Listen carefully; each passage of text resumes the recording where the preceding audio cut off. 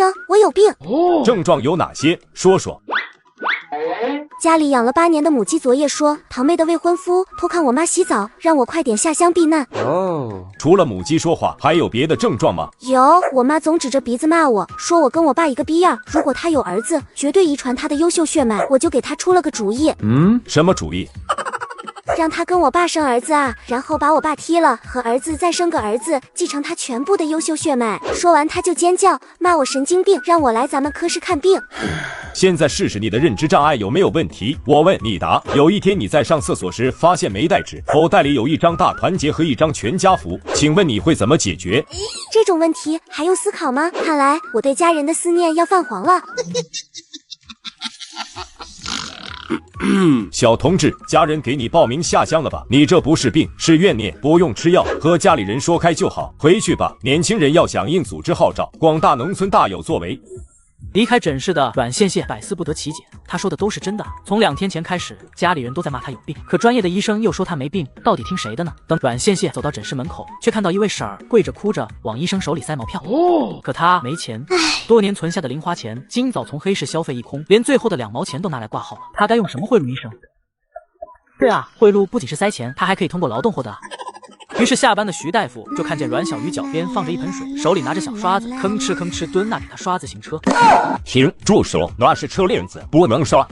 救命！他真的很需要神经病诊断书啊！没错，他是2天前穿回来的，脑子是听到母鸡开口说话后彻底坏了的。潜意识他相信父母亲缘，兢兢业业替堂妹下乡建设广大农村，回城返乡后接盘了堂妹不要的未婚夫。后来他为救堂妹，看着他的双腿被货车碾过，眼也不眨，然后变成了异世界孤儿，开启了一段10几年的荒诞人生。最后拿着抠抠索索攒下来的钱给老佛上供一只烧鸡，因为左脚先迈出大殿被雷劈大，又重生回到阮堂妹，想逃婚下乡，却又半路反悔。父母叔伯逼他顶替的大型批又爱现场。之后他发现，自从得了神经病后，他的精神好多了。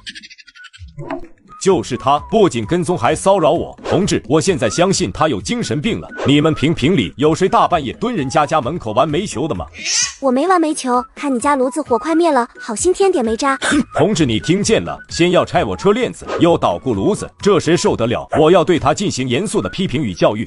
同志，我要举报这个人利用职务之便跟拐子合作，用病情诊断书为诱饵，多次将适龄女同志设计拐卖，情节恶劣，罪不容诛，抓他！放屁！我不过是拒绝帮你伪造病况，你们别拦，让我过去跟他理论。小同志，你可要为自己说过的话负责。指认徐峰是人贩子，有什么证据？阮羡羡于是就把自己有一个同学被家里顶替哥哥报名下乡，找到徐医生想伪造证明，结果失踪，被认定逃跑的事儿说了。上辈子当得知自己要替堂妹下乡，他也找到徐医生想伪造病情。那时候的青涩的他，最后被人看穿，被骗到城外，险些迈进深山。至于嘴里的那个同学，故事半真半假，有用就行。还有哦，今天问诊的时候，他见我穿的不错，又用全家福试探，可能看出我的家世还好，加上真有病，才放弃对我下手。事后我就跟在他后面，亲眼看到徐医生和人贩子碰头。撒谎，他撒谎，我今天压根没跟那帮人碰头。哦，炸你的！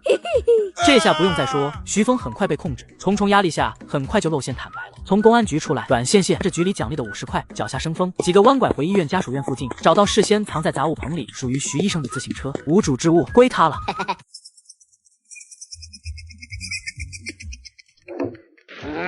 还知道回家，18岁的姑娘大半夜在街上了。但凡你有宝珠半分贴心，罢了，烂泥扶不上墙。明天抓早把工农兵大学名额转为你堂妹。你这样式的，上了学参加了工作，也是给组织拖后腿，还不如让给有需要的人。听到我说话没有？回答。看招！你的名字已经报上去，下乡是既定事实，闹这一出想要什么？大学名额给这智障可以，但是得加钱。爷爷，我也可以主动放弃，请学校则更优人选推荐，你要试试吗？多少？500。钱不钱的不重要，他必须知道老逼灯把钱藏在哪儿，方便走时一锅端。好，不过是帮你堂妹下乡。宝珠从小身体不好，都是一家人，你怎么变成这样？当年打鬼子时嘎了那么多同胞，都是战友，您怎么不替他们去嘎一嘎？看不惯，你可以骂我父母，我都这样了，他们能是什么好东西？你都要下乡了，脖子上不是有枚玉佩，带去不安全，交给宝珠替你保管。好啊，想要拿堂妹身上的来换，你们自己考虑。过时不候，我回屋睡觉了。玉佩已经是他们提的第2次了，这东西到底有什么好被觊觎？欢迎绑定，我在发家致富系统中很想你。你有什么用？你好，宿主，我是发家致富系统，在这里您可以用钱买到任何。可以买命吗？这个算什么？只要有钱，您可以买到寿命，买到健康，还可以买到灵泉和空间哟。哦，灵泉空间想来不便宜。我不信你说的，那什么灵泉来一桶试试先？灵泉有，得花钱。多少钱？50块钱10毫升，保您物超所值，喝完保你身体嘎嘎棒。阮羡羡很有理由怀疑系统探测到他身上有50块，所以喊价50。5分，行就行，不行算了。这灵泉我也不是非喝不可。我送了你10毫升灵泉，免费，钱你留着买棺材吧。阮羡羡觉得系统挺贴心，知道帮主人省棺材本，一口把几滴灵泉喝完，不由回想起上辈子玉佩被堂妹拿了，他被迫下乡回城才得知，年过60晋升无望的爷爷，一跃从旅长成为师长，到他嘎前，家里升官的升官，发财的发财，团宠堂妹更是嫁给了最年轻的首长，小日子那是过得风生水起。反观自己，到了异世界还要被院长脱偶辍学供养孤儿院。事实证明，重生不会长脑子，可自打他精神出了问题后，整个人就像打通任督二脉，开窍了。500，他怎么干？我就说该生个儿子，女儿都是赔钱货，除了我们宝珠。二哥二嫂别这样，都怪宝珠那孩子娇气惹的祸，要不还是让他自己下乡吧，自己惹的祸自己承担。娇气怎么了？娇气也是我宠的，你有意见？这钱给也就给了，想法拿回来就是，但他想要宝珠的玉佩，那绝不可能。宝珠该多伤心！早上我就让那嘎丫头把玉佩交出来，不像话！血亲的姐妹帮她保管几样东西怎么了？防止她在下乡前闹幺蛾子。宝珠的玉佩先借她带几天，老二媳妇这2天找机会拿回来。系统有没有能隐身的药剂？可以有，50块。可以，等我凑够100块开通商城后，隐身药剂一旦低于50，再在你身上花1分钱，我就自打。10块行了吧？等到众人离开，阮羡羡服用隐身药剂，紧随老爷子来到书房，盯着老爷子转动墙上的画像，摸出一个盒子，从中数了500，起身将暗格恢复原样。直到老爷子离开，阮羡羡将暗格打开，先摸出了盒子，拿走里面全部的钱。系统，商城能开了吗？我要买空间。检测到宿主资产超过100，一级商城为您开启，选择您心仪的空间吧。储物袋1000元，空间借5000元，成长型5立方空间500元。成长型5立方空间500元，这个合理吗？合理的，以后宿主可以1立方10立方往空间里增加面积，有朝一日打造成有山有水有灵泉的世外桃源。这饼怎么有点香？就要这个了。等到空间就位，意念一动，他把暗格里面的5口箱子全收了。商城买了迷药，迷倒众人后，小手随意一挥，全部好东西都收入空间。期间还顺手在他亲爸手上划拉个口子。最后在系统的提示下，把睡嘎了的小叔小婶拉到屋外，把他们的床拆掉，找到了藏在床中的金条。这一趟收获颇丰。是不是你极恨顶替堂妹下乡，偷了家里的东西？你这手脚不干净的毛病也不知随了谁。小婶儿，脑子清醒了吗？放开我，有话好好说。你说的，下次学不会好好说话，我就喂你好好吃屎。家里出那么大的事，姐姐还要往外跑，外面有什么人？还是说有什么东西让她非去不可呀？老二，你这混账不要脸的赔钱货，是不是联合了外面的野男人偷了家里的东西？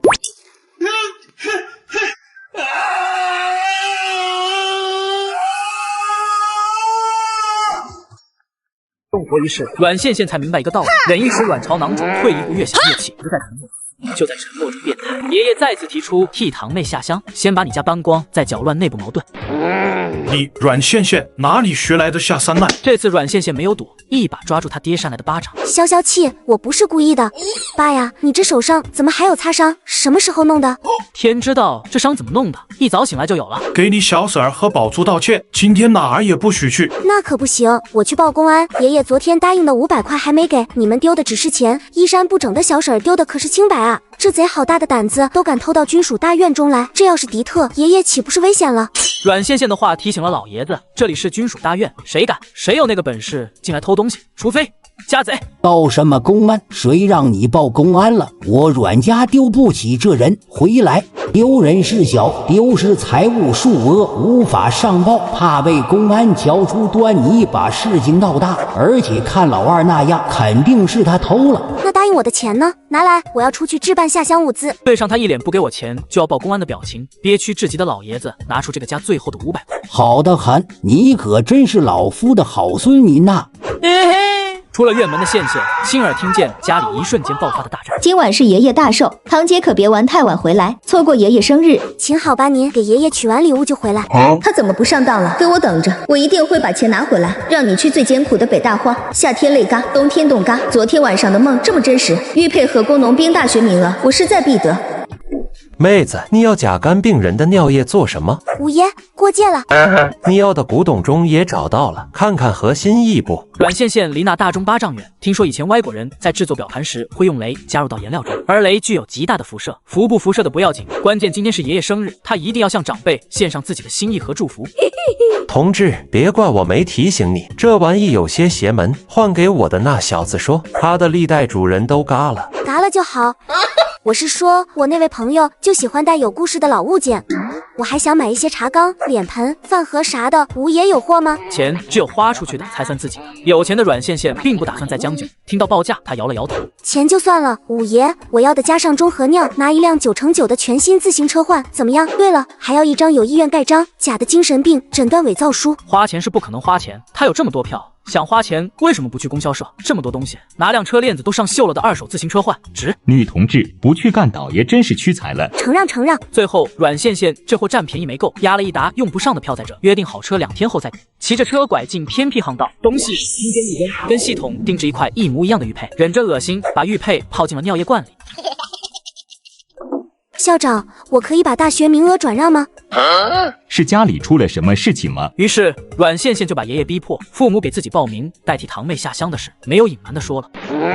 打他！留在家里，迟早要被拿来联姻，下乡挺好的。校长虽然心疼，却尊重了他的做法，而且这个大学名额也是当初校长感念阮羡羡的救命之恩给他的。名额理论上不能转让，但如果你们私下谈妥，我这边换个名字推荐也好操作，前提是政审没有问题的人。你等我一会，正好我老友的孙女也面临下乡，正在到处买工作，换成去上大学也是一样的。一会儿后，校长领着一名妇女回来了，两人一商量，阮羡羡收获800元，还有一些其他票。等离开教师家属楼，阮羡羡蹬着车来到知青办。同志你好，我叫阮宝珠，准备去大西北下乡建设农村。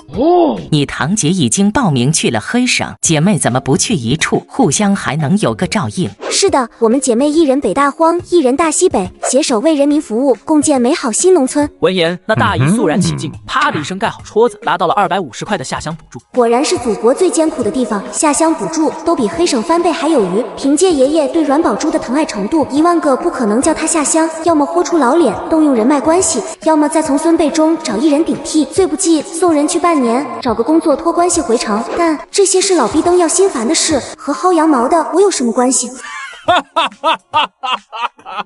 爷爷，孙女儿来给您送终了。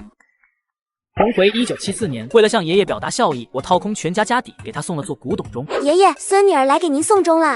把他给老头子轰出去。可是这口钟已经送走3代主人，是切切实实的老物件啊。识货的老爷子到底没说什么，在看钟和看人来回切换，险些把自己气绝过去。上桌开饭吧。有了当家人发话，一家子人呼啦啦上桌。羡羡啦，这样大姑可要说你了，不过是替自家姐妹下乡，推3阻4还闹事儿，也太不懂事了。债我干什么？我哪点说错了？爸这是心里有羡羡。爸如果当初找的是我，咱家女儿甜甜义不容辞。哦，是吗？大姑可不要忘记自己今天说过的话。爸，羡羡年纪也不小了，您让她下乡，亲事怎么办？哦，怎么？你有合适人选？还不是我领导的儿子，跟咱羡羡是同学，上学时候就瞧上了。这不，领导找我想给2个孩子相看相看，男方名字叫朱伟茂，都在一个学校，你们见过吧？大姑。小闺女在革委会工作，嘴里是灵的小伙子应该是朱主任的儿子。强势的革委会日渐衰败，手里好东西确实不少。我虽然更中意把他高价为领导家中后裔，只是这货没有半分大家子女的礼仪教养。要是能嫁进革委会主任家，倒也般配。等先谈着带下乡沉淀个1-2年回来完婚正好。那就趁着最近有空相看吧，合适先把婚定了，别等从乡下回来人老珠黄，普通小兵都看不上。什么爷爷，您这么大岁数还要相看，再娶就是第3任奶奶了，合适吗？混账！饭桌上气氛诡异到极致，他爹卡着张逼脸，闷头扒饭，被怀疑没了贞洁的小婶跟小叔之间至少隔着1个人的距离，一个糟老头气得哇哇大叫，气氛正僵持，刚过来的阮宝珠指着阮倩倩带回来的日用品惊呼：堂姐，这些是给爷爷的生日礼物吗？不，那口中才是。堂姐，你让我帮忙保管那枚玉佩呢？这么多人瞧着，是他让自己帮他保管的，将来丢了碎了可不能怪我哦。而且凭我对他的了解，当着众人的面，他绝不好意思否定，更说不出要自己那枚玉佩的话。哦，什么保管？什么玉佩？别承认，就说自个的玉佩今早一道丢了，大丫头还能逼他无中生有不成？奈何情急的阮宝珠并没有读懂爷爷的暗示。你答应了爷爷和我交换，怎么翻脸不认账？你说清楚点，张嘴就是保管，这强盗行为也不知随了谁。交换物呢？拿来。阮宝珠委委屈屈的目光看向他眼。对，得到梦见过多次，心心念念的玉佩，阮宝珠如获至宝。阮倩倩，你个毒妇，把我玉佩抛尿桶里了！没有的事儿，谁好人家的玉佩会放进尿桶里？堂妹，你怎么有如此变态的想法？玉坠我天天带着，你闻闻，是不是这木盒子的味儿？我听说胡桃木有酸味，没准是盒子染上的。恰逢这时，阮宝珠的未婚夫陆毅过来。小陆来了，快进来坐。来前也不打一声招呼，今个咱爷俩好好喝一杯。也就你这孩子还记得老头子我的生日？哪里的话，但凡您放出消息，不知多少人赶着给您庆生呢。这马屁老爷子爱听。单姨，麻烦您把这鱼弄了添道菜。竟然是长江3鲜之首的石鱼，我已经很多年没吃过了啊！我来给您打下手。这鱼从南方一路冷冻过来，取货耽误了点时间，所以才来晚了。小陆，你是客人，做饭的事交给你单姨就可以。切，别管，让他去，以后指不定就是一家人。真当我看不出，陆毅每次假借给我送礼物的名义，最用心的那份永远是给二婶准备的。阮宝珠看着走进厨房的陆毅，再看看阮倩倩，想到他手里握着的500块，如果不乱花，到乡下岂不是吃香喝辣？梦里的声音指引他，只有这个堂姐过得越凄惨，自己才越幸福。于是他趁没人注意，他跑回自己的房间，拆开一包给公猪配种的兽用催情散。堂姐也累一天了，我帮你盛饭吧。阮倩倩没阻止，心里却呼叫系统：系统，帮我监视这个堂妹。监视可以，得加钱。真是掉钱眼子里了，以阮宝珠的手段，左不过吐了痰，要不就是加了脏东西，我还用花钱来对付他。接过饭，悄悄把饭和空间里面的大米饭换了换，端起碗狂炫，接着拿起桌子上长辈空了的碗，笑着去厨房添饭，拿出那碗2米饭，分别添加进堂妹和陆毅的碗中，哼着歌，拿出玻璃瓶中那罐尿，吨吨吨的倒入饭锅中，一人分了点，加量不加价，就让这烂到根里的一家彻底腐烂发臭吧。陆哥哥，外面天黑了，你喝了酒，上楼休息一会儿再离开。是啊，小陆难得有时间过来，上楼跟宝珠说说话也好。话已至此，陆毅抿唇点头。堂姐，可以过来帮我一把吗？看看两人脸上不正常的潮红，阮倩倩大概猜出饭中加了什么料。好啊。堂妹耍心机，想给我喂下公猪福音，我反手就把这个小可爱锁进房里，就让他们牢牢锁嘎吧。说说怎么回事？你说能是怎么回事？看2个孩子半天不下来，我就去给他们送杯水，结果就看到，爸，不是我说，宝珠小年纪怎就学的爬床手段，传出去叫我阮家名声往哪里搁？我没有，怎么会这样？怎么会这样？该躺在那里面对全家人唾弃，逼着骂名嫁给陆毅蹉跎一生的人，明明该是阮倩倩啊！是他，一定是他极恨替我下乡，在我和陆毅的饭事中下了情药。爷爷，打嘎这个贱人，我没脸活了。的确是阮倩倩把我们扶到房间后，不知用了什么手段。阮老爷子，请您给我个交代。畜生，老夫打嘎你！我阮家没有你这种丧心病狂的女儿。站住！你干什么？害我清白不够，还想嘎人吗？阮宝珠，你又毒又坏，早想摆脱与陆毅的婚约，妄图通过下药让我接盘你的未婚夫，怎么样？自食恶果的滋味好受吗？这个小可爱怎么知道的？哼，管管你闺女，不然爸要怎么看你？可不能让这臭丫头再说出什么大逆不道的话了。还有你，阮太，你又是什么好东西？儿不嫌母丑狗，不嫌家贫，你不顾亲生母亲干活，为了事业，为了前途，跟这个老逼头子沆瀣一气，曲意逢迎，你对得起生你养你的母亲吗？当年阮抗日一走多年未归，爷乃把失去儿子的气发泄在他和母亲身上。从那时候，他就知道母亲护不住自己，想出人头地，只有仰仗凯旋而归的父亲。被自己女儿当众揭开往事，他只觉难堪。够了，下毒恶意毒害军人，阮县县，你的行为下半生可以到农场度过了。就你，别辱没军人了，喜欢觊觎自己未婚妻的二婶，心思下流阴暗无耻。除了我妈，你是不是还觊觎着所有长辈的妻子？胡说八道，真是跟你那个不要脸、成日混在男人堆里的奶奶一模一样，连自己的亲妈都诬陷。妈，以为你那点不为外人道的小心思，真就没人知道。明明看到陆毅就站在窗外，偏要搔首弄姿的洗澡，摸脖子、翘臀、擦后背，啧，那个手啊！够了，还认我这个妈你就住口！线线，妈承认对你关心少了，你竟然这样恨我吗？单同志，大院里多少双眼睛，真以为没人知道？你当阮宝珠为什么给我下药？为什么急于摆脱陆毅？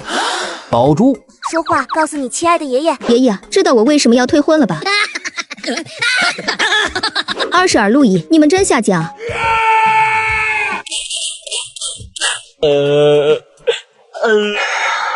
你想怎么样？我想怎么样？这个家烂了，烂到根里。大姑跟被你拆散的青梅竹马藕断丝连。大姑父有空最好查查甜甜表妹的血型。小姑不用我说，爷爷也知道，纪委会出了名的烂货。而你阮抗日，这个家里最大最臭的破鞋。不喜欢大家闺秀的奶奶，跑去战场跟热情奔放的小护士无美苟合，上不孝父母，下不养妻儿，养出来一家子肮脏龌龊的臭鱼烂虾。奶奶下放就是你阮抗日举报的吧？你可真令我恶心。老二，抓住他给我打！生嘎不论，今天的事一定不能传出去。抓住他给我关起来！小妹联系朱主任，也不用下乡了，扯证。这2日就去和朱家扯证。跟朱家扯证？您老是真不怕上头清算时把阮家连坐？嘎丫头怎会对时局这么了解？跟朱家结亲，只要不同流合污，被连坐不至于。最好能让嘎丫头早日怀上朱家血脉。真到了清算前离婚，朱家为了保住血脉，只能将多年所得交给我，这是一桩稳赚不赔的交易。一瞬间，老爷子把利弊想得清楚，对他二儿子使了个眼色。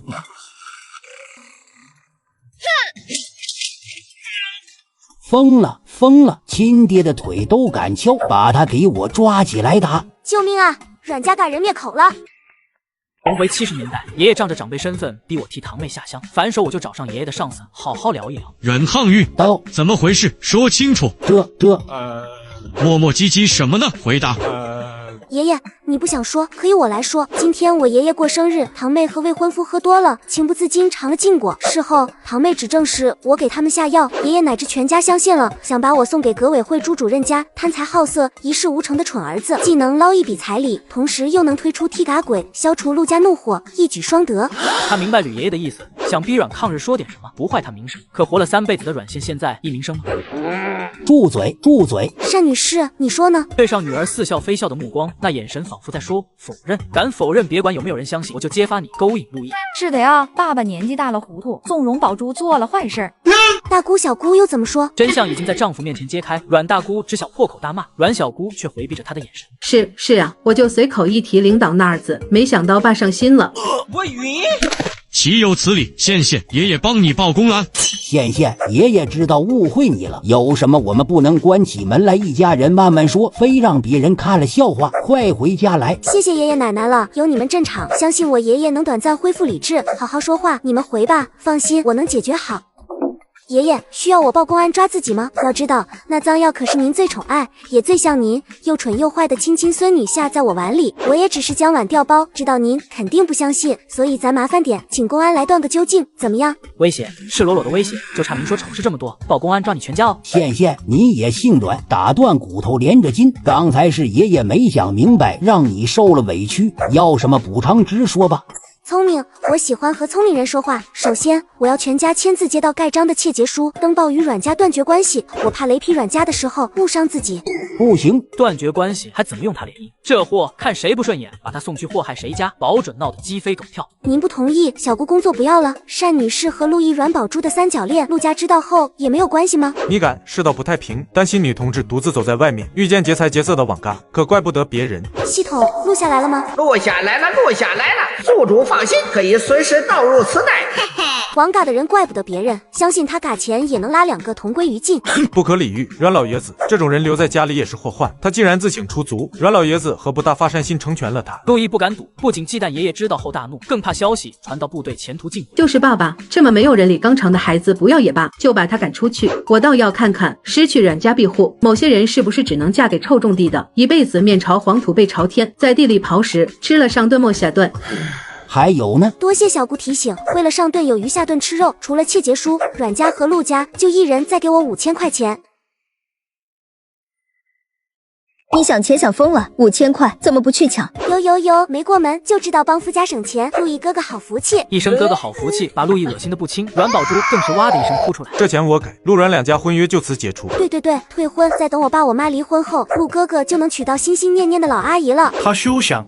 宝珠别闹！刚想继续说点什么，阮线线已经起身。明早看不到钱和切结书我就报公安，证据还在不在不重要，真相公道也不重要。不高兴我就把你们肮脏丑恶的嘴脸暴露在阳光下。阮爷爷，您是聪明人，知道该如何抉择。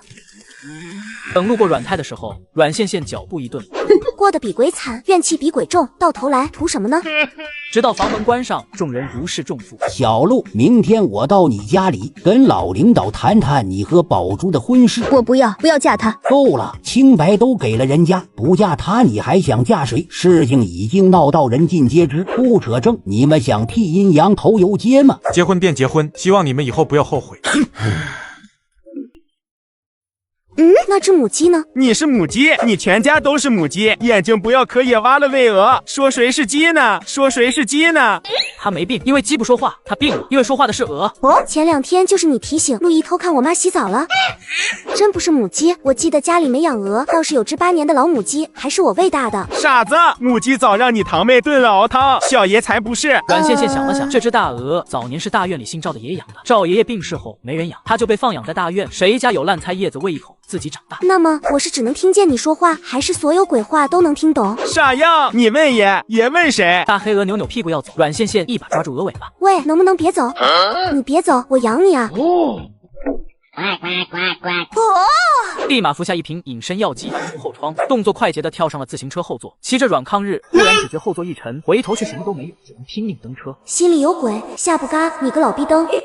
怪不得找不到阮家钱财的大头，原来都被老逼灯藏在祖坟里，可真会藏呢。见他一时半会儿出不来，阮线线回手去鼓捣车链，确保老逼灯骑不远，一时半会又走不了。来都来了，怎么也要把他带回去不是？等老逼灯离开墓室，阮线线故技重施，把墓室里的所有箱子尽收空间，时间卡得刚刚好，正巧赶上修好车链，骑车要走的阮抗日，二话不说，一屁股撵上车座。等快到家，阮线线突然跳车，一道劲风与老爷子擦肩而过，恐怖又空灵的笑声也传入老爷子耳中。终于到家了。在全家把老头送进医院，确诊为中风偏瘫，跟断腿的阮太住进同一间病房的时候，睡醒一觉的阮线现在拆盲盒。哇！恭喜宿主，这些破烂怎么卖了？大约可以买个灵泉空间雏形。晦气，逗你玩，线线了躺平算什么？你不想拥有健康的体魄、无尽的力量、过目不忘的头脑？停，又推销什么？直说吧。嘿，初级灵泉限时降价，宿主要不要多买一些，初步改善体质，方便适应下乡生活？别说，你还真别说，上次喝过灵泉，阮线线明显感觉力量大了一些，于是他买了10瓶灵泉水，又买了10立方空间，喝完1瓶灵泉水，身体更能打了。想到明天的火车下乡，他也该出门置办物资了，毕竟家里该搜刮的已经搜刮完了。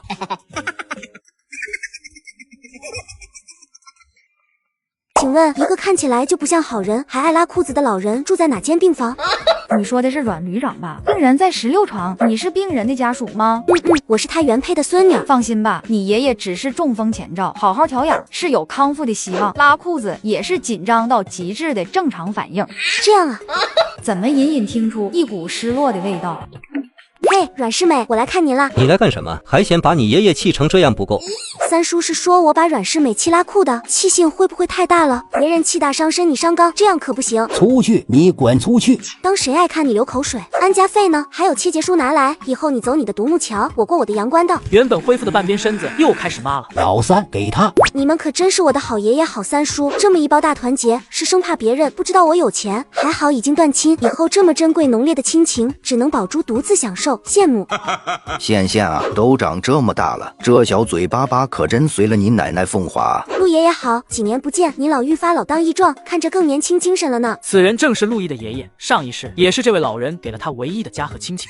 好孩子，拿着，这是给你的见面礼。这是一张挂号信，可自行存取。相比一包大团结，这一个举动把阮家秒成渣渣。相比于阮羡羡的赶到，一旁装乖巧的宝珠简直恨得牙痒。凭什么陆爷爷今日来医院，除了看望爷爷，就是商量我和陆毅的婚事？除了3大件外，彩礼再给200块，对我这么抠门。对阮羡羡一出手却是5000，加上爷爷给出去的5000，小贱人一辈子吃香喝辣都够了，凭什么？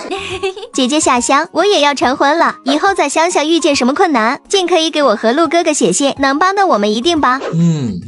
一家人姐妹就是要和睦，要互帮互助。你弄疼我了，姐姐，我不是故意的，只是想到你马上下乡建设广大农村，有钱也需要劳动，不一定能过上好日子，心里就不舍得，才下了重手，对不起。卧槽，这甲肝携带患者摸我了，我不会被他传染吧？待会必须喝2瓶灵泉排毒。和睦，我可有不起给自己堂姐和未婚夫下情药的妹妹，你的互帮互助还是留给阮爷爷吧。姐妹不和，多半是老人无德，我不可能有一个喜欢拉裤子的爷爷，以后别联系了，拜拜。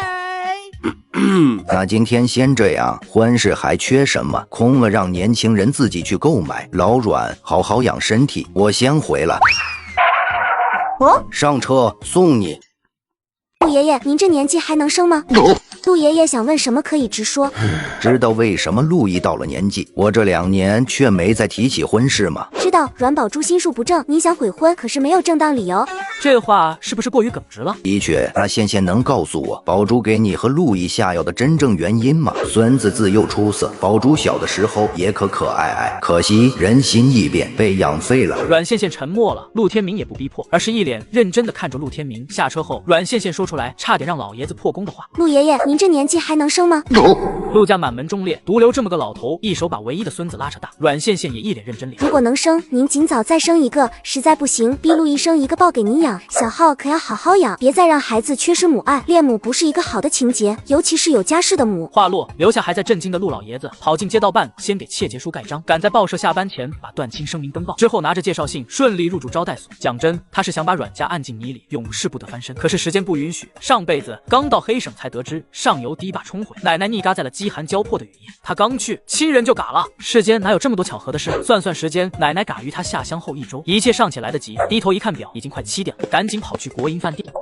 也不看看现在几点了，7点半后除下班，怎么不等半夜再来？现在也才7点10分，被骂了。羡羡小莲可怜兮兮，在贿赂几颗糖和兑回去并投一封举报信之中，选择了关门放软抗日。漂亮姐姐，我爷爷拉裤了，他想下河清洗，又不小心掉进水里，现在就剩一口气。嘎前最后的心愿就是再吃一口咱家的饭菜。只有鸡丝面，行不行？大厨已经换衣服，起灶已经是不可能，而我只会做面。可以。等了一会后，一道声音传来：饭盒呢？给你打包。不用了，我爷爷都拉裤了，他哪还有脸吃面？我带了哦。你这自行车怎么不带到乡下？火车可以上。对了，这是你要的到黑省的卧铺票，是硬卧，软卧没有。这趟列车上有外宾。有钱有票，为什么要委屈自己？骑一辆链子哗啦啦的破车到乡下买新的不好吗？何况我记得知青点那谁有车来着？秦五爷无法，刚想把人轰走，阮羡羡猛然倒出一溜手表。要吗？要，同志，这上海7120是百货大楼才上架的新品，不简单啊！怎么出？梅花309，不要票400，上海不要票210可以出。雷达，算了，你买不起，看了过眼瘾就完。多少？你说，看看我收不收得起？这款友谊商店售价480，我出800，少1分不卖。表都是从系统商城买的，市面卖多少，商城就卖多少，1分钱不带差。可系统是不是忘了？这年代还有黑市？你怎么不去抢？他还打折了的，有价无市的东西，他为什么要便宜卖？我都说了你买不起，这东西我弄到手里不需要上下打点吗？最后2块没花，2块上海对方全要，雷达只要了1块。要走了，我给五爷表演了绝活，看完你好我好大家好。明人不说暗话，妹子的意思哥懂了，以后还有合作机会吗？可以，但黑市的在铁路都有关系，否则也弄不来通往黑省的卧铺票。走铁路、走邮寄都可以，看你，我只先款后货。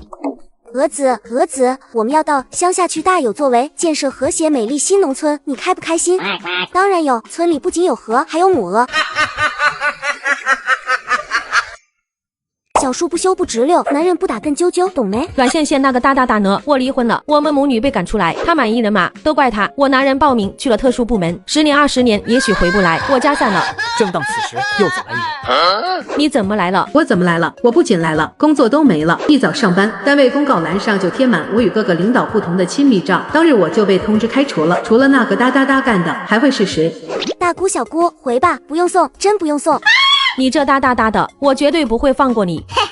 告别了大姑小姑的阮倩倩心情十分不错，倒了杯小酒，美滋滋的啜上一口。阮倩倩是下铺，中上铺还没来人，对面的是一家3口，小女孩年纪也就12、13岁。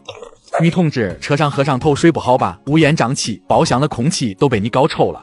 第一次听有人说茅台是臭的，看不惯我的可以自干。说完，阮倩倩起身，慢慢穿过人群，排队进入厕所，拿出一罐冰蓝色药剂。系统，药剂喝了，我要怎么改变外形？她是来发家致富的，不是被人撕逼的。火车上是一处绝好的出货地点，她的目标是赚钱，买林泉空间，买4合院，30岁一到，坐拥万贯家财退休。在心里想象着要变化的外貌就可以。女同志要卫生巾不？友谊商店的原装货，只是外包装出现了破损，里面都是好的。你可以先拿一片看看。卫生巾跟月世代用途是一样的，只是不用洗，自抛的，满了就换。怎么卖？3块钱一片。女同志要多少？给我10，100片吧。哇，价格都没有还，她真的要酷嘎！阮倩倩数啊数，从自己缝制的小腰包里数了50片，加上那衬上挂的，一共70片。抱歉笑笑，不好意思啊，小同志，身上只有这些，那就70片吧。于是，一下午时间，阮倩倩摸清了知青的喜好，最后净赚350元。等变回原来外貌的阮倩倩，悠哉啃她的烧鹅了。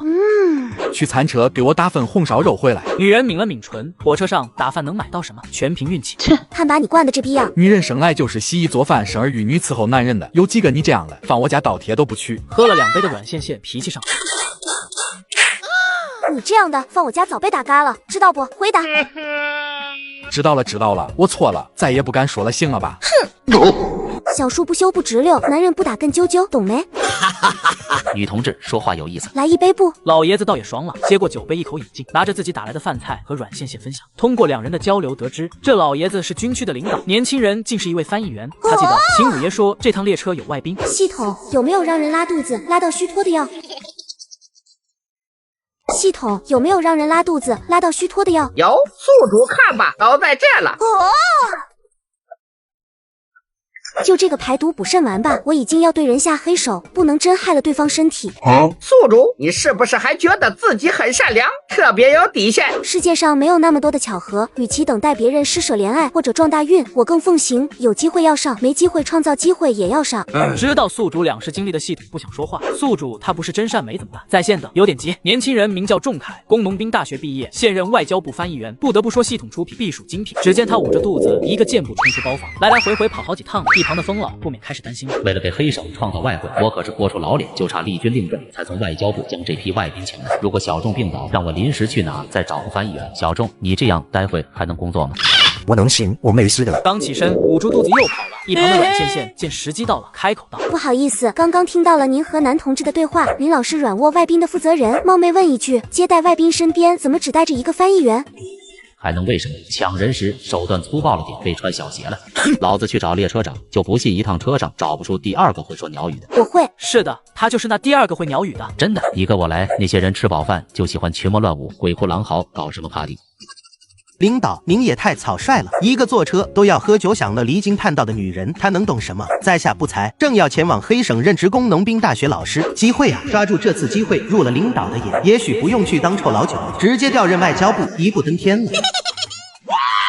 你会英语？对方矜持点头，当大学老师能不会英语？于是疯老抓着人就走了。一旁的阮倩倩悠悠的视线目送2人离去。别伤心，宿主，我资助你，一会把那个讨厌的人也要翻。哇，彤彤，你超爱的，不过等着吧，用不了多久他会灰头土脸的回来。那个男人会英语，我相信。可时代洪流下，没条件接触口语的国人会认，不代表会说。阮倩倩也不急，甚至有兴致的跟那对母女攀谈起来，传授自己的玉符经。打就完了，油瓶子倒了都不服的男人，一定是打得不够狠。可是是妈妈打不过爸爸啊，爸爸力气很大的。你爸爸不是戴眼镜吗？把他眼镜藏起来，变成睁眼瞎后，你跟妈妈随便打。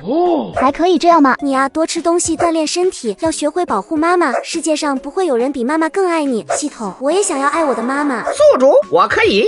可你是男童童爱。系统没有性别。就在3个女人聊得正欢时，一道咆哮声传了过来。水平不行，瞎逞什么呢？你这样的过去个战场，老子一突突一溜。明明他们说的都不是纯正的英语，太快了，叽里呱啦一大堆，谁能听懂？你。任务完不成，在外交部丢人事小，可外汇指标达不到，上面少拨甚至不拨款。要黑省的工业如何发展？工业不发展，买拖拉机、修河堤，百姓吃饱穿暖的钱又从何而来？一声叱咤疆场的老将怒极，恨不得掏出枪，把那些个洋鬼子跟眼前的大尾巴狼一起无差别攻击了。还想说什么？捂着肚子扶着墙的仲恺远远小步挪来。首长，还是我来吧。老人家，我也可以从旁辅助这位翻译同志。I 为青椒你是陈后。窝嫩蝶，是嫩蝶，叫我。蓝先生，我不建议你尝试他们的酒水，知道他们的白酒是如何酿造的吗？发酵就是指把粮食焖烂焖臭，掏出里面腐烂发臭的水喝。你们我已经让用法论的是会交在外边。哦，我的兄弟，我要向外交部投诉，就算你们欺瞒环保，就算你们以破坏邦交。洋鬼子又闹什么？那个小矮子说我们的白酒是泔水，金发碧眼不高兴了，要投诉。仲恺意外了下，对看过来的风老重点头。阮宪宪已经率众而出，拿起向外宾主推的灵泉仙酒，给自己倒了一杯。我不赞同这位矮冬瓜的话。糯米、洗米、蒸米、糖化、发酵，如果没记错，这是贵国清酒的酿造流程，也是我华国流传5000年的酿酒技艺。但你不得不承认，流传5000年的技艺也比不过香醇浓厚的红酒，那才真的叫好酒。你们这个清汤寡水罢了。我喜欢吃肉，你喜欢吃屎，我却不会像高桥先生那样完全否决屎，否则让喜爱猫屎咖啡的绅士情何以堪？我国酒文化起源于几千年前，是每逢重大庆典中最重要的一环。皇帝登基前要以酒敬苍天，新人大婚、拜堂都要排在交换和清酒。除此之外，我们也会在告慰已故的亲人时喝一个人1壶酒，可以在已故的亲人坟前说说心里话，开心的、不开心的，顺带祈求先祖保佑。向火燃气球都没用，向死燃到高有神没用。这是一种对美好生活的向往与期待，就和你们喜欢海上帝是一个意思。忽然有点笑不出来了，华国的死人和他们上帝是一个意思，总有种被占了便宜的感觉。说起酒的起源，那就要追溯到我们在座所有人的祖先猿猴造酒。传说轩辕帝曾在征途中命悬一线之际，幸得猴部落相助，一坛猴酒下肚，不仅伤势痊愈，更是一举拿下东夷、九黎，从而统一华夏。此后，轩辕皇帝发明了酒泉之法，猴酒也正式更名轩辕酒。我手中的灵泉仙延续了酒泉之法，也可以理解为灵泉仙和轩辕酒同出一源。各位，我敬大家，祝你们也如轩辕皇帝逢凶化吉，旗开得胜，满意而归。不仅是外宾，风老跟仲恺都听傻了。我们这酒真跟那什么轩辕酒同宗同源。还为青椒你是陈后。窝嫩蝶，是嫩蝶，叫我。有点奇怪，但他没纠结多久。我叫来 N 我 NB 来自外国，对你口中的灵泉仙酒很有兴趣，可以找个没人的方式我需要来相称吗？抱歉，莱恩先生，商业洽谈不在我的范畴内，我需要找来专业的人和您对接。莱恩有些遗憾，却不勉强，他的确对这酒来了兴趣，需要向专人问取酒的配比和参数。一旁的高桥木落却极恨无语。我这次可是带着任务来的，为的就是让分广那个老东西竹篮打水一场空，他都被我使计排挤到应我。眼前这个女人到底是哪儿杀出来的程咬金？莱恩先生，您要不要再考虑一下？我觉得这位女士口中的轩辕帝、轩辕酒都是欺骗外宾、胡编乱造的谎话，您可千万不要上了小人的当。阮宪宪瞪向他，杏眼不悦的眯起，用最正宗的伦敦腔说出好听但没有素质的一句话 ：Funny mug go pee。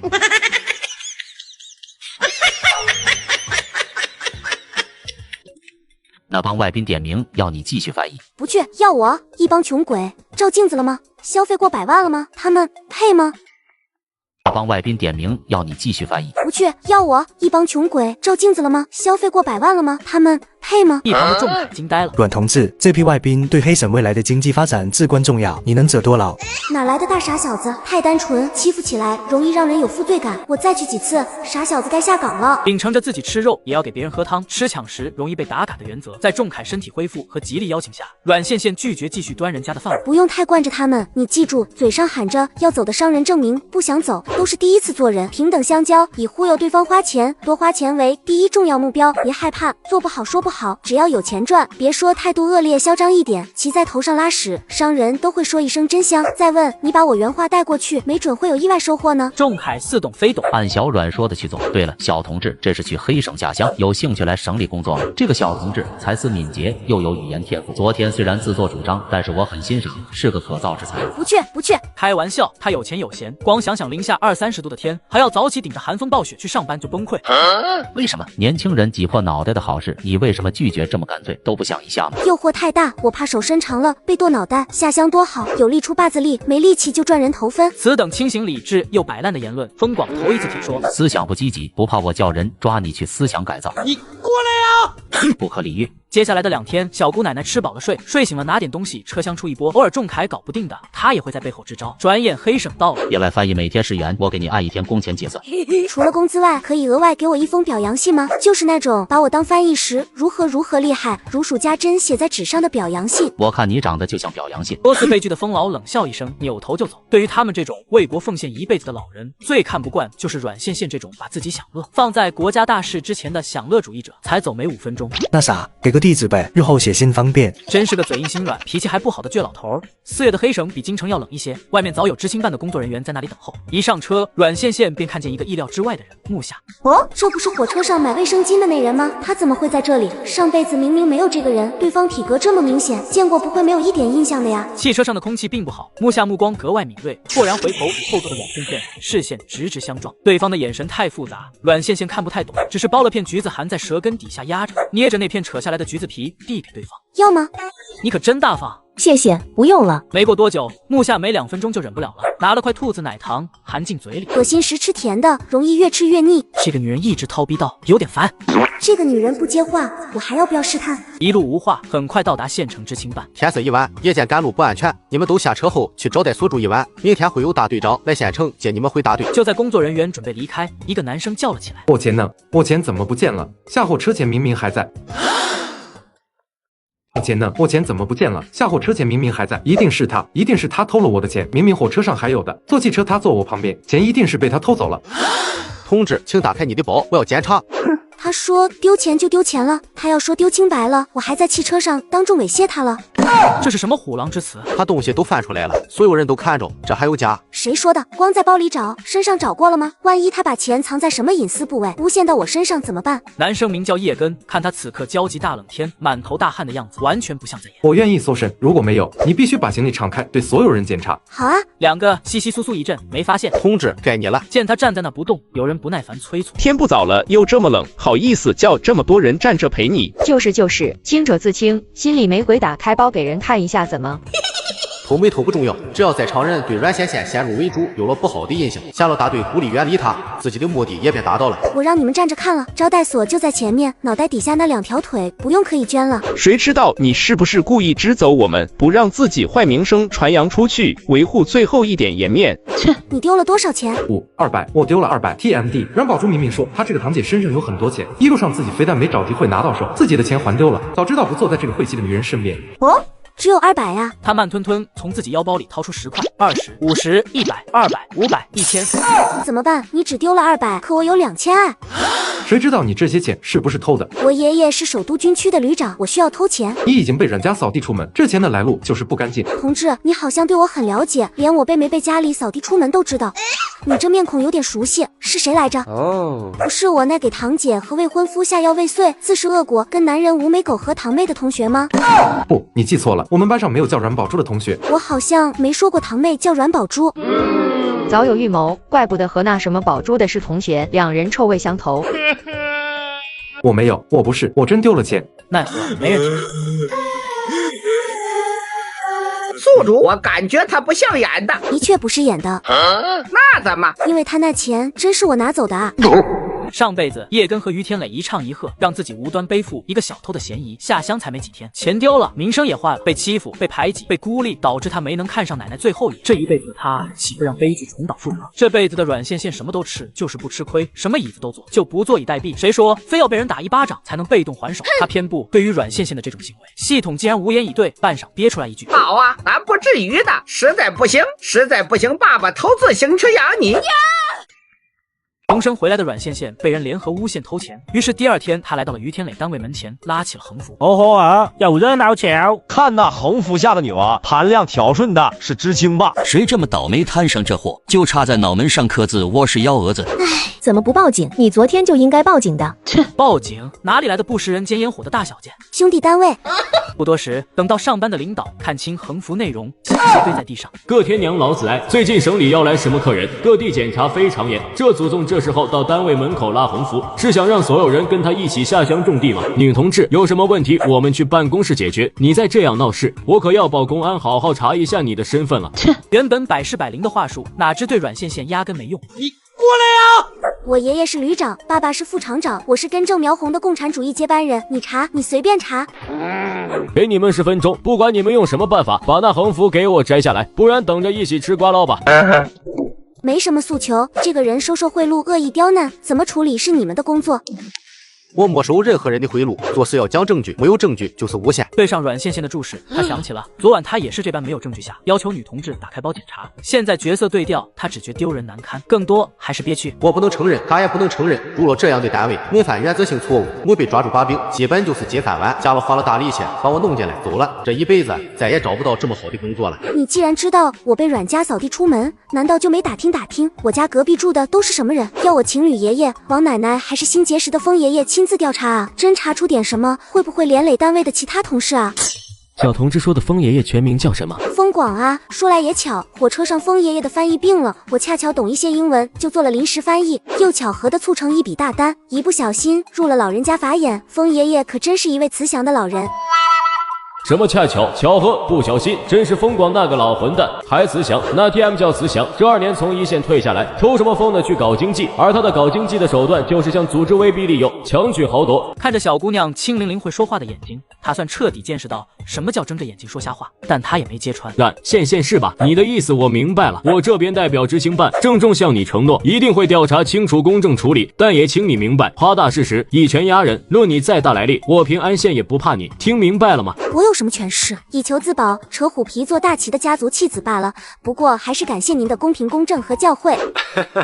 好了，折腾一早上没吃饭的吧？我先带你去食堂吃饭。这个点知青已经被大队长领回村了。我看下你的下乡地点在平头大队，那里挺好的。大队长公正，公分又值钱，是钉子库发展最好的大队。吃完饭我骑车送你过去。切，好什么好？大队长公正代表他不好糊弄，公分值钱就是活多到干不完，哪里好了？于天磊就是故意把我安排进那里，想累死我跟主子交差。不许胡说八道，什么主子奴才的，早2年，这话让人听见够你去农场了。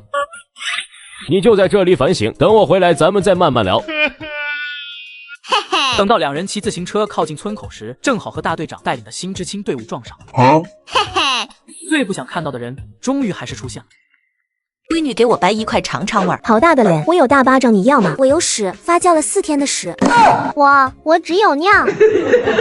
人也齐了，村口也到了，大家记好了路，我送你们到知青点，今明2天休整置办，后天一早开始上工，有什么问题趁着现在问。大队长，我们的脚用口粮该怎么解决？口粮啊，刚下乡的知青每人有50斤粗粮，含在你们的下乡补贴里，吃完了再买就得拿公分跟大队里换。我丑话说在前面，咱们大队不支持私下拿钱换粮，想要只能拿公分，你们如果钱多也可以拿票进城买粮。换言之，不干活没有饭。我有钱，不仅有钱还有票。一个字，有钱不干活。看这戴帽子闺女的大体格子真好，腰粗屁股圆，指定能生儿子，跟王二麻子加那病秧子绝配，互补嘛。哟，这另外一个身板瘦小的闺女在家吃不饱饭吧？要不要婶子给你介绍个身强力壮的汉子？咋还害羞了？别啊，女人早晚要嫁人，都得有这一遭。李大脚，你够了。可这娘们压根不搭理他，目光终于落到阮线线身上，将她上下打量。刚想说什么，就见这闺女弯腰捡起块石头，擦了擦，就放在嘴里，咯嘣一咬。闺女干嘛呢？尝尝咸淡啊，婶子平日都不尝。长吗？神经啊！惹不起，惹不起！刚想溜就被阮线线拉住。你给他们说的条条是道，独独撇下我。婶子是看不起我吗？婶子是不是看不起我？说话！哎呀！溜了！嘤，他看不起我，是我还不够有钱吗？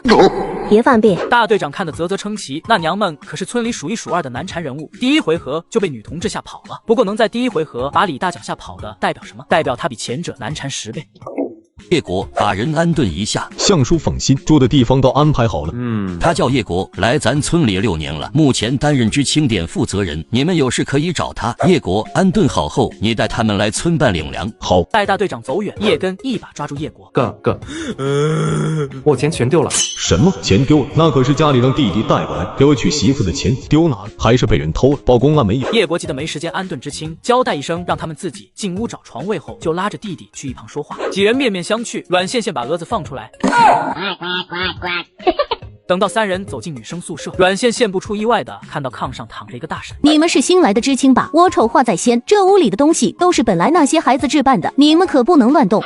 婶子，你也是知青？嗨，哪能啊！我是柳夏天的母亲，过来看看女儿。那你们的床位在那边，自己收拾吧。这间屋里已经住了4个女知青，加上柳母5个，铺位还剩3个，原本够3人睡下，可木下那大体格显然装不下，这就睡不开了。没事，你们先收拾，没有床位更好，待会找大队长量量，试试自己能不能盖间房单独住。我有钱，没必要和人挤集体宿舍。阮线线看了他一眼，也不急收拾铺位，走到自己的行李跟前，1条、2条、3条，开始往外抽麻绳。你干嘛？没事，我玩。我饿了，你们吃什么？我刚在知青办吃了一大碗面，还不饿。我就随便吃点糕子垫垫肚子。陈招娣也拿出个粗面饼子啃，3人没有互相谦让，谁也没说占谁便宜。哟，这味道可真香，闺女给我掰一块尝尝味儿。好大的脸，我有大巴掌，你要吗？我有屎，发酵了4天的屎。陈招娣看看这个，又看看那个，小声说道：“我只有尿。”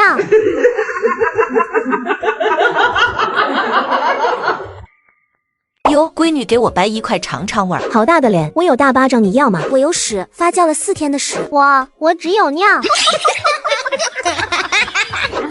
你们目无长辈，欺人太甚，信不信我去知青办找领导告你们？去呗！看见这姐没？刚从知青办拉完横幅回来，你去早点，没准领导还在。管事的来了，我也正好问问你，一个知青的家属，拿什么脸占据本该属于我们的资源？刘母被唬住了。这时传来叶国叫他们去大队领粮食，叶国就站在院子里，心情看上去不错，尤其眼神在阮线线身上停留了一会儿。你钱都放好了吗？态度明显比来时亲近许多。都在这儿了，放心吧。你可长点心吧。嘿嘿，这是你带来的储备粮吗？你才是口粮，我把你变成口粮。阮线线摸摸额脑袋，奖励似的从腰包里拿出一颗灵泉水和的玉米面菜丸子，喂进蛾子嘴里。你别撩拨他，他很聪明，也很护主的。叶国无言以对，说什么让阮线线打鹅一顿。他明明奖励了那畜生。我能摸摸吗？摸吧，但他不一定让摸，你小心点。嘿嘿嘿。5个人动作很快，在领完粮食，木下想找大队长单独聊聊的时候，阮线线正在大队部的牛棚边上和黄牛大爷瞪小眼。又来一个漂亮的两脚兽，跟他一样漂亮那个呢？哦，好像嘎了，流了好多的血，还是我给送到医院。妈呀，除了鹅，猪也说话了。他在鬼叫个啥？还有，大队长明明说我是牛，不是猪。木下带着大队长一出来，就迎他怀里钻的阮线线。咋了？有蛐蛐在天上飞？不是，我说山羊下河了。哎呀，都不是，老母猪穿着李大脚的花裤衩跑了。叫我出来干啥？说好细粮不卖，想要只能拿工分换。我打算自己在知青点边上盖间小屋，钱不行，村里的地都要种粮食，哪还有地方给你盖房子？绝对不可能。为什么不让大队补贴1分钱，甚至将来有机会回城，房子相当于白送大队？不同意也要有个理由吧？我说不行就不行，宿舍住不下是吧？让柳夏天他妈去招待所住，回去这话就说是我说的。一边的老黄牛悠悠摸了声，大队长不想说的，他全给突突了。还能为啥？几年前有个漂亮又有钱的女娃子，哭着闹着要自己住，结果第2年女娃怀孕了，都没人知道，自己背着人在屋里生产时流了好多血，嘎了。那时候还是老向当队长，嘎的那女娃家里有权势，责任不怪老向，他也难免被一撸到底。老向指的是前任大队长，小向是现任大队长。向红军觉得知青住一起虽然会时常闹矛盾，也比弄不好就嘎个把人的强。不巧阮线线此行的目的也是要自己出来住，且一定要实现。回过神的时候，那2人正在拉扯，木下一个劲往大队长怀中塞红糖，大队长一个劲说不用。您就拿着吧，这是我们的一点心意。红糖是自己的，跟他有什么关系？大队长，房子盖不了，这么吧，我看厨房挺大的，想在侧面单独垒个灶。那你呢？也要里灶单独开火？洗菜做饭刷碗多累人啊，单独开火哪有别人把饭做熟味到嘴里香？嘿嘿嘿，我就想问问，在家里习惯睡高处，我能不能睡得高点？大队长当他有什么事，挥挥手跟赶苍蝇一样。你爱睡多高睡多高，有能耐睡房梁上都行。一旁的木夏同情的看一眼大队长，只有他知道阮线线哪里是不想垒造，他就是单纯的抠门。你不想出去单独住吗？想啊，可大队长不让，我这个人从来不勉强别人的。晦气，回去还我2两红糖。等到两人回到知青点，把大队长的决定跟刘母一说，刘母立刻就干。我没钱住招待所，木下体格子好，让他打地铺将就一段时间怎么了？入冬大雪封山之前，我指定走。阮线线跟木下对视，一人各捉住刘母一头。准备好了吗？3、2、1。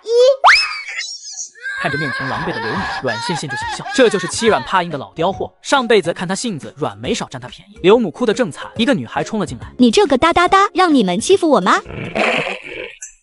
你敢打我，我要向大队长举报，送你去下农场。看你穿的这么好，还戴手表，别再是资本家的小姐吧？怪不得光天化日就敢欺负老百姓，骨子里都是恶臭的。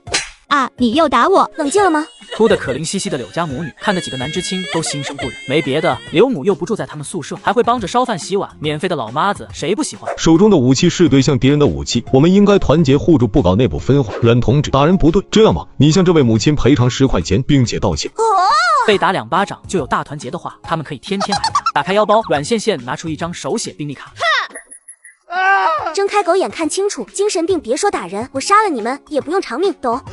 大队长赶来就看见这样一幕，叹了口气，决定这2天跟县领导谈谈，单一个阮线线少说只100斤化肥，不给就把他送人了。等看到他手里的检查报告，大队长瞳孔一缩，真的，你还真有病啊！病历当然是真的，秦五爷花了点力气搞来，只是医院没有留根，以后查不到。而此时的向红军都快心梗原地去世了。都 TMD 吃饱了闲的是吗？你就是这样管理知青点的？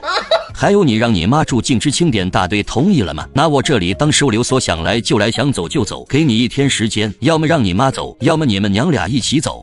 知青一旦被大队退回，再分配只有去艰苦地方的农场。走，我这2天一准就走。大队长别生气。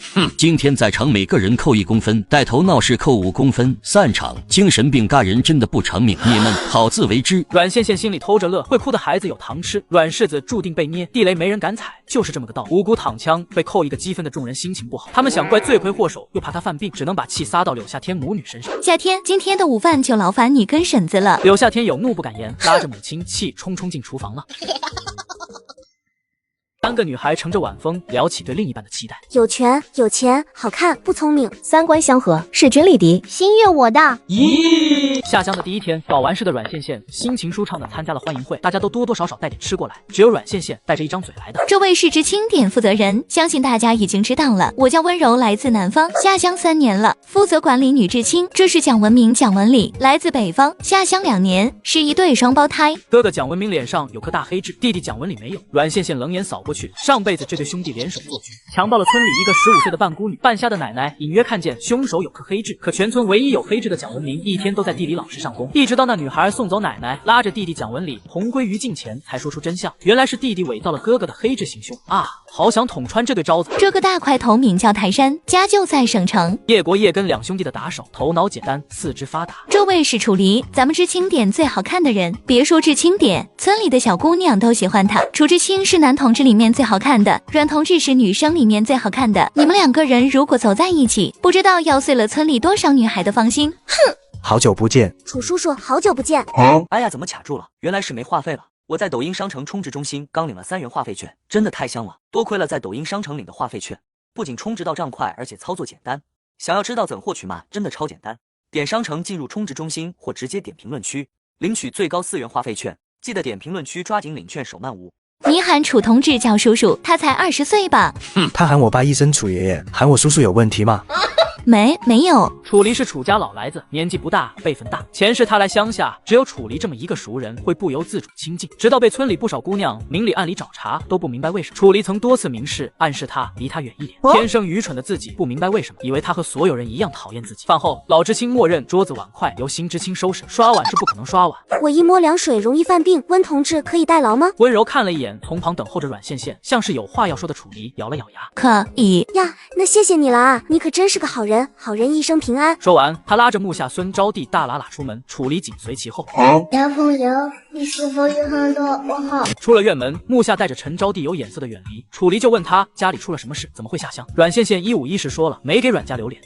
下乡也不错，在城里省得傻乎乎被人卖了都不知道。走前，楚离还意味深长留下一句话：叔叔这称呼挺好，以后在村里就这么叫。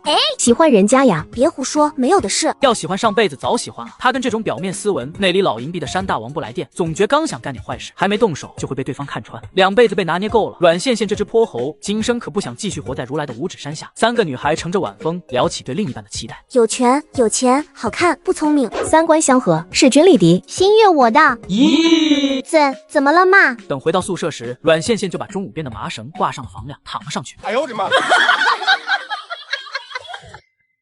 阮羡羡，你搞什么？睡觉啊！这么明显的事情看不出来吗？我知道，我是问你为什么有床不睡，睡房梁。哦，你说这个啊，我在家睡上铺睡习惯了，换了环境会择席，一择席就喜欢唱歌，为了不打搅大家，我就编了个吊床。温柔无言以对，试问谁头顶睡着个人？半夜长发耷拉下来，吓不吓人？月朗星稀，夜深人静，最适合搞事了。睡梦中的柳夏天梦见自己置身肥堆，无法呼吸的他被活活憋醒，一睁眼，一边的刘母一睁眼。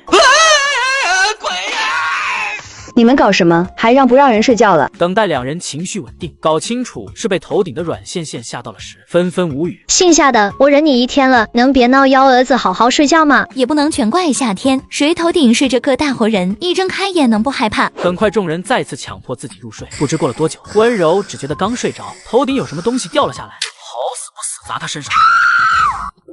阮羡羡，你是故意的，故意弄那什么吊床，故意从上面掉下来砸人，我要去告诉大队长。我真不是故意的。队里最烦你这种蓄意破坏团结的知青，信不信我上报知青版，把你退回原籍？你听没听见我说话？阮羡羡看看地上的包子，又看看柳夏天狰狞还会喷口水的脸。让你弄脏我的包子，让你冲我喷口水，让你告，你去告啊！哎呀，怎么卡住了？原来是没话费了。月初了，提醒我该充话费了。刚好我在抖音商城充值中心领了4元话费券，充值到账快，操作简单。点商城进充值中心或点评论区，最高领取4元话费券。大家也赶紧去评论区领取月初充话费省钱攻略吧。宿舍这么多人都没事，就你逼事多，还弄脏我的包子。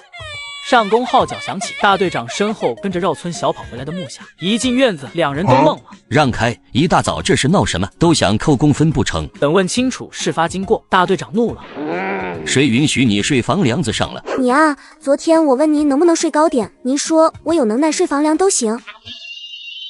大队长，你看看他把我打的，这是村里不能给我满意交代，我就去报公安。大队长上一秒没有表情的脸骤然沉下。我相信阮同志绝非故意，可他动不动就从吊床上砸下来，我们也没法休息，不是？温柔，你到底哪边的？这个脑子进水的女人张口就是报公安，关系到评选优秀生产队，大队长会同意才怪，不如求点实际的。够了，你从今天起好好睡炕，再闹幺蛾子，老子就把你送去农场。哇，真的吗？什么时候送？现在行吗？他乃就在农场，近身照顾老人，再抽空回来收拾几个渣也挺好。对上阮羡羡期待目光，向红军确定这孩子真的有病。柳夏天，你动手在先，率先打掉他的包子，但阮同志打人也不对，赔偿给你5个鸡蛋，就这样，不满我的处理你就去告，爱告哪告哪，回来正好把你们2个一起送走。平头村不欢迎惹是生非的人。哼！等到众人散去，阮羡羡跟系统花1分钱买了5个臭了的鸡蛋赔给对方。多一事，阮羡羡才明白一个道理：忍一时卵巢囊肿，退一步越想越气。就在沉默中变态。下乡第一天，阮羡羡就趁着去县城机会，悄悄摸进了被下发到农场的奶奶家。奶奶，别出声，我羡羡啊，我来了。羡羡，你怎么来了？是不是老不嘎的欺负你了？没有，你孙女我可厉害了，拳打老逼头，脚踹大逼灯。严凤华认真瞅着孙女展开的小脸笑了。激动过后，阮羡羡从包里拿出一饭盒的肉包子，又悄悄用灵泉水沏了2杯麦乳精。羡羡，和奶奶说实话，这趟过来除了看我，还有什么事？奶奶怎么知道我还有别的事？没事，你会走正常途径，不会这般遮遮掩掩进来农场。老逼头是不是要对我下毒手了？也对，奶奶不聪明，阮老头也不会那么忌惮。于是他没隐瞒的把阮家那些事全说了。奶，我刚刚从管事的房间翻到您的调令，是第一批返程名单，里面有你的名字和一封很奇怪的加密信，我猜大约是阮老头寄到这边对您动手的信。这几天我会留在农场附近。看到眸色坚毅的孙女，严凤华没有再拿她当不经事的孩子驱逐。好，万事以你安全为上，能再见到线线，奶奶嘎也无憾了。当年阮家家业大部分被你爷捐给了组织，他回头想来吃严家，可钱都被我妥善安藏，他吃不到狗急跳墙。前些年没少用你来写信威胁我。哎呀，怎么卡住了？原来是没话费了。月初了，提醒我该充话费了。刚好我在抖音商城充值中心领了4元话费券，充值到账快，操作简单。点商城进充值中心或点评论区，最高领取4元话费券。大家也赶紧去评论区领取月初充话费省钱攻略吧。线线，你记住，严家的底蕴都在。当年碍于时局被逼下嫁的严凤华，丈夫圆房第2日就离家出走，好不容易熬嘎了家里2个老不嘎的，带着一对双胞胎儿子，满怀希望找到丈夫，却被告知阮抗日已另娶他人。从那时候起，她彻底明白靠人不如靠己，参与到伟大事业中。后来被举报下犯，以为后半辈子也就这样了。今日再看到阮线线，严凤华重燃对生活的希望。我说的都记住了吗？势不可为，这笔钱和你大伯分了，够你们一生顺遂。如果奶奶顺利返程，回去先弄嘎老逼灯给我们祖孙报仇。奶奶霸气。阮线线很高兴，也很庆幸，庆幸唯一的亲人还活着，高兴奶奶不是那种老古板，嘎活非要一个人冒险，小事大事化，大事危险化。线线，奶奶和严家的希望都寄托在你身上了，势不可为便不为，把切身安全当作第一要素，记得了吗？这个时候上工好奇，老人也精神抖擞上工，阮线线也准备去给大队部打电话，先斩后奏请假。喂，是大队长吗？我要请假几日不回大队。眼看快到1分钟，阮线线快速说：“我爷爷嘎了，家里有白事要办，先这样，电话费太贵，回去再跟你说我爷爷是怎么嘎的。”才下乡，爷爷就嘎了，可怜的。话说一半，突然卡住。嘎丫头不是京城来的吗？爷爷嘎了，2天的假期够他往返。阮线线刚喝下幻化药剂，变成奶奶模样，在抢急救灾，一道声音就从背后。爷爷，您的返乡调令下来了，知道吗？哦。可惜有人不想让您回去，抱歉原因，一路走好。知道哪错了吗？不该推人下河。错了，你不该为我个老婆子以身犯险，万一河坝继续坍塌，谁涨上来怎么办？万一他们昨夜人多推你下河怎么办？线线，奶奶不怪你，但是下次我们可以做得更好，可以事先请人埋伏，抓他一个现行或者其他，没必要为那样的人脏了自己的手。现场这么多当兵的，万一被人看到，会断送你的一生。我知道了，奶奶，下次还敢。好了，我这边危险解除，你先回村，等调令正式下来，奶奶会去村里看你，最近都别过来了。心存歹念之人已死，加上部队插手和他带来的物资，奶奶的安全的确有了保障，只等调令最后的批复。回到县城的阮线线因为没有介绍信，无处可去，秉承着早回村早挨骂的理念留在县城，于是开始乔装打扮，用3个鸡蛋打通关系，见到小黑市的管事。我想从县里买个小院，你有门道吗？大黑抬头看着比自己都要高壮的男人，咽了咽口水，气势都弱了3分。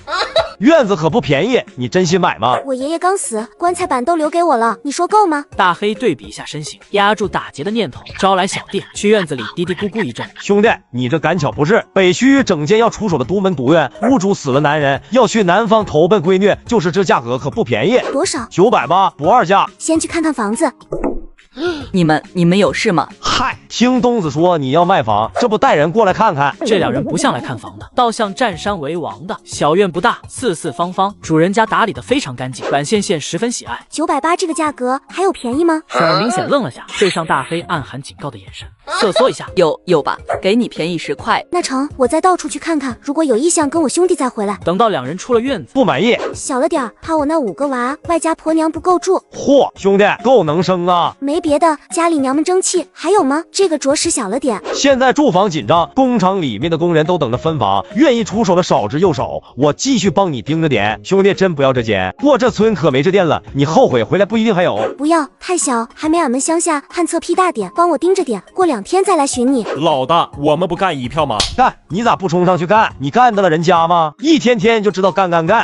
骑车在附近转了几圈，目睹2人离去的阮线线回到胡同，上演真实版逃单的他已经换回自己的装扮，敲开门露出一个甜甜的笑。婶儿，听说你家卖房，我慕名而来，不会打扰吧？闺女，听口音不是我们这里的吧？冒昧问一句，你买房是打算结婚用吗？不是的婶儿，我家在京城，是来黑省下乡的知青，想买个房，再买个工作，就不用下地种田了。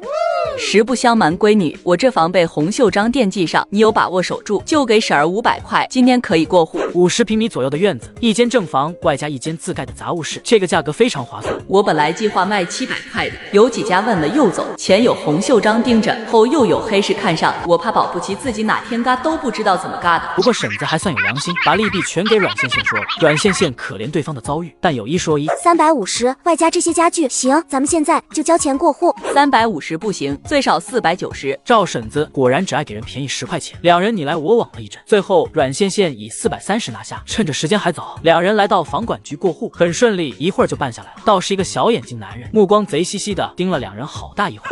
女同志跟这位大娘不是亲戚吧？别被人骗了，买了不该买的房，引火烧身。多谢提醒。同为抢钱的阮线线说不上厌恶那帮人，谁也没比谁干净，只是敢把主意打他身上。呵呵，抱歉，正愁下一家打劫谁呢？等回到新家，赵英子把钥匙交给他。再早前院也都是我家，只可惜家产被公爹败光了，只余下这一间独门独院，希望你妥善打理，家具什么的都是还他爹亲手打的，还可以用。出于好心，也是怕对方被拦截回来纠缠不清。见人提着收拾好的行李要离开，他叮嘱一句：出门直接去车站买送站票，随便上一辆车离开这里再做安排。等到婶子离去，阮线线笑容灿烂，3辈子她终于有家了。愿我的房子开遍大江南北。同志，没有地方了，可以拼桌吗？你们随意。说完，继续努力扒饭。大白，你让查的事情我查清楚了。那老太太因着海外关系下放到附近农场，人在第一批返程名单中。嘎者不知出于什么目的，还未公布返乡名单。嘎因和那老太太关系不大，两者并未有明显矛盾。嘎者的住所已经派人盯着了。下午开始，陆续有3批人进出搬运东西。对了，那老太太有一个孙女，在你落脚的大队插队当知青。这俩说的别是他奶奶吧？女同志慢点吃，我们不跟你抢。阮线线全当听不见，他看看自己的大鱼大肉，又看看对门的馒头咸菜，表情一言难尽。闹心不吃了，打包带走。齐国富看看不高兴的小姑娘，又看看时不时扫人家一眼的疙瘩，表情微妙。女同志怎么称呼？别误会，我们不是坏人。别做梦了，吃的我要打包带回家慢慢吃。大白，我没说什么吧？是没说，但对方明显有被你冒犯。不是你先盯着人家姑娘的脸一个劲猛瞧，我干什么了我？他今早出现过河滩，从你帐篷里钻出来的。哟，给爷爷吊完丧的阮同志回来了。我爷爷每月至少都要嘎几次，你老得学会习惯。有你是他的福气。我不过请了几天假，你老至于堵门等人吗？当我乐意来，当谁乐意来？我好好的大队几年不出事，你们几个脚家精一来，见天出幺蛾子，这么能耐打个瞎嘴婆子干嘛？去战场打鬼子啊！他成了被骂怀的纸桑。听到他声音，一只黑鹅摇摇摆摆回来，阮线线一把薅住鹅脖子。蛾子，跟妈妈说说，谁惹到我们大队长，让他发这么大的火？胖子打人了，把王麻子一家3口按在水田里抱踹，喂那病秧子吃水蛭。我也吃了一只。胖子说的是木下，王麻子就是刚来那日李大嘴说给木下介绍的那家。他对着大队长嘴一秃噜，准是王家欠儿先惹下了。知青那么善良，怎么会主动打村民呢？欠就把人家腿踹骨折了，善良你睡房梁。阮线线无言以对。这时木下出来，把他拽到身后。腿断了我给他治，下次再来我还踹到他截肢为止。胳膊腿儿甚至人命都有价。大队长说他王麻子那条腿值多少钱？对上他没有半丝玩笑冰冷的眼睛，大队长一团火被浇灭。你不许再打人，你不许再睡房梁，谁敢阳奉阴违明知故犯，明日起就去给我挑大粪。木下，招娣吃包子吗？陈招娣看了眼，咽着口水，避开眼说不吃。木下大大方方拿了几个，吃完拿出钱票交给阮线线。老你想着我，大老远带回来，那钱收了。国营饭店的肉包限量，每天就卖那些，给钱就行，不用票。你们这么好的姐妹，吃几个包子还要钱？不是我说，线线你太计较了。是的，我这人最计较了，不像文同志，头顶梳下来的虱子都能包包子，省钱。你在爱欲我脏，在乡下谁身上没有虱子？过段日子你们也会有，线线要早些习惯啊。他是知道怎么恶心人的，可阮线线这人软硬不吃，谁恶心他，他就让那人比自己更恶心。我叫你不洗头，我叫你长虱子，我在这屋一天，你一天给我洗2遍头，我倒要看看人长虱子是环境的错，还是自己不洗澡不洗头的过。3天没见到你，是家里出事了吗？屋里怎么了？我怎么听见有人在哭？我爷爷嘎了，温柔哭丧呢。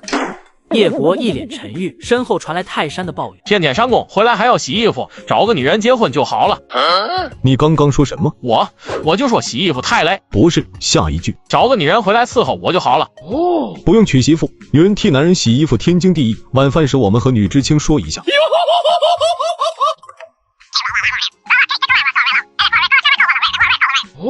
那我就代表女知青答应了，回头我就跟他俩说。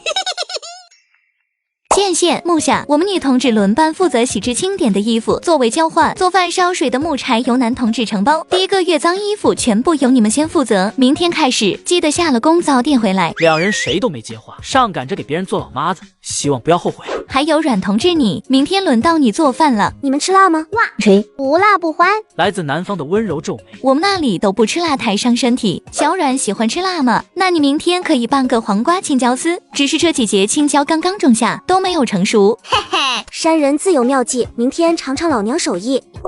有些人啊，折腾半天还不是被打回原样，继续睡凉继续舞啊，不睡上边是因为不想嘛。说完，听见阮线线呼吸重了3分，明显不高兴。他心满意足，裹着被子睡去。不信他还能折腾出什么花样？月朗星稀，夜深人静，最适合搞事。姓阮的，你脑子有病吗？大半夜唱什么歌？吃饱了撑的吗？来的那天我说了啊，习惯睡高处，不睡高处就择席，择席就会不由自主唱歌。打又打不过，柳夏天终于面对事实，抱着被子一言不发去打地铺。温同志，趁我还忍得住，快睡吧，能睡多久睡多久。温柔不敢睡，温柔想嘎人，模模糊糊刚睡着。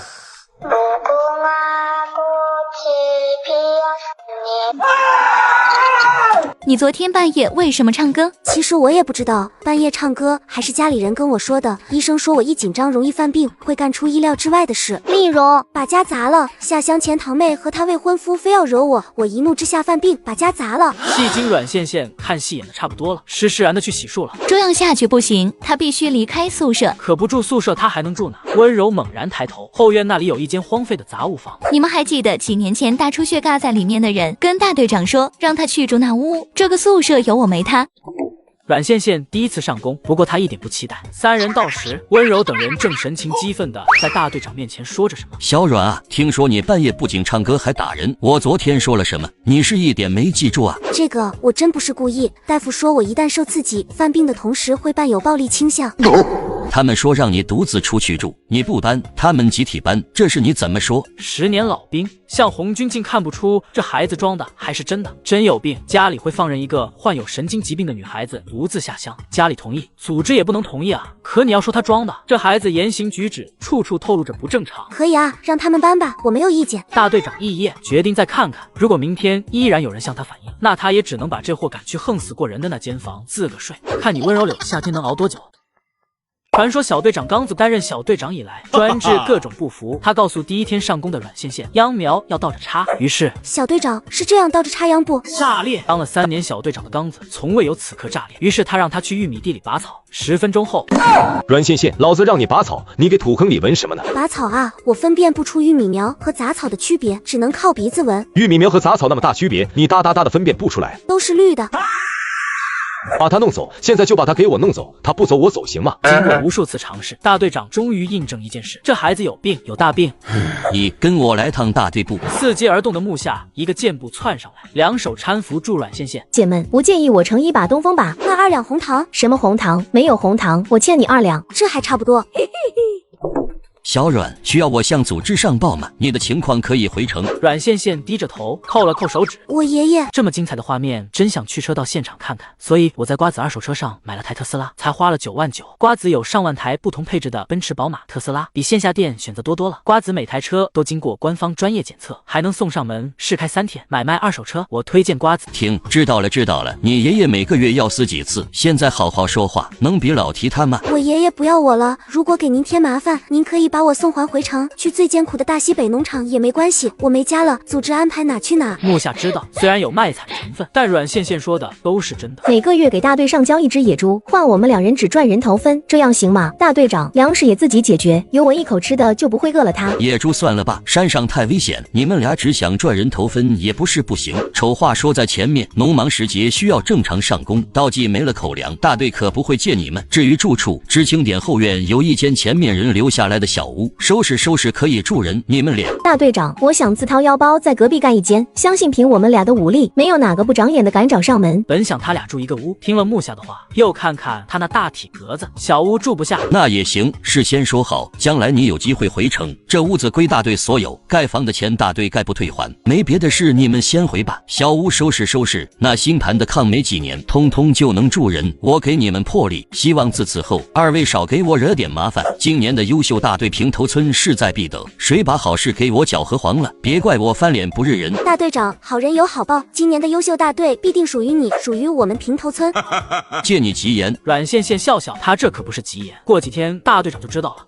借你的光，姐姐的双口皂分你一个卤眼，以后单独分出来吃吧。好，嘴上答应。阮羡羡依然没死心，让温柔和柳下添端屎端尿，把饭喂进他嘴里，至少要把他们前世在自己身上造的孽一一讨回，翻倍报复回去，才不枉前世举目皆敌的自己。最后再多说一句，买车我推荐瓜子。心情舒畅的两人正准备去村里换些炕柜炕桌，却被温柔叫住。你们等等，今天起咱们知青点的柴火由南知青负责，公平起见，南知青的衣服由我们女生清洗，你俩负责第一个月。叶国打的什么主意我心里门清，坏了阮羡羡名声，让她不得不嫁给他，给男人洗裤袜的名声一旦传扬出去，可不比他在田里倒立撑死被人说一句有病，一旦沾染上不检点的名声，他在这种口铄金的乡下肯定寸步难行。这是谁牵的头？南知青，怎么了？你同意了的。互帮互助的事，南知青也的确帮我们解决了体力不足砍柴困难的麻烦，有问题吗？阮羡羡一扯木下，知道了。你不是那被人排挤出知青点出去当锅的阮知青，有什么事吗？什么排挤不排挤？婶儿，我跟你说句贴己话，知青点负责人就那个姓叶的叶国，他祖传尿裤，不愿意洗自己的骚裤茬子，温柔温知青心疼，就主动把火揽下，那知青点前院住不了了。闺女，你和我详细说说，尿裤还能祖传？咋就不能？白天尿裤，晚上尿床，听说他爸他爷都有这毛病，亲妈生完兄弟两人早早跑了。不就是那玩意坏了？没坏，是天生祖传的。哎呀，你说这个我想起来，村东头的跛子还要把闺女嫁给那姓叶的，这不是害了孩子？不行不行，我得跟菊花上跛子家说道去。梅兰竹菊加上一个李大嘴和马大脚，并称平头大队最难缠人物。对了，阮知青，你们是来换家具的吧？我家那口子在后院，要什么自己过去挑。等到两人走回知青点的时候，一名送信员在知青点门口吆喝：阮羡羡、阮知青在不在？这里有你的信。两人快走几步，就见一边准备上工的蒋文礼伸出一只手：同志，阮知青出门了，信给我，我帮你转交吧。送信员没多想，正欲将信递出，信件要交到本人手里是常识，我爷爷是旅长，万一里面的重要信息落入别有用心之人的手，这个后果同志你来承担吗？送信员开始不太在意，听说他爷爷是一位旅长，态度马上正色起来，保证不会再犯。前世蒋家兄弟以代收之名，没少偷看我的信，知道我不受家里待见，把我列为可拿捏目标，估计要不是忌惮会关心我的楚离，一早就下黑手了。阮羡羡是吧？邮局里有几个你的大包裹，想着尽快拿走。我不知道你的信件那么重要，他爷爷竟然是军区旅长嘛，这么漂亮的人儿不能上手真可惜。现在知道了，以后离我和我的信远点，小心手伸太长，被人把爪子剁了。他太过分了，文礼同志明明是好心。除了楚离，知青点蒋文礼长相最出色，实在攀不上楚离，蒋文礼他也是乐意的。要一起上工吗？好啦，傻逼。洗衣上的事你安排好了吗？温柔刚想点头，就是他，不仅尿床还尿裤。哪能？那裤裆也没湿啊！你们说的都不对，我明明听说他是个天阴。胡说八道！再敢造谣，我撕烂你们的嘴！快点！他恼愤怒了，那叫恼羞成怒。家里没孩子上学吗？叶国正想把这几个碎嘴婆子轰走，直觉不对的温柔开始后退。叶国，你哒的个性无能，你骗老子！打人了，大队长，瘸子打人了。本来一脸伤心，被父亲带来讨说法的小姑娘，一听叶国骂他爸是瘸子，也不哭了，冲上来一顿哐揍。你才是瘸子，你不仅是瘸子，还是无脑。一旁的婶子看热闹不嫌少，都去拉偏架。都给我住手！怎么回事？说不好，今天动手的人工分全扣。大队长，这几个人一上工就跑我这来说点有的没的，这瘸子更过分，上来就打人，今天必须给我个交代，说不清楚我就报公安，太过分了，村民集体欺负知青。他们说你什么了？他们说他们说。看着叶国支支吾吾，一旁的撒婆娘缩头缩脑不敢言。平复呼吸的钱伯子开口：我来说吧，这小子半月前说娶我闺女，我看他是城里来的，这几年在咱村又踏实肯干，就打算把闺女嫁给他。今天才听说他不仅是个无能，还尿床，这不是骗婚吗？开始叶国还有点心虚，他想着自己该娶媳妇了，可钱只够娶个乡下没什么见识的村姑。大队长家看不上自己，于是他盯上家庭成分简单的钱多多，家里就一个脖子爹，娶回去洗衣做饭生孩子，不能回城，这辈子也就这样。有机会回城，他可以一走了之，让这瘸爹独女也做不出什么。可听到瘸子接下来的话，说什么自己尿床还无能，他急了：没有，我身体好得很，你们简直造谣污蔑，胡说八道。别看我是小阮知青揭发他尿床的。对了，你这闺女，你说他是不是尿床？你还帮他洗骚裤衩子了。真尿床？尿床不一定，可这叶知青年龄也有23、24，搁咱村里的娃，这岁数不结婚就是老光棍，他那方面没点毛病会不结婚？漏尿的裤衩的多臭，温知青不嫌膈应吗？他图啥啊？这就不懂了吧？现在的年轻人讲究自由恋爱，你眼里的狗屎，怎么就不能是别人嘴里的奶糖？没有，我从没有帮他洗什么衣服，也不知道叶同志尿不尿床，我没有。你有，你就有，阮知青亲口说的。县，你去知青点，把那搅屎棍给我叫过来。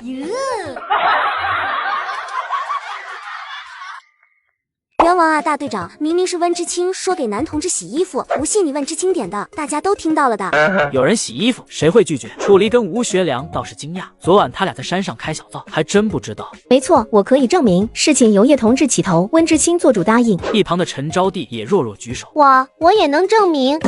不是这样的，不是这样的。男同志以后砍柴挑水，作为交换，我才会答应帮他们洗衣服，分工明确。我本是好意，我发誓从没有说过叶同志尿床和不行，都是阮同志臆想并且恶意传播。这是真不懂替男人洗衣服代表什么意思啊？这是传出去以后还怎么议亲？婆家不得嫌弃啊！现在的都喜欢手脚麻利会收拾屋子的小姑娘，我最近才刚收拾好屋子，顺便把全新的闲置物品挂在闲鱼上了，现在还有 AI 发布和托管功能，卖闲置更方便了。我已经回血了好几千，闲鱼真的太神奇了。真的吗？闲鱼这么神奇吗？真的，闲鱼真的太神奇了。好的，一会我也去试试。县，这个搅屎棍才下乡几天，他是真把添油加醋传老婆舌头那套玩明白了。温知青，你所谓的分工明确，我同意了吗？我需要这帮软脚虾帮忙打柴，除我楚叔叔，男知青有一个算一个，力气比得上队里半大孩子吗？改改你那爱替人做主的毛病吧，当自己还是旧社会的地主呢。另外，我还有几个问题要问叶知青，你不尿床，让人帮你洗什么衣服？你不无能，谈个恋爱，为什么偷偷摸摸，生怕人家姑娘父母知道？你不拉裤，不嫌弃自己，为什么提这种无理要求？就是没在裤里拉尿，干什么要别人洗？姓阮的，我和你拼了！这孩子吃铁长大的吗？大队长简直痛心疾首，这么大力气种地不好吗？楚离目光环视一圈，拎起阮线衣领就走。逞什么能？脚崴了吧？现在的孩子真不长心，那男人的衣服是好洗的。呵，我说你还真信？这么明显的欺生算计看不懂，想害别人名声是真，坏心眼子也是真。都回来了啊，正好我是一个非常民主的人。温知青想帮男同志洗衣服的提议也并非没有可取之处。老规矩，2人轮洗1个月，新规矩1个月后投票还要不要继续？现在同意的举手。阮线自己举着棍，木下第一个复议举手，陈招娣第二个，王美丽、蔡淑芬本打算装死的，在对上他丝毫不掩藏恶意的眼神后，颤抖着举手。柳夏天既不举手也不反对，冷笑一声就想回屋。你要退出集体吗？阮线，你不要太过分。集体活动你不支持也不反对，不是想退出集体是什么？柳夏天也大概看出来了，阮线就是想整温柔，这是自己没太参与也不害怕。那行，让我同意有一个要求，不能把我跟温柔分在一组。阮线挑眉，既没同意也没拒绝，柳夏天就很识时务的举起手来。恭喜温同志，你的提案全票通过，第1个月的衣服就由你负责清洗。凭什么？这话问的，主意你出的，谁提出谁执行，这么浅显易懂的道理不明白吗？等到一摞又脏又臭的衣服堆在跟前，温柔差一点恶心吐了。没事啦。能帮楚离洗衣服也是好的，提议由我率先提出，我做榜样带头是应该的。楚同志，你的衣服呢？拿来帮你一起洗了吧。抱歉，不习惯让陌生人触碰我的东西，好意谢谢了。接上集，就在温柔在河边刷毛肚、7上8下洗衣服的时候，这边阮线线已经坐下来开饭了。欢迎大家来参加我的暖房宴，我敬各位一杯，尤其是大队长，您操心了，没有您的成全，也有不了我今天。为啥我觉得自己像助长邪气的那股妖风？阮同志还需要别人成全，不都是你自己争取的吗？都快尝尝我的手艺，尤其饽饽炖小鱼，地方特色菜，鱼粮同一锅，小鱼滋味鲜美，饽饽上面暄软，底面嘎嘣脆，还有这些可乐、炸鸡跟薯条也非常的美味。最近我经常在闲鱼抢省钱神券，好多低价套餐都特别的省，闲鱼真的太神奇了！哇，闲鱼真的太神奇了！那我下次办暖房宴也在上面抢省钱神券，请你们吃饭。一杯酒下肚，几人吃的满嘴流油。线线，搭伙吃饭不？烧火洗完我包了，你就负责做。跟我吃，你不瘦身了？他可是注意过，木下不仅每天坚持跑步、深蹲等运动，手头宽裕，也坚持吃粗粮。问就是他在瘦身。不搭，我还等着别人把饭喂到嘴里，你休想做梦！不搭，不搭就不搭吧。被拒绝，木下倒不觉有什么，像阮线线有什么说什么，恣意不做作的性子跟他还挺合得来。只是我照搭好了，可厨艺就是熟了能吃那种地步。你吃肉，我央糠，这日子还咋过？吴学良眼睛都亮了，想都不想卖了兄弟。这还不简单，穆同志找楚离啊，处理手艺不比线线差。好啊，本来我也想自己搭个灶，可惜去晚一步厨房没了地方。这个圆咕隆咚的女人眼里没有我厌恶不喜的致命惨烈，如果能跟对方成为饭搭子也不错。太好了，终于不用再吃那无法下咽、能当武器的粗粮饼子了。关你屁事！吴学良欲哭无泪，最后3人敲定，楚离做饭，吴学良打水、捡柴、洗碗，木下就负责吃。我是不是错过了一个被人把饭喂进嘴里的机会？后院有酒有肉有笑声，对比前院啃着粗粮饼就西北风的众人格外凄惨。跟我也就算了，阮同志对我有误会，我以为他请吃饭，不看僧面看佛面，至少会叫上你们。是我高估他了。谁稀罕？阮线线不过是个爷爷不敬、奶奶下放的坏分子，3天没回来，一准是去农场看他那改造饭的奶奶了。哼，上2步正下2歪，我看他能神气到几时？你怎么知道他奶奶是坏分子，还在附近农场改造？这么重要的事，弟弟怎么一早不说？我跟他堂妹是同学，这些消息都是临走时他堂妹告诉我的。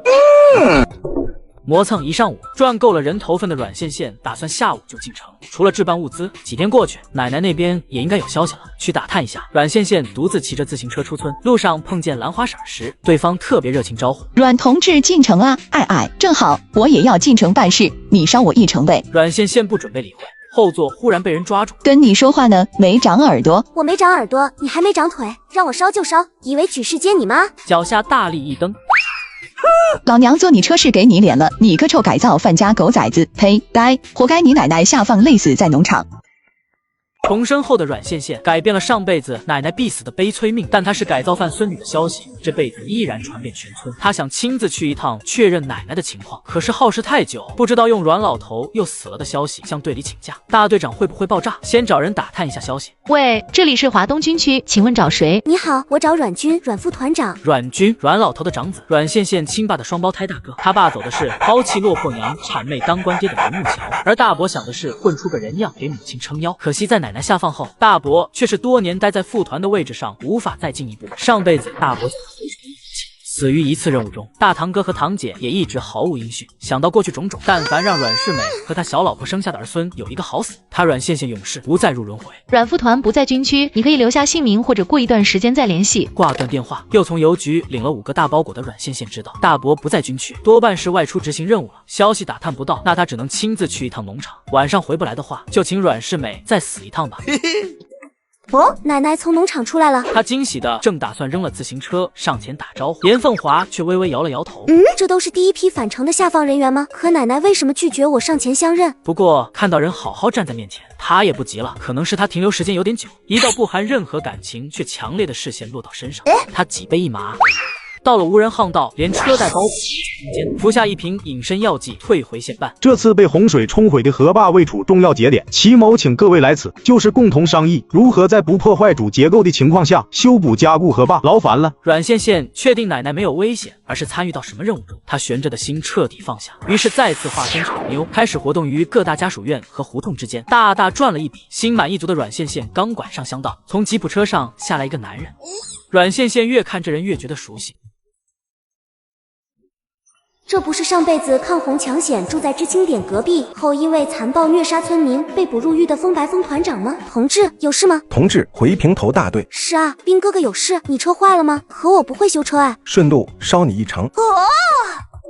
新来插队的知青，上工第一天没在队伍中看到你。第一天哦，那天我请假去农场看奶奶了，你知道吗？我奶奶人特别好，文能科研振兴祖国，武能扛枪上阵杀敌。可惜遇人不淑，让我爷爷那个老渣男辜负了。你知道我爷爷多过分吗？别人去前线抗日杀敌，他去勾搭小护士，那小护士也不要脸，老逼头20多岁说自己没结过婚，他还真信，明眼人都不能相信。你说他是不是故意的？风白冷冷嗯了声，阮线线就像找到知己，继续巴巴。他不仅不要脸，还特别恶毒。你说抢走渣男就回去过自己的日子呗，非要跑我奶奶面前挑衅找茬，最后跟老渣男一起把原配举报了。这种人是不是特别可恨？地方到了。哦，同志会喜欢那样不要脸又恶毒的小护士吗？不会喜欢恶毒的小护士。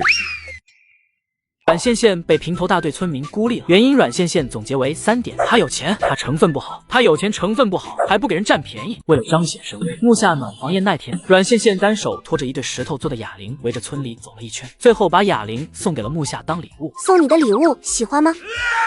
阮线线，你不抠，哪怕花1分钱给我准备礼物，会死吗？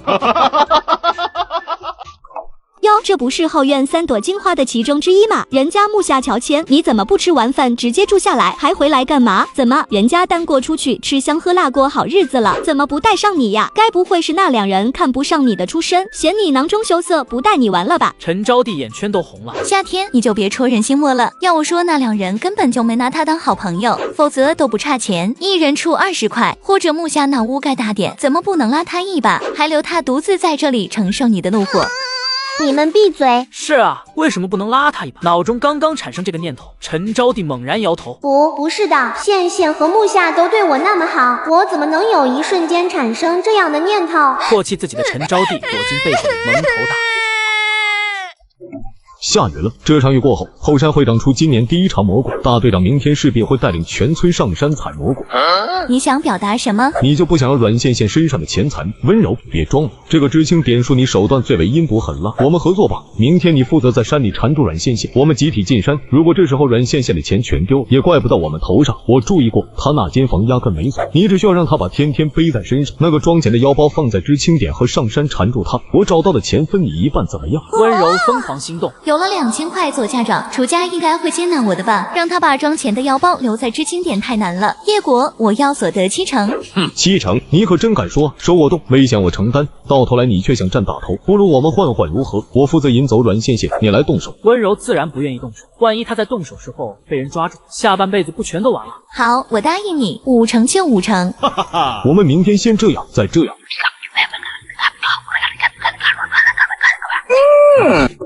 山里很危险，下午进山采蘑菇时不要掉队了。另外，大家别穿新衣服，容易被树枝刮破。还有夏天，别再背你的水壶了。你忘记去年丢山里了吗？然后看一眼阮线线身上的包，你也是，包就留在知青点，担心进山让树枝挂掉了。哦，可我的钱都放在腰包里面呢，不贴身丢了怎么办？你能有几个钱？再说知青点大门上锁，还怀疑村民会翻墙进来偷你的钱，放不放随便你。注意袖口裤腿拿绳子绑上。他明白过犹不及的道理，一味相劝只会引得阮线线怀疑。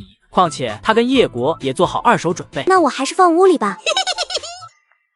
兰花婶，我养的那只大黑鹅不仅会找蘑菇，还会翻跟头。你见过翻跟头的黑鹅吗？翻跟头的鹅没见过，地里打滚，道里插秧的人倒是就在眼前。你那鹅真会翻跟头。哼，我还能骗你？不仅会翻跟头，还会找蘑菇呢。昨天我见那鹅嘴里叼了条2斤多的草鱼，有孩子想抢，没抢过还被拧了，那鱼给你叼回去了。当然，我家的鹅子经过灵泉喂养，本就开智的脑袋瓜越发聪明。一个成年男人不仅打不过它，鹅子还常往家带野鸡蛋或者鱼。前天还拖了2斤白面回来，不知道谁惹到它被偷家了，这鹅子可记仇了。那你怎么没把它带过来？这不是忘了吗？没什么收获才想起它，不跟你们唠了啊！我下山去带鹅子上来，婶子们慢慢找。我们刚才可没驱逐你，让你跟后面占了不少便宜，怎么这就要甩了咱们？不得已，阮线线只能领着4个怕他跑了的婶子一起下山。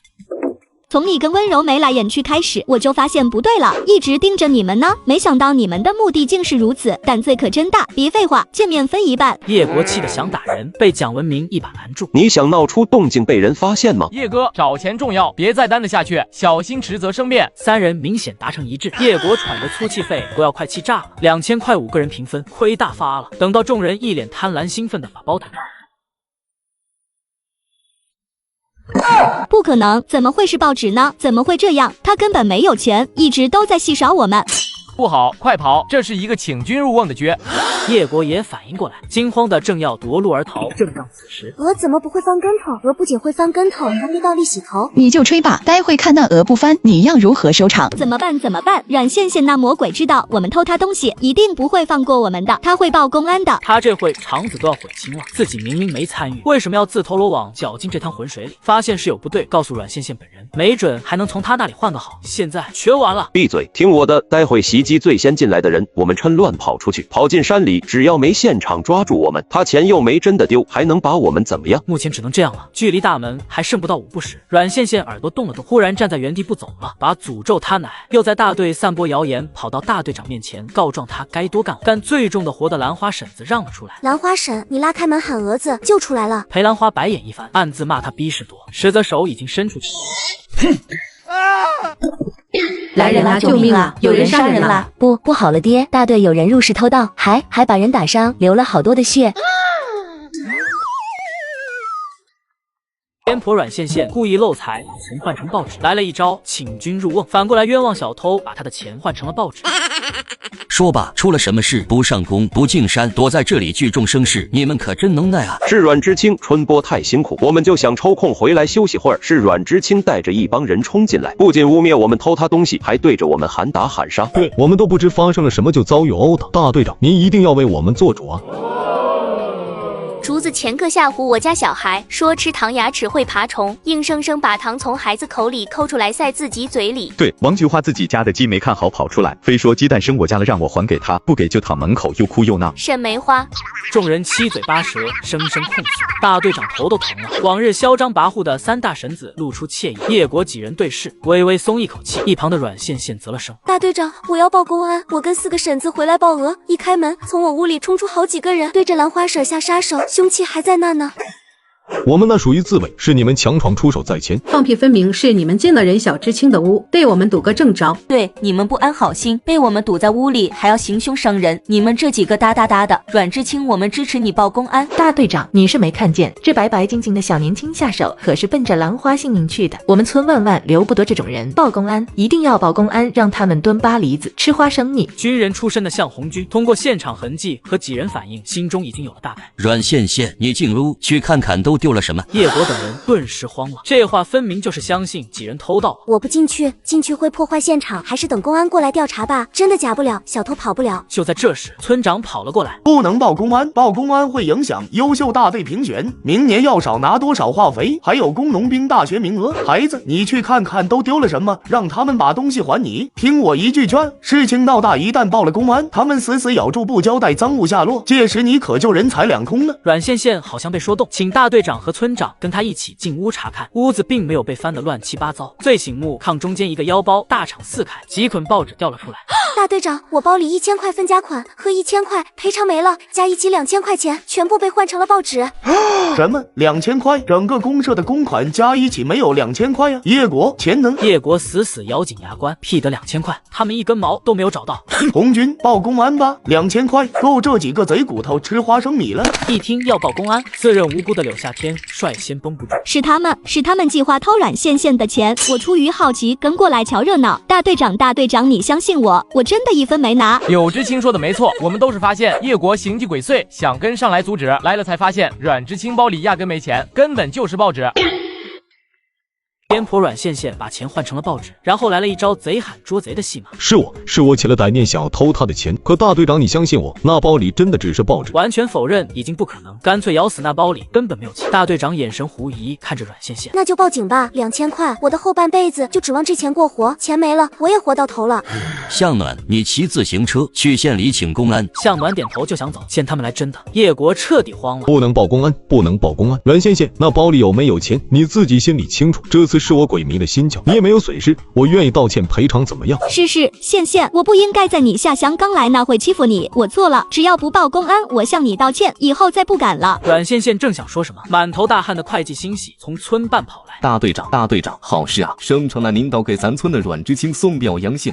什么？生成来人了，还是来给阮线线送表扬信的？叶国等人身体彻底瘫软下去，完了，彻底完了。小阮，你干什么了？能让省里来人？快跟我去面见领导。我钱还没找回来呢，估计是火车上疯老答应他的表彰信到了，时间刚刚好。向红军激动的心情刹那冷却。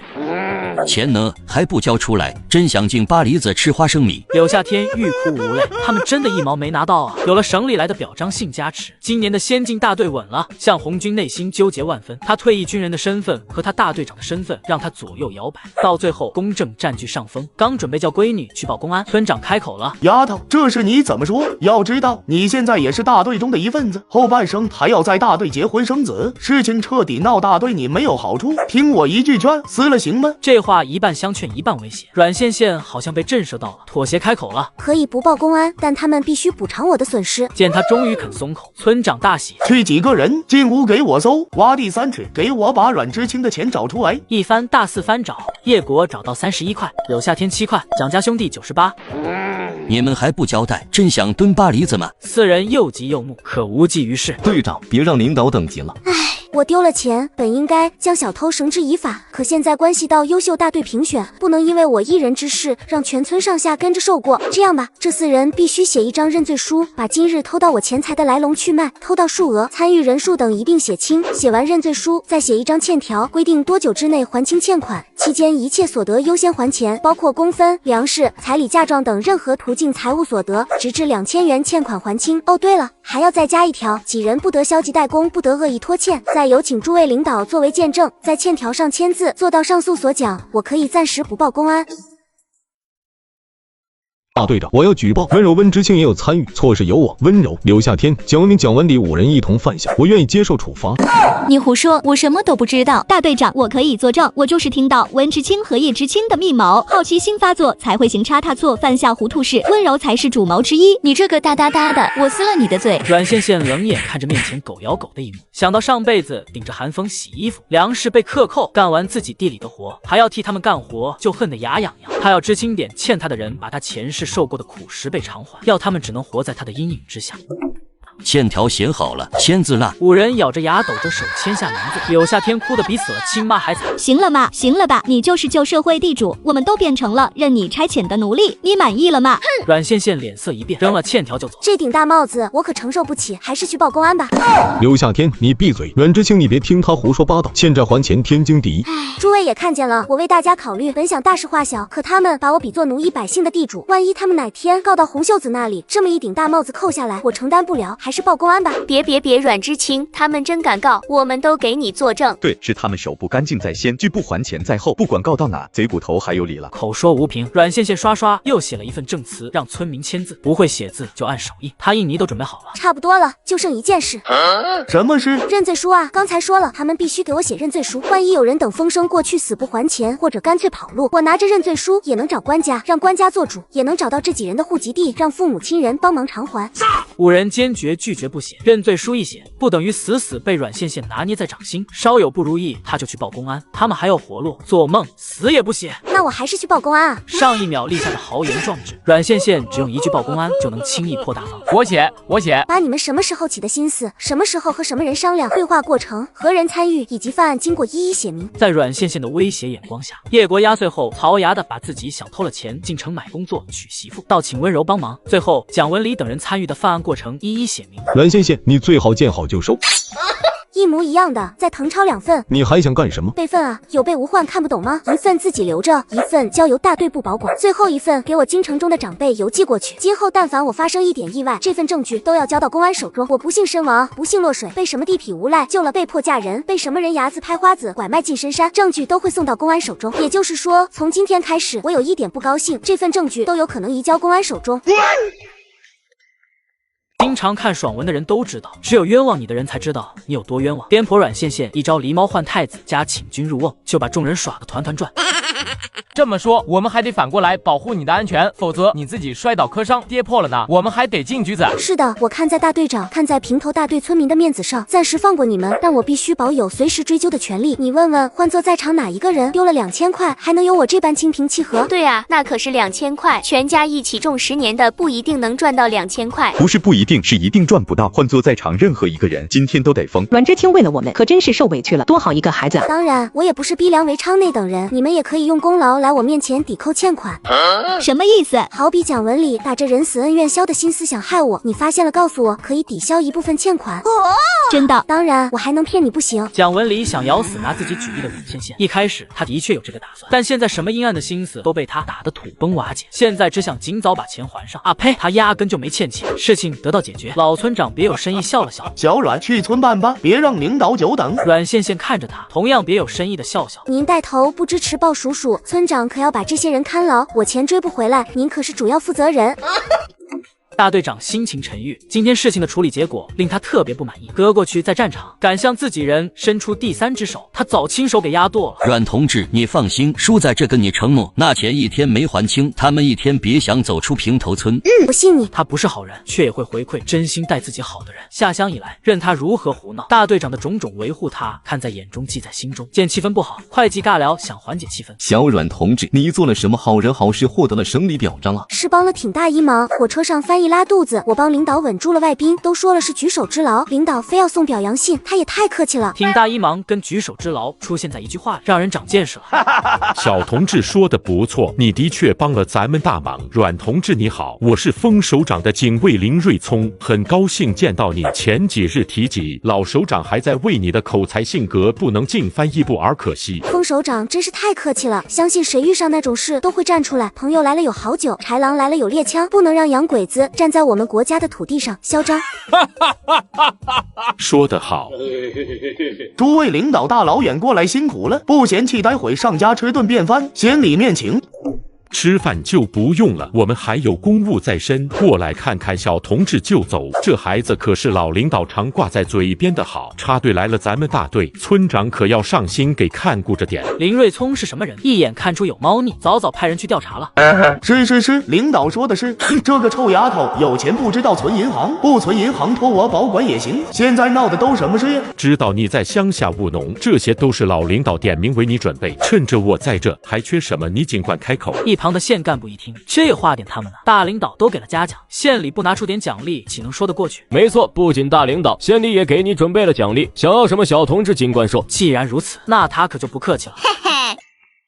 为了后续不影响各位观众老爷的观感，小编先在这里糊个口。本期视频是由 Soul App 独家赞助，把 Soul App 当做你的树洞吧。那些说不出口的疲惫和委屈，都会被 Soul 上温暖的回应接住。Soul 会帮你找到跟你经历相似、感受相通的人，你发的每一条瞬间，都可能得到懂你的暖心回复。想要心事都得到回应，那我推荐 Soul。颠簸阮倩倩耍心机顶替了翻译，事后脸红心不跳的讨要了感谢信。县领导为了感谢阮倩倩，决定狮子大开口，说出来不怕诸位领导笑话。我下乡以来干活不行，惹祸队里第1名是大队长不嫌弃，允了我拿人头分，是村民不抛弃，一遍一遍教我干农活。虽然现在做的还不好，但我真心感谢每一个帮助过我的人。如果有奖励，我想把这份奖励给予平头大队。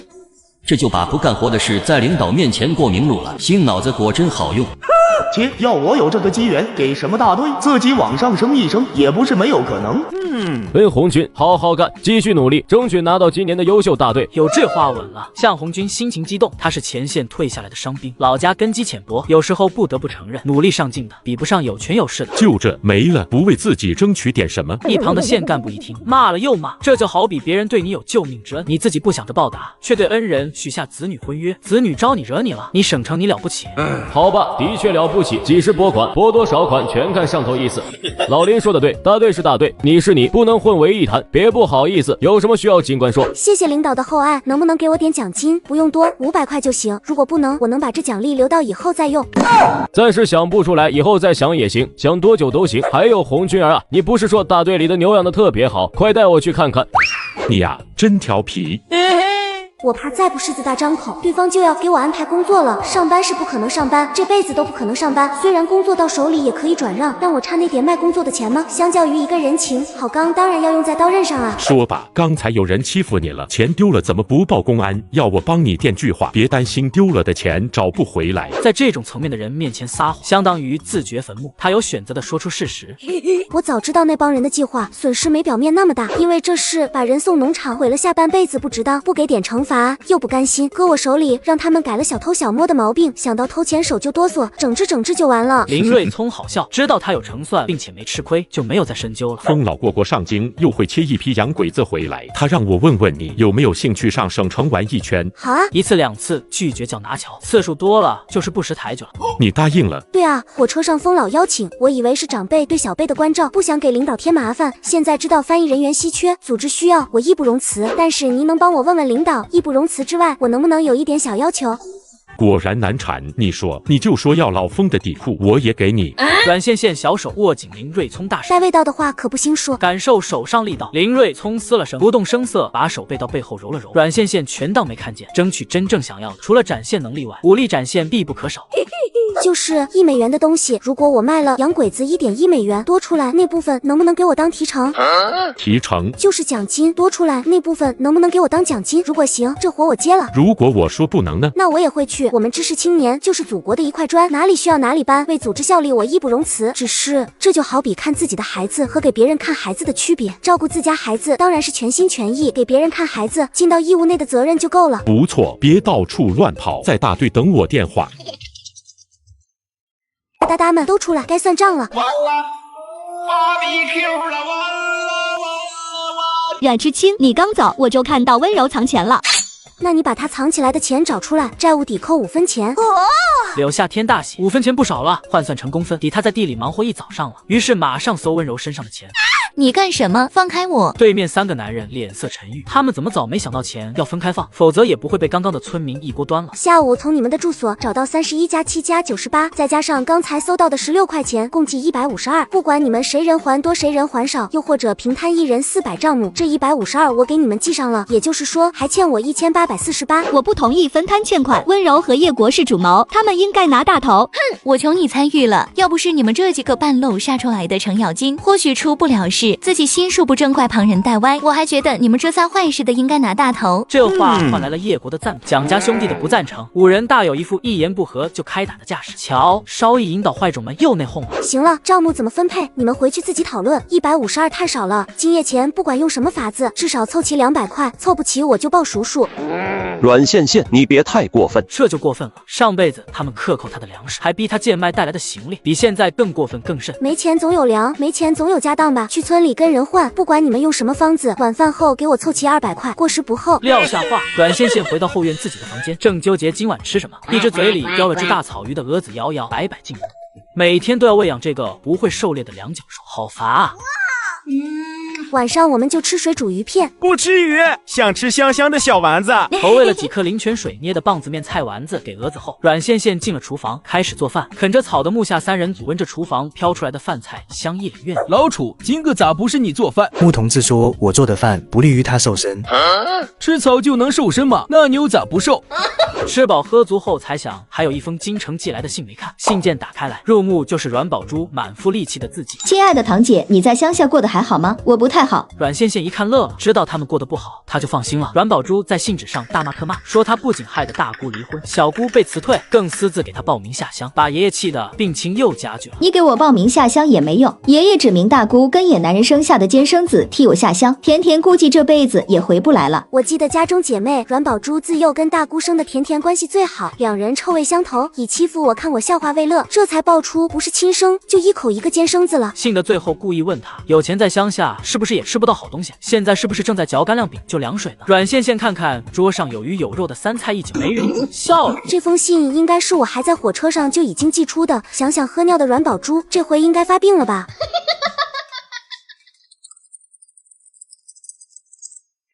为了后续不影响各位观众老爷的观感，小编先在这里糊个口。本期视频是由 Soul App 独家赞助，把 Soul App 当做你的树洞吧。那些说不出口的疲惫和委屈，都会被 Soul 上温暖的回应接住。Soul 会帮你找到跟你经历相似、感受相通的人。你发的每一条瞬间，都可能得到懂你的暖心回复。想要心事都得到回应，那我推荐 Soul。哦，小丫头不学好，搁这瞎看什么呢？这个两脚兽长着一副不聪明的样子，好好蹲那都能睡地上。二大爷知道树后边的野鸳鸯是谁不？一声二大爷喊得黄鼠狼极为欲贴。你说里面那个他，村里有名的俏寡妇不知道吗？爱家媳妇，当年还是城里嫁过来的，可惜结婚没2年，当兵的丈夫死在外边，家里死活不同意大归，这不就这样了？大归指的是已婚妇女被夫家休弃或者丧夫后永归母家。你多大了，还用大归这词呢？说话就说话，别戳我尾巴。多少年不记得了，没有这个村时，我就在这片山里了。哇，那不是活了很久？你岂不是这片山旮旯的老祖宗？怎么样，叫声二大爷不吃亏吧？还有你不懂，后山里真正的活祖宗多了，光这村就有个比我辈分大的老乌龟。那你知道附近有什么宝物吗？话说你们两脚兽的世界真奇怪，这女人死了丈夫不能独活嘛，非要回什么娘家？这就是转移话题了。我觉得也是，男人到处交配叫风流，女人就叫不守妇道。请问修炼妇道可以飞升吗？我可以。说完抓起小石子准备朝树后丢。你想干嘛？打野鸳鸯啊，外面多冷，找也不知道找个安全点的地儿。很快黄鼠狼算看出来了，担心是假，他就是单纯的坏。一人一小动物蹲在原地唠起来，直到阮县县同志，请尽快到大队部，有你的电话。哎呀，看我这脑子，差点忘了自己干啥来的。京城医院来电话，你爷爷还真要看来啊！他每个月不死几回，隔壁母猪饭都吃不下。大队长，待会那边再打电话过来，你就说我听完爷爷重病的消息昏倒，也被拉去抢救了，好吗？那不行，去抢救你不能自己说，俺可不帮你编瞎话。知道我爷爷为什么每个月都要死几回吗？就因为他从不帮人编瞎话。两人对峙之间，电话又响了。这货一副你不接我也不接，非让我接电话，坏了，可别找我赔偿的欠扁表情。喂，平头大队，你找阮县县啊？他说听完爷爷重病的消息，自己也被拉去抢救了。电话那头沉默良久，大队长喂了几声什么？你让他好好治病，好好养身体。好，我一定把这话带到。说吧，为什么不想接电话？我知道原因，那头再来也好帮你应付。我爷爷有儿有女，住院不找儿女，却找断亲下乡的孙女，还能为啥？想要钱呗。走吧，摊色不早，我送你到知青点，也该回家睡觉了。大队长，你这手电哪年的？还没月光亮。最后一次执行任务，用重伤换回战友1条命，组织奖励的。那得有5、6年了吧？大队长，你见过这村里的野鸳鸯吗？话题转换的太快，向红军险些跟不上，加快了脚步，把这货送到知青点，扭头就走。刚走几步回头，看着站着目送自己的阮县县，心又软了几分。你来插队前，咱们县发了一场洪水，河坝被冲毁一段，上面正在紧急加固，你们做好随时支援的准备。他现在被顺利抢救，回京给阮老头奔丧还来得及吗？为了后续不影响各位观众老爷的观感，小编先在这里糊个口。本期视频是由 Soul App 独家赞助，把 Soul App 当做你的树洞吧。那些说不出口的疲惫和委屈，都会被 Soul 上温暖的回应接住。Soul 会帮你找到跟你经历相似、感受相通的人。你发的每一条瞬间，都可能得到懂你的暖心回复。想要心事都得到回应，那我推荐 Soul。剩下的48块在这里，阮知青，那钱是怎么回事？我们到底拿没拿？你自己心里有数。希望你别继续把人逼太狠了，容易鱼死网破。这不是威胁，善意提醒。我心里没数，要不还是去问问公安吧，他们那里有没有数？说完，身子前倾，掀开被子，按下暂停键。哟，还有录音机，很好，充公抵债了，抵10块钱。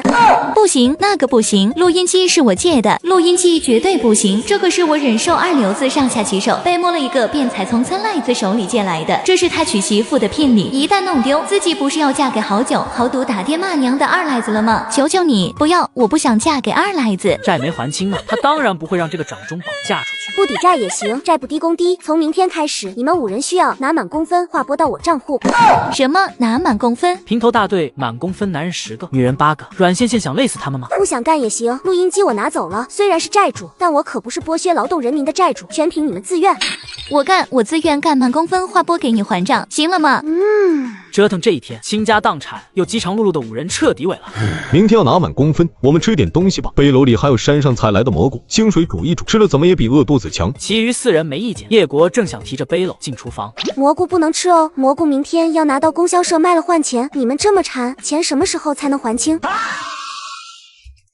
人都快被你玩坏了。一牙一叶顶级毛尖，来尝尝。阮线线不懂茶，只感觉入口甜润爽口。对了，你们两个会英语吗？我接了个省城的活，给外宾当翻译，食宿全包，1天10块。现在正在跟那边谈好，大概还有奖金。你们英语不错的话，到时可以一起去。左右这次不会只有他一个翻译，与其是别人，为什么不能是小姐妹呢？英语我会啊，什么时候去？接待外宾跟公费旅游有什么区别？我们什么时候去？明天就去吧。阮线线没猜错，目下全能。接待外宾跟旅游还是有区别的，外宾挺高傲，还嘴欠，要忍住脾气，不能打。说完，两人都笑了。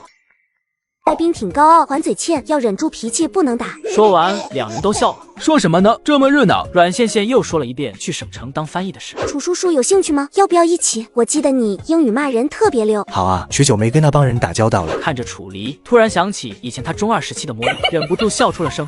想什么呢？笑得这么开心。顶着楚叔叔杀人般的目光，他当场学了一段楚离的中2发言。未来政坛必有我楚离一席之地。姓阮的，忘了你堂妹当年怎么被我打得满脸开花？你也想试试？看不出来啊，你还打女人？没有，我打的都不是人。何止，他连老头都打。打打闹闹的氛围中，一旁的陈招娣终于鼓起勇气开口了。我口语不好，书面还可以，能一起参加吗？生在父母极度重男轻女的家庭，陈招娣性格敏感又自卑。阮线线看着这个同病相怜、前世给过自己温暖的妹子，笑着开口了。好啊，明天也要进城，我打个电话问问，如果需要就一起去。我的建议是，需不需要都一起。阅历对往后余生很重要很重要，领导不会介意多一个免费帮工，当然我会帮你争取。谢谢你，线线。嗨，口语而已，我那里有英语磁带，待会把录音机借你，多听多跟读就会了。有不懂的地方，下工可以来问我。陈招娣被原生家庭伤害到鲜血淋漓的心，正在逐渐被友情治愈。对不起，对不起，你们对我这么好，我听了温柔挑唆，曾经悄悄在心里怨怪过你们。不用说了，我都懂。你能说出来，证明已经想通了，我很高兴。交友如此，何其有幸。线线，你看我们有没有一点翻译部雏形？翻译部做什么？让我楚叔叔努力点，早日做上外交部大使，带着咱们去国际上大杀八方。这个主意好，去国际上杀的洋鬼子跪下唱征服。征服是什么？就是跪下大声喊我服了。服了没用，他们得花钱，花多多的钱，最好底裤都不剩一条。众人大声附和，看着恨不得把敌人底裤扒了的3个女孩，楚离扶额。我努力。那么我宣布，征服小队正式成立，距离目标我们只差一支保驾护航的军队。次日上工，半个知青点向大队长请假，说上城里卖蘑菇，向红军知道这几人急于还钱，刚想点头答应。请什么假？进什么城？中午抽空去趟公社，把蘑菇卖了，赶紧回来，记得满工分。大队长，他们不需要请假，我需要。你又想做什么妖？去买点修河堤需要的装备，顺道给领导打个电话，有正事要谈。什么装备不能在公社买？什么电话不能在大队打？滚滚滚，快滚！好的，您嘞。不知道这个滚是让他滚去公社还是滚进城，反正他全当滚进城来理解。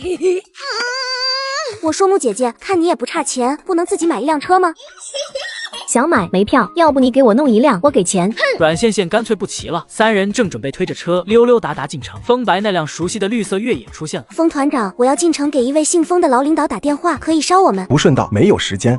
阮线线有些奇怪，3人都没太在意。等到3人进了城，阮线线拨通风老的电话，得到的回复是人不在。本想着能不能借提前熟悉工作的名义进省城，躲过修河坝，人都不在，看样子计划是泡汤了。躲不过，我们去买点装备吧。现在不比冬天能踩在冰面上，脚到小腿长时间浸泡冰冷的河水对身体不好，我们需要防水布和胶皮鞋。等到3人买好东西，阮线线回到房间整理东西。系统没有炉子，商城有吗？他觉得没有炉子很有必要，既能煮东西又能保暖。到了河滩可是要睡帐篷。有，你自己买吧。我说线线啊，你已经很多天没有赚钱，是不是懒惰了？等着，这次修河坝回来，爸爸给你赚外汇。这话系统不太认同。我才是线线的爸爸。大雨来得很快，第2天大队长就收到通知，带着队去治理河坝。哟，才来这么点人，俺们村可是8个村都来。小大队长果然是对组织号召最为积极响应。这话说的老阴阳人了，60岁老人和15岁半大娃子都带来了。你是想给村里减轻负担，顺道再跟县里卖一波惨？老师，这么多年你还是关不住这届哪张爱胡说八道的嘴。抗洪过后县里开大会，到时候你不要因为被点名阳奉阴违而无地自容就好。我们走，抗战抢晒多么光荣的事，倒成了你向红军计较得失的工具。少跟这种人接触，思想不正确。向红军看着自己带出来的壮劳力，问心无愧。救急救命的事，不是人多就行。武器随身带好了吗？带好了，带好了。真正唯一的第一线有军人在顶着，我们的工作大概率就是搬运石沙，不算很危险。我有经验，待会全部听我指挥。二女乖乖点头，都觉得这一刻的木下飒爆。可惜在大自然面前，英勇的三人在河堤被成功堵住的时候，多光荣病倒了。宿主，你没事吧？不太好，脑子有些昏昏沉沉。我这是怎么了？宿主，你这是精力消耗过度引起的高热，商城有药快买来吃。你现在就是驴粪蛋的表面光，坦克救急没能要回来钱，可不行再这样了。阮线线买了颗强效退烧的，刚想倒水服下，就看到一旁正双眼紧闭的陈招娣。他这是怎么了？还有木下呢？你病倒后，陈招娣腹泻，刚刚开始木下上吐又下泻，这回应该在茅厕。阮线线点了点头，服下退烧药后就走出营帐。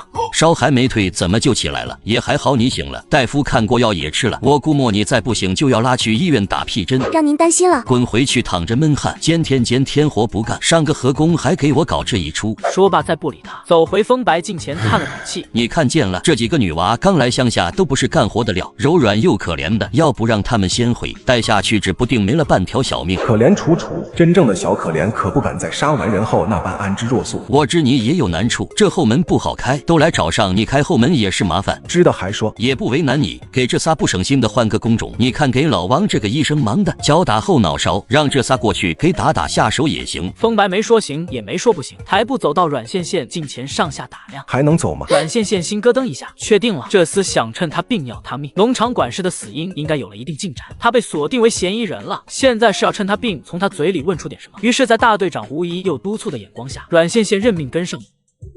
知道我支开旁人带你过来的用意吗？知道，我叫阮线线，京市人，今年18岁，响应组织号召下乡建设农村，尚未婚配。你呢？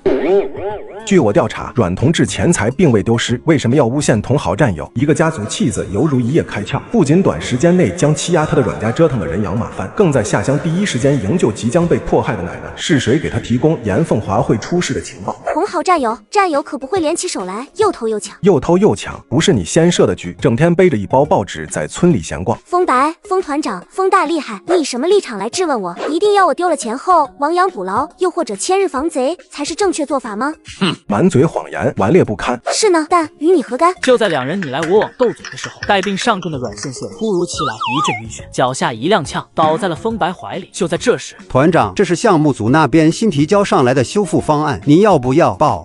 抱歉，打扰了。不是，我在审问迪特。迪特，我吗？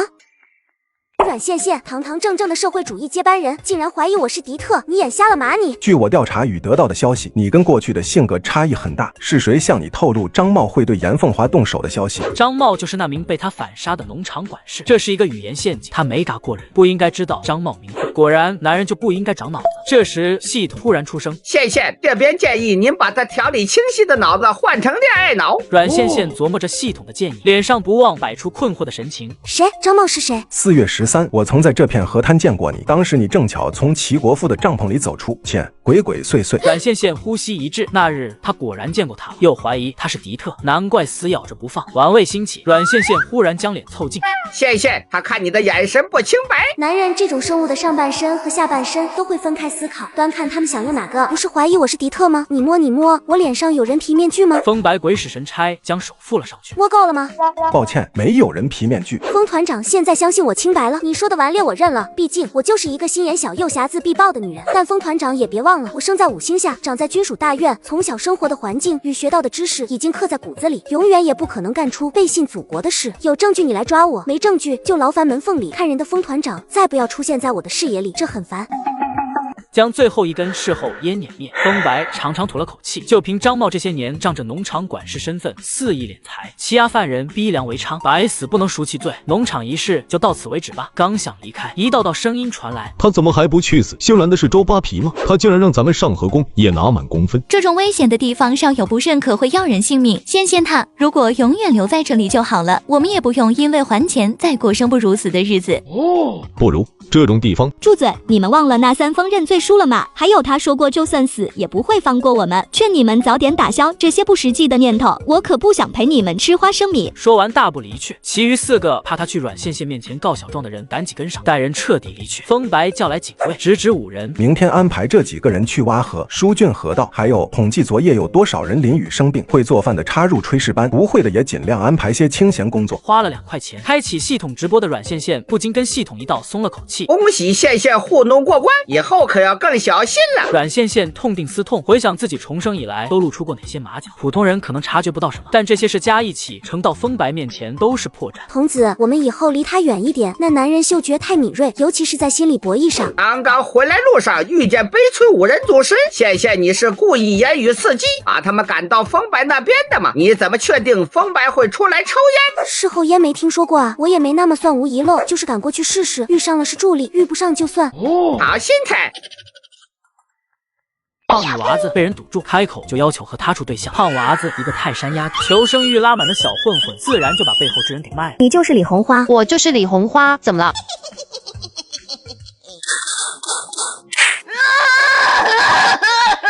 来人啊！平头大队打上门了。等到阮羡羡赶来，就看到李刚举着锄头朝着状态不好、反应不过来的木下头顶砸去，千钧一发之际。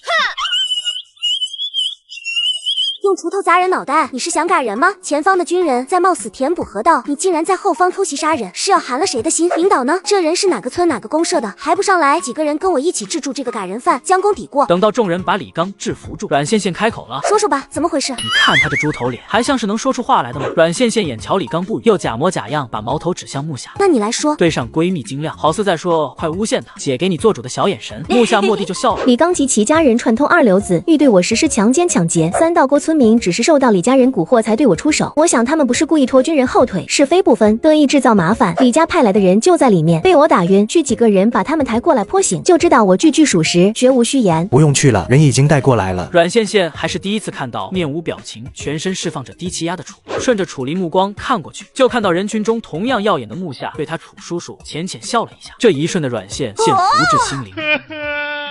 是李家人，大队长李刚的闺女李红花瞧中了平头大队知青点的楚离，可楚离天天都和一个胖女在一起，于是李家承诺帮他们找一个平头大队，名叫木下女人的麻烦，就帮我换去养牛的。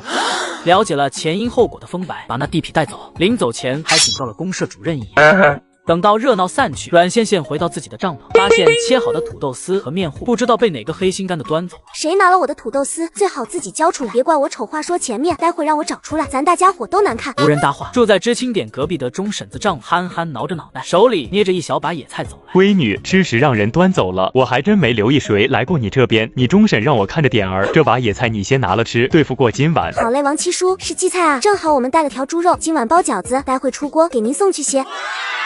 早知道那饼子我不吃了，没准也能换回来盘饺子，我这心痛啊！闺女，我刚刚看见沈梅花搁你这溜达好几圈，没准你那吃食就是让她拿走的。婶子，你说看见沈梅花搁我这溜达，没准吃食就她拿走的。你这孩子，我也是好心，咋这大声咧？婶儿，刚刚不说，这会是想来假好心，还是真占便宜？您自个心里有数。溜了。话说，你就这么轻易放过那李什么红花了？不然呢？杀又杀不了，洪水过去把地痞交公安，李家自然跑不掉。那你呢？如果换作是你呢？黄蜂和浪蝶各打一顿，再把狗男人扔了。有爱慕者不是他的错，但让爱慕者舞到我面前，一定就是他的错。放着天底下这么多男人不喜欢，偏偏喜欢有妇之夫，那一定是那个男人给了对方不该有的信号。不拒绝，不理会，何尝不是一种放纵？就跟那地里的杂草一样，发现第一时间不拔掉铲除，就是任其疯长了。阮小羡，几天没挨打，你在传授什么邪教观念？有人扎心了，别以为咱俩认识更早我就向着你，有本事招惹桃花，没本事处理的不是存心就是无能，知道自己招眼还不找块布把脸蒙起来，搞什么清冷不问俗事那一套，还不是让枕边人帮你掐桃花，待你受过。楚叔叔，这样下去将来可娶不到媳妇。说了这些，以为楚离会生气，却见他只是若有所思。叔叔知道了，以后再不会了。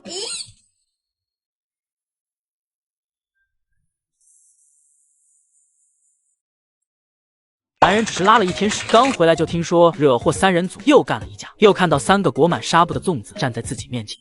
你们这样需要通知家里来领事吗？一句国骂都到了嘴边，身后传来一声嘶吼。我玉米粒子呢？我家男人呢？我那存了3个月的5毛5分钱呢？哦，我蛾子竟然会藏钱了！说是不是你们偷了我的粮盒钱，还让你家的鹅在我面糊里拉稀？这么多人，我不偷不抢，为什么要偷你的粮盒钱？一定是你搞错了事儿，还不是因为昨晚顺走你1盆面糊和1菜板土豆丝，你就是蓄意报复。你竟然偷了我的面糊跟土豆丝！大队长，您亲耳听见他偷了我的吃食，还请大队长做主。还回来！沈梅花，大队少你吃还是少你喝了，竟让你老脸都不要，偷几个知青的吃食，不然就跟你男人留在这一职上合工，直到把东西还回来为止。我还就是，但他们也必须把从我这里拿走的钱和东西还回来。没有呢，婶儿，你肯定误会了。只怪沈梅花自己嘴快秃噜了，人家小知青可比他聪明，一套就套出来了。最后沈梅花只能咬牙硬着头皮赔了3个土豆半斤面粉，打发走老师金。接下来就剩面前这仨最不省心的。这是受伤了，这伤他们本就是装来偷懒用的。于是他选了个折中的说辞：小伤都是小伤，我们重体力活干不了，打下手还是没问题。直觉这老货笑得太阴险，小心无大过。有这脑子和敏锐的洞察力，干点人事不好吗？哦，这样啊，也不是什么大事。昨晚省城来电话，说是跟阮同志约好，叫你去省城帮忙。本打算今个就叫你回去开始准备，看你这伤的不轻，大概率是去不了了。今天就能回大队，那昨晚他们浪费的纱布算什么？为组织做贡献是我们知识青年应做的义务，带伤上任我可以。得嘞，有你这句话就行。你们3都去炊事班帮忙吧，还有省里叫你1周后去报道，熟悉一下厂子与产品。我本来都想叫你回村准备了，既然你说能坚持带伤上工，那就请吧。阮羡羡敢拿沈梅花的脑袋发誓，这老逼灯从始至终压根没想放他们这么早回去，说这些故意气他，不过是看自己天天给他添堵，也想笃信一下他罢了。既如此，是吗？我这次去省城还想万一捞回点功劳跟大队共享呢。看大队长如此正义凛然，想来是不要的。社牛的阮羡羡凭借着一手好厨艺，用1份卤肉浇头就收买了全营地的人，端上铁饭碗，成了后厨安排餐单的负责人。为此拿着鸡毛蹭上了去县里采买的专车。好厉害！推动这个把手踩油门就能加速了吗？如果急停，需不需要换挡？叔，讲解途中还能把车开这么稳，一看您就是老司机，怪不得领导分派任务时眼神第一个看您。这算什么？老子当年可是开坦克的，这你同志可真会说话，就该让自家大闺女跟人学学，省得那张大笨嘴天天气老子。一个敢教，一个敢学。河滩到县城的一路上，阮羡羡理论上已经学会开车，就差实践。现代走过一遭的他，岂能不会开车？英语有奶奶严凤华教授，总要为自己的驾驶技能找个出处，这不大好的机会送上门了。叔，我下周要去省城参加重要工作，有点细节正需要请示领导，前面邮局停车，我能下去打个电话吗？领导你好，我是阮羡羡，咱们在火车上有过一面之缘，有幸担任了您1天的临时翻译，您还有印象吗？是你啊，丫头，前2天林瑞聪给你去电话了吧？准备啥时候过来啊？这开心讨好的声音恶心的身边男人全身一个机灵。哎呦我去！往哪谈往哪谈呢？你他爹的给老子梳小辫不够，还拿橡皮筋弹我脸，我你大爷的就后悔当年生你时怎么没把你塞尿桶里，不当人子的狗东西。阮羡羡看了看表，骂半分钟了。那头提醒了一声，风广才想起在打电话。魏谢谢啊，还在吗？喂！直到对面喊了3声喂，阮羡羡抱歉的声音传来。不好意思，领导，有个路过的老奶奶假牙掉了，我帮她追假牙去了。您刚才说啥？追假牙去了？那就好，那就好。这个点打电话来有什么事吗？是这样的，领导，咱们省城翻译工作还缺人吗？我这边有一个书面，3个口语高级，他们听说能为黑省的经济发展尽一份绵薄之力，都非常积极踊跃的想要参与。这不托我来跟您问问。你把4人的户籍信息说一下，我派人查一下，证上没问题就叫人跟你一块过来。阮羡羡如数把征服小组人员的基本信息上报，那边刷刷的记录完后，你那边没什么事后，尽早过来熟悉一下业务。咱们这次组织一个小型交流会，参与厂商囊括各行各业，电话里说不清楚，再具体的等你过来，这边有负责人接洽。风爷爷，我被刁难了，暂时恐怕去不了，我争取吧，争取不耽误您这边的正事。谁敢在这时候刁难你？一个叫风白的团长，他怀疑我是敌特，言语恐吓，又把我调到炊事班派人监视。您说他想干什么？钓鱼执法吗？你说谁刁难？风白？对，就是他，不好好治水，天天盯着我。您姓风，那风白也姓风，真是同姓不同品。风广脑瓜子嗡嗡的，耳朵里尽是女同志告小状的控诉。对方说的真是他那武力拿脑子换的大孙子。直到电话挂断，他坐在原地半晌回过神，怒气冲冲拿起电话想打给谁，被对面的工蚁一把按住。多大年纪了，情绪还被小同志牵着走。到了我这把岁数还不能随心所欲，不如别活了。说说吧，我那蠢侄子又干什么了？刁难女同志可真出息啊！公野，风广的老来子，随母姓龚，靠在椅子子里，一双大长腿随意舒展交叠，似乎想到快有1年没见过的大侄子，唇角勾起来的弧度锋利又瘆人。小野你罢了，她也不算刁难女同志吧？这头白菜8成是想拱猪了。拱猪？你确定他那情商能成事吗？一个两个都不省心，不知我何时才能抱上重孙？想抱重孙，光靠风白那小子，这辈子估计都难。不如你早点死，重新投胎，自己给自己当重孙。狗东西，不孝子，当年怎么没让我死在那帮人手里是吧？让你失望了。不是小野，你知道爹从没有那个意思，你还是继续给我梳小辫吧。宫野似乎也失了兴致，说吧，大老远把我从京城叫回来，你最好有重要的事。风广知道儿子这时又不高兴，他欠了他的，不愿触他眉头，抬手拿出一份机密文件，看看吧。前不久大雨，一头从江里跑出来的大家伙，不知怎么顺水去了平安县，现在那头老龟还被困在河岸附近，堤坝都被他撞出一条大裂缝。除了咱们爷俩近1年没见想你了之外，叫你回来也是处理这件公事。宫野一目十行，快速浏览。露在外面的龟甲长度约18到22米，全长约等于28至30米，咬合力不详。冲击堤坝的手段为撞击，0至下等。你们想我怎么处理？杀了！杀！你脑子里除了杀就不能想点正常的？在这逆子看似笑着，实则冷漠无情的目光注视下，他的声音慢慢小了下来。例如从哪来送哪去什么的。爸，先不说这样一个体重在10吨之上的巨型生物，我要怎么把它弄回去？就不担心你儿子不小心丧生龟口吗？就你个局里公认状都告到我这里的杀神会丧生在低灵智的巨龟嘴里，这话说出来你自己信吗？去哪？去给您老收拾烂摊子，顺道再去看看我的好大侄和未来侄媳妇。有没有跟他脸一样好看，心里没有家国天下，只有情情爱爱的恋爱脑？有的话可以介绍给我。就在一辆吉普从省城开往县城的同时，阮县县正在养殖场的里挑冻肉。同志年纪轻轻就负责部队里的采买了吗？一个想显摆，一个想结交，两人就这么臭味相投聊在一起了。采买那么大的事，我资历尚浅，可负责不来。就在负责人表情逐渐失望、丧失谈话兴趣时，他话音一转，不过是有幸的领导看中，暂时打理着炊事班，这天天连洗带做，还要考虑到营养均衡，吃什么给战士补身体。我觉得自己年纪太小，胜任不来。领导非说能力与年纪无关。是这个理儿，小同志领导说的没错，明天会有一批固定的开江鱼上市，你方便帮我跟部队搭个桥吗？妹子，哥虚长你几岁，尊大喊你声妹子，只要这笔订单谈成，奖金的事你把心放进肚子里。国营菜市场的东西也愁卖吗？原本是不愁的，这是说来话长。那是一个阳光明媚的午后，那你就长话短说。今年县里发大水，不少地势较低的村落良田被雨水摧毁，我一心软，答应了几个公社可以收开江鱼。阮县县懂了，对方这是土狗答应后才发现供打鱼球，每天盈亏，端公家饭的铁饭碗也会被上边问责。想了想，觉得问题不大，嘴上却说你这噱头不足啊。负责人苦了脸，他有权决定每日收多少菜，收什么种类的菜，但价格都是固定的，便宜点什么的他做不了主。阮县县觉得时机差不多了，这样吧，每天你们菜市场鸡蛋优先提供给我们团，交易维持到水患结束，兵团归营。没问题，我回去就向领导汇报。放心，部队不是土匪窝，只是让你优先提供，不会天天包圆，让你难办。妹子，以后你就是我亲妹子，那些等着卖鱼渡过难关的公社也会感谢你。感谢就算了，以后我有用到你的地方，老哥可别听也不听推辞就好。交流完约定明天给答复。阮县县提着5斤老哥给他尝鲜的开江鱼上车，买回去自己开小灶的。授业解惑是为师，李师傅不藏私的教我开车，这我不得做顿好的，好好感谢犒劳一下你。等阮县县回到营地，阮县县就宣布，我从养殖场弄回来不少好东西，今晚我们营做杀猪菜。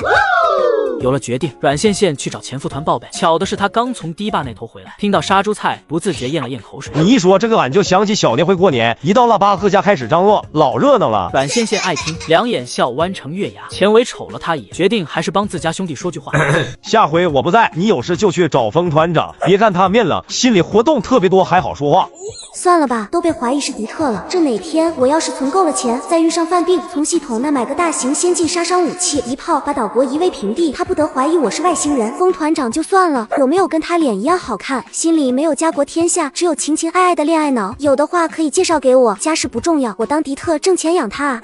这位阮同志的择偶标准会不会太另类了？不行，还是找个机会跟小白谈谈吧。这片大草原，他那匹小野马驾驭不住。对了，前副团，咱们团里的食材不是缺肉蛋吗？我下午出去时跟国营菜市场的负责人谈了谈，他很敬仰军人，我一说困难，他就答应把即将上市的开江鱼和鸡蛋优先供给将士们。钱伟眼前一亮，肉蛋乃任何时候都缺。我不负责这方面，具体的你找政委谈。看见没？河边上戴着眼镜笑眯眯，背手到处溜达那个。可以把你的卤肉配方分享给我们吗？不可以呢。为什么？那你为啥叫李强？我老说了，女生当自强，我姓李，所以叫李强。对，我老也说了，配方不让给别人。第一眼阮羡羡就判断眼前的男人不好忽悠，真诚才是唯一的必杀技。吴方凯略一思考，便点头同意了阮羡羡的采购申请。明天你再辛苦点跟着跑一趟，把鱼和鸡蛋带回来，别忘记让市场那边开单据交给我签字。不辛苦不辛苦，菜市场答应事情办成会给我奖金呢。吴方凯更压抑了，他竟连有奖金的事都大大方方承认了。政委，看在我跑前跑后不遗余力的份上，您能不能答应我一个小小的要求？你说要求不过分，我会酌情考虑。就是换回来的鸡蛋分配能不能由我们厨房主导？数量本就不算多，我做了好事，总要人知道是谁为大伙谋了福利。我这人名利心重，有点小小的官瘾。他从不避讳自己身上的缺点，喜欢被人宠着，喜欢所有人把视线聚焦在身上，贪婪的吸取着世间一切给予他的温暖。小事，鸡蛋份额交由你分配。小姑娘把自己的小心思大大方方展明，非但没让他讨厌，反而想起前伟的提议。阮同志有意向来军中发展吗？我看得出你很喜欢部队的氛围。阮羡羡的心友一瞬间悸动，清醒过来，哑然失笑的摇摇头。感谢您的厚爱，我不适合。部队氛围虽好，我受不了那个管束。不过我可以做个编外人员，在外遇见什么可用的物资，会第一时间想到咱们团，报酬给我点奖金就行。重生以来，阮家被他搬空，仇人被他踩在脚下，唯一的目标好像就是挣钱，早日买上带林权的空间，然后躺平养老。可他发现自己并不是很热忱，反而是风老的邀请让他心底里期许更多。他的性格就不是安于现状，相较于平淡度日，他更喜欢搞事情，喜欢惊险刺激，喜欢万丈光芒。那祝你前程似锦，在自己的舞台发光发热。回到厨房时，配菜已经就绪，阮羡羡、大铁锨都抄起来了。厨房呼啦啦进来一群人。谁是阮羡羡？姑娘双手叉腰，当视线与阮羡羡四目相对，她眼睛一点点睁大，不自觉咽了咽口水。好可爱，怎么能有人长得和橱窗里面的娃娃一样？请问你是阮同志吗？我是大猪圈大队的下乡知青李强。可以把你的卤肉配方分享给我们吗？不可以呢。为什么？那你为啥叫李强？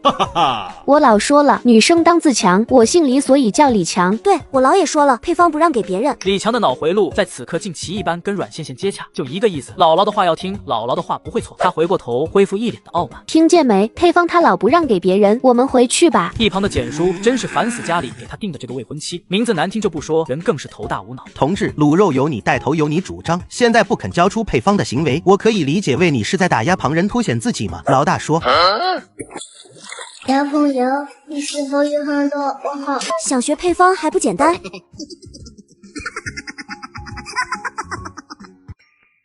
女人为了吓跑过来偷师学艺的男人，就把男人扔进了大锅里。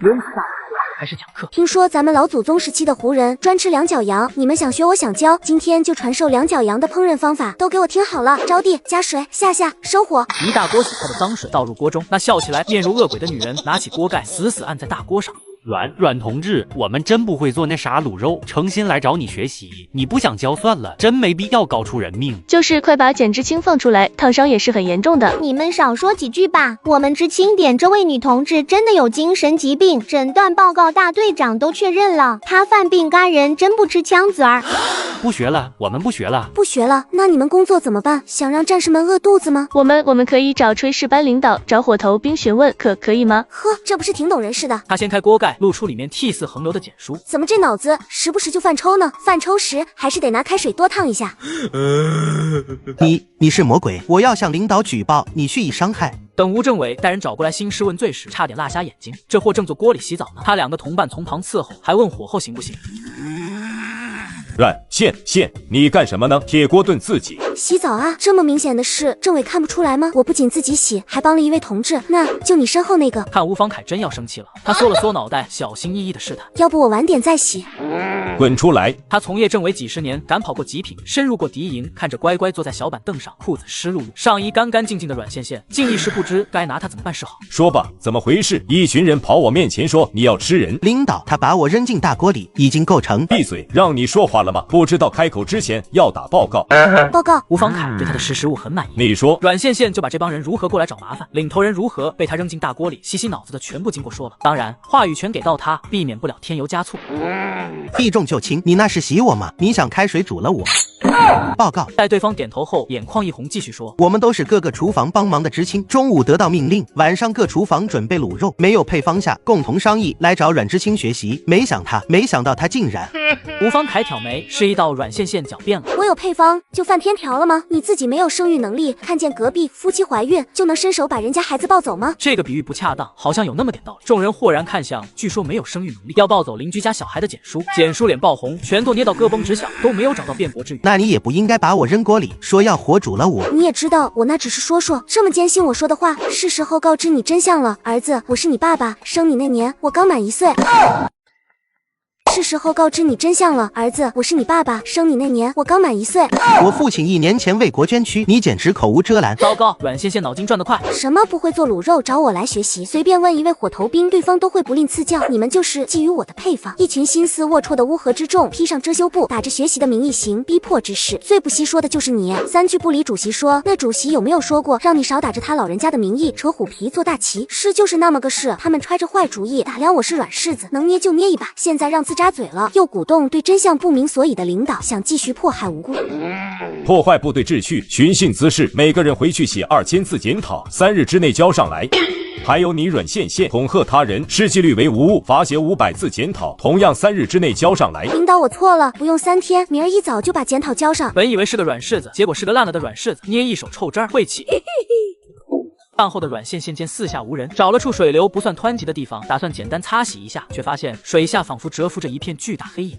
彤彤，知道水下面是什么东西吗？不知道那线线，你花2块钱可以看直播。这个调调就是没有危险的意思。他遇上麻烦，他的彤彤比他还要急。你是什么东西？回家，回家。你说什么？能浮出水面吗？我听不清。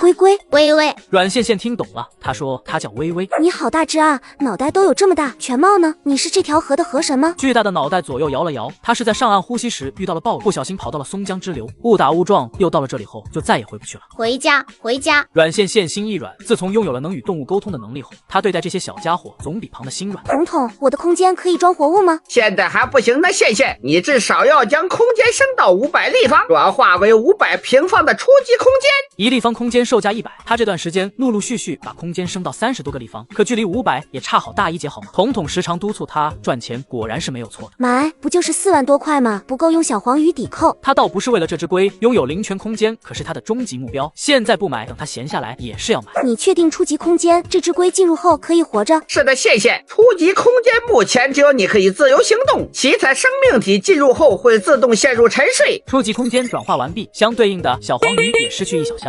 空间背包已升级至初级空间，线线，要不要进来你的空间看看？好想，好嗨，好孩子。算了，自己的彤彤自己宠，在这里进入空间也属实不安全。微微，我可以带你回家，但你需要陷入一段时间的休眠。回家，回家。突然想到什么的阮线线心里提了口气。你吃过人吗？他活了太久，人有鱼好吃吗？大概率是没有。那你知道这条河最近死了很多人吗？你可以帮我把他们的尸身带上来吗？微微二话不说潜回水底，看得阮线线惊奇不已。那么大的生物竟然入水无声，河面只是浅浅晃动一下。很快，水面漂浮着20余具尸身，其中甚至有2架白骨。都在这里了。谢谢你帮我把他们送回家，作为交换，我也很快会送你回家。心念一动，收。小叔来处理那只异端吗？怎么样了？他就知道小叔该来了，1年没揍他，估摸拳头都痒痒了。小叔，这次能不能别打脸？我还在执行任务。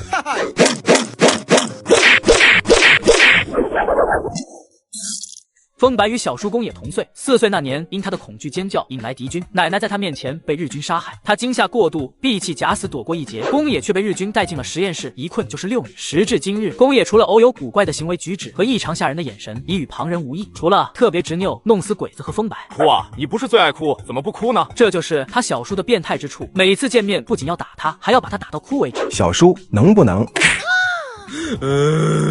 小叔，我错了，以后不敢了。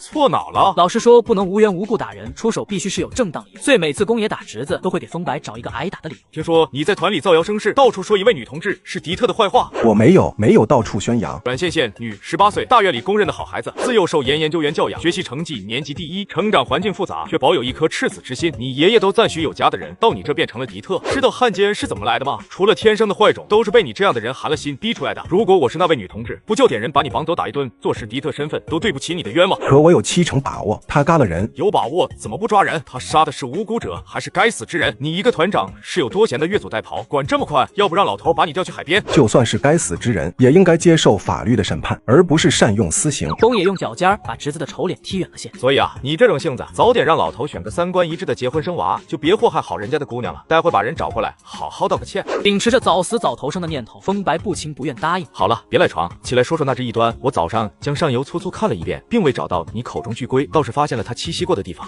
有时候风白真的挺想报公安。他赖床，他这是被揍的起不来好吗？不可能啊！我昨天还见过那只龟。小叔，你里有翻找没有？这个真没有。你现在出去把岸边戒严，有人不方便，清场后我再下去仔细探查一圈。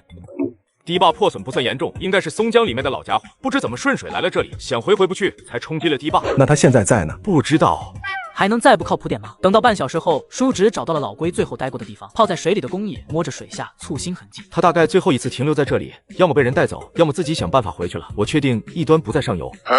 被人带走？昨晚是有人说河里闹出了动静，我赶来查看时，水面已经恢复平静。小叔，我这就让人去查昨天谁靠近过河岸边。我劝你好奇心别这么强，如果真有人能无声无息带走一只巨龟，顺道再多带一个你，跟玩儿一样。如果巨龟真被人带走会有什么用？公野脱了浸湿的上衣，又见四下无人，扒了侄子的衣服穿自己身上，能干什么？带到实验室提取什么包什么恩的研究长生药剂吧。说完，见风白又要去查，再三确定侄子那三脚猫功夫是拿脑子换的后，他这才把接下去的话说完。但这个猜测不成立，你战友的遗体上沾有巨龟身上的粘液，证明受了谁的委托送还而来，总不会是一只老乌龟的心血来潮。而有这份心思的人不是我们的敌人，那人不愿暴露身份，又不是敌人，为什么要一究到底？某种层面上讲，人家还帮了我们，你这恩将仇报的毛病趁早改了吧。还是那句话，真有人能带走巨龟，顺手让一个你消失不是问题，想降你就继续降。有坏人觊觎我的毛，还觊觎我的粮，打他打他！阮线线听完他一顿嘎嘎，阮线线大致明白，用蛾子的原话说，他在河滩走得好好的，忽然被人抓住脖子，问他吃什么长这么好，他也想吃。人家逗你呢，想吃你的肉不香吗？说完，胳膊就被拧了一下，非要跟过来，这外边比咱村里危险多了，想保住额粮和毛，最近都别出去了。就在这时，风白身边的警卫找来，让他去一趟临时指挥所。一进来，阮线线就见一个鼻青脸肿的大花猫。咋地？亏心事干多了，终于遇见好人了。一句好人大大愉悦了坐在风白身后的公野。小白，跟人家女同志道歉。对不起，我不该因为想引起你的注意，信口胡诌怀疑你是迪克。风白伸手捂住脸，在喜欢的女同志面前道出龌龊心思，着实令他难堪。可感受着身后那道越来越危险的视线，他只能硬着头皮把话说完。我怕失去跟你的交集，就想找点恰当的理由，没想找了一个最不恰当的。抱歉，我会写检讨交到上面。阮线线他看得出风白是有错敢认，但绝不会说清缘由，骨子里有一些看不起女性的大男子主义。很好奇，一直在背后踢他屁股那只脚的主人是谁？麻烦让让。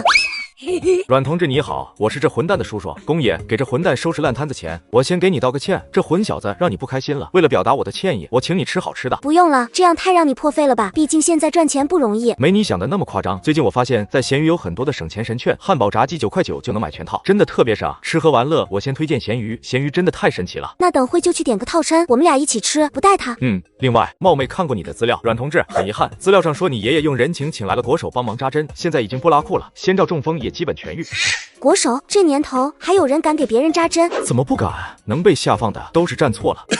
他可真敢说啊！弹弓也真没有什么不敢说的，不过还是转了话题，说出目的。最晚明后天我会出发回省城，家里老头的意思是把你一起带过去，不用挤火车，路上更安全一点。好啊，那就要麻烦你了，我正不想汽车倒火车，再倒汽车了。看叔侄俩一副明显有事要办的样子，没别的事，我先回去了。龚同志走前派人知会一声。待阮线线离去，风白脸色变了又变。小叔啥都有，就是没有烂好心。什么时候这么听爷爷的话，会主动邀请女孩子坐他的车？蠢货，尽快准备修复河坝的材料，我没这么多的闲工夫给你单杠。这么久没见，小姑娘都长这么大了，我得需要去一趟县里买点女孩子家爱吃的东西。县城到省城这么远的路，万一她路上饿了渴了怎么办？坏了，忘了告诉大队长一声。放心，大队长和严奶奶那边我已经叫人安排告知了。死丫头，姓阮的，你检讨书还没交呢，走也不打声招呼。他就是个嘴把式，从没想过兑现。公也看了一眼心虚的阮线线，随意拿出一张纸，在吴方凯的眼前晃了晃，大大的检讨书3字跃入眼中。随着检讨书一起的，还有一张印有国防安全的工作证。阮同志的检讨书在我这里，现在正式通知，这张检讨书被征用，你还有什么问题吗？你是真的饿了？报告领导，没有问题了。说完，恶狠狠地瞪了眼，因为有人撑腰，又只冷起来的软线线。军区的地址你知道，回孙儿别忘写封信报声平安，不是想要你嫂子自家酿的青梅酒，倒是祭点给你尝尝。阮线线眼眶一红，闲聊侃大山时，吴方凯说他媳妇酿的酒好喝，阮线线趁势讨要，没想吴政委真上心了。好啊，记得多记点，我胃口可大了。坐好，出发了。怀里那只鹅快被你挤成肉酱了。妈妈，就是这个坏蛋，不仅想抢鹅粮，还觊觎我毛。阮线线破涕为笑，用力撸了把蛾子，好奇偏过头问宫野：“你车里还随时背着检讨书？”宫野嗯了声，没好意思说，都是空闲时候写的，上面要多少字的，他就找出对应的交多少字。心情平复，阮线线回头：“夏夏，楚叔叔真不跟咱一起走？”他说不跟，去朋友那里借车，晚点跟上我们。到省城后出入有车会方便一些。随车吉普车行驶，后座上的二女很快传来均匀的呼吸声。阮线线努力睁大一双眼睛，副驾不睡是他最后的原则。困了就眯会儿，从这里开车到省城大约要10多个小时，我们先去县里吃点东西，睡吧，到地方喊你。阮线线眼睛依然睁着，没话找话说。风老和风白都在黑省，怎么听你口音却是京城的？这亲戚关系是正经的吗？父子叔侄关系，还有不正经的？想想自己和风白，宫野回答的不太自信。应该。就在两人闲聊时，阮线线不知不觉睡着了，车中只余下宫野跟蛾子大爷瞪小眼。吵醒他炖了你，晚上加到铁锅炖大鹅。等他养的两脚兽睡醒，谁炖谁还不易。我去办点事，你们自己找地方待会，晚点在这里会合。行，忙你的，不着急。三个小姑娘一商量，决定去旁边的澡堂洗个澡。宫野目送人走进了澡堂，想了想，就从车内拿出关于阮线线的资料，一遍遍复看。小骗子，不是说自己叫仙仙吗？喜欢这手表，送你了。你就是拿自己带过的东西送人，我看上去很像喜欢二手货的。不是，给你看看，如果喜欢我再找快女士的来。不要，我有机械的，想再要块电子的。好，卡西欧那款有2个按键的电子表，很适合你，但是不好弄，我想想办法。阮线线沉默，一直到车子在国营饭店前停下，木下等人下车，他忽然侧过头看向宫野，眼眸带着一种说不清道不明的情绪。小哑巴，这些年你去哪儿了？你想起来了？是啊，想起来了，你在有意无意提醒我不是吗？在阮线线8岁那年，跟奶奶租住的小院外来了一个半代的小哑巴，他在学校里受了欺负，转头就指使有特殊能力的宫野替他报仇。那天早上你被那帮人带去哪了？那时在宫野背着他上学的路上，快要走到学校时，一辆车下来，4个人带走了宫野。至此，阮线线到死都没能再见过他。上辈子弥留之际，他还在想，如果当年的小哑巴没被人带走，他一定不会让阮家让陆毅那般欺负自己。不知怎的，笑着笑着的阮线线眼眶突然就红了。怎么还和小时候一样，鼻涕比眼泪都多？别哭了，我记得你小时候最喜欢喝奶茶了，我请你喝奶茶好不好？最近我发现，在闲鱼有很多的省钱神券，奶茶咖啡9块9居然能买2杯，都给你喝好不好？我要喝很多很多的，这样会不会太花钱了？不会的，为线线花多少钱都值得，而且闲鱼真的特别省，吃喝玩乐我推荐闲鱼，闲鱼真的太神奇了，所以我可以给你买更多好吃好喝的。阮线线噗呲一下笑出来，说这些年去哪了？我以为宫野有那样特殊的能力，他以为他被人带走后遭遇了不幸。别怕，我没事，人这不好好的在你面前，以后再不会不告而别了。他在日军实验室待了6年，回家又用2年恢复神智，以为日子即将这样过下去时，京市来人找到了他爸，说以他的情况最好进入507所学习成长。那时分广黑省京市2头跑，直至那一次多月不见父亲，他害怕了，破坏了研究所安全警戒逃跑。本是想找到风广，谁料误打误撞遇见了小姑娘。他知道自己的特殊能力后，并未拿她当成异类，直到他被所里找到，被亲爹带回。事后我去那间小院和学校找过你，学校拆了，小院的房主说不知道你们祖孙去了哪里。我奶奶未嫁人前有过留洋经历，那场活动刚有苗头，奶奶就被老逼头子举报了。你知道的那处小院只是我们祖孙东躲西藏的一个落脚点。在你被带走没多久，我也被奶奶送回了阮家。宫野能说什么？只能说句造化弄人。不叫仙仙了，因为你一句大舌头的仙仙，这些年我可是翻遍了京城名字里所有带仙字的。提到小时候大舌头的自己，阮线线也有点尬。多年后久别重逢，两人仿佛有说不完的话。就在这时，饿了吧？先下车吃饭。我看你在厨房做完饭后都没有什么胃口。两人并肩走进国营饭店时，陈招娣正撅着嘴，撅起的小嘴上还横放一只筷子。两人探照灯般的目光射了过来。有情况！他叫宫野，是我小时候的御用打手。你们好，我叫宫野，不仅是他小时候的打手，以后都会是。双方落座，宫野开始给阮线线点餐。他记得阮线线口味，很喜欢吃面条，来点清淡的小鸡炖蘑菇，第3鲜玉米排骨主食，吃牛肉面可以吗？阮线线点头，替他点完爱吃的。宫野又招呼他的好朋友：2位同志喜欢吃什么可以自己点，不用客气。说完，怕自己在场，2位女同志尴尬不好点菜，他起身去饭店中央的大桌子上拿起几副碗筷，用热水浸泡，又洗了洗。这个好，这个好，我宣布这门婚事我同意了。你这个看脸的恋爱脑，也许就是个驴粪蛋子表面光呢。交朋友可是终身大事，还要仔细观察。你俩说什么呢？不是想看松江吗？松江到了，不过看你们都累了，今晚将就一下，在这附近过夜。车子经过特殊改造，可以睡人。别怕，我就在这附近，明早起来给你烤飞龙吃，记得锁好车子。拐道为了看松江，他们错过了最近一座县城。宫野想，既然来了，总要让他看看太阳升起时大江的秀丽风光。那你呢？我在外面守着你。一夜无话，阮线线是在外头的篝火熄灭。宫野进入山林后被系统叫醒。线线，那个男人走了，你可以出来放龟了。哦。玉龟为了报答女人的救命之恩，盛上了一箱镶沉底的金银玉器和数之不清的古董首饰，还有满满一箱的青铜器。哇，彤彤，我有个不成熟的想法，你的商城可以仿造青铜器吗？我们要不要做一把碟中谍中谍？线线很行啊，别说仿造青铜器，想卖原子弹坑人，我也给你弄个粘屁的出来。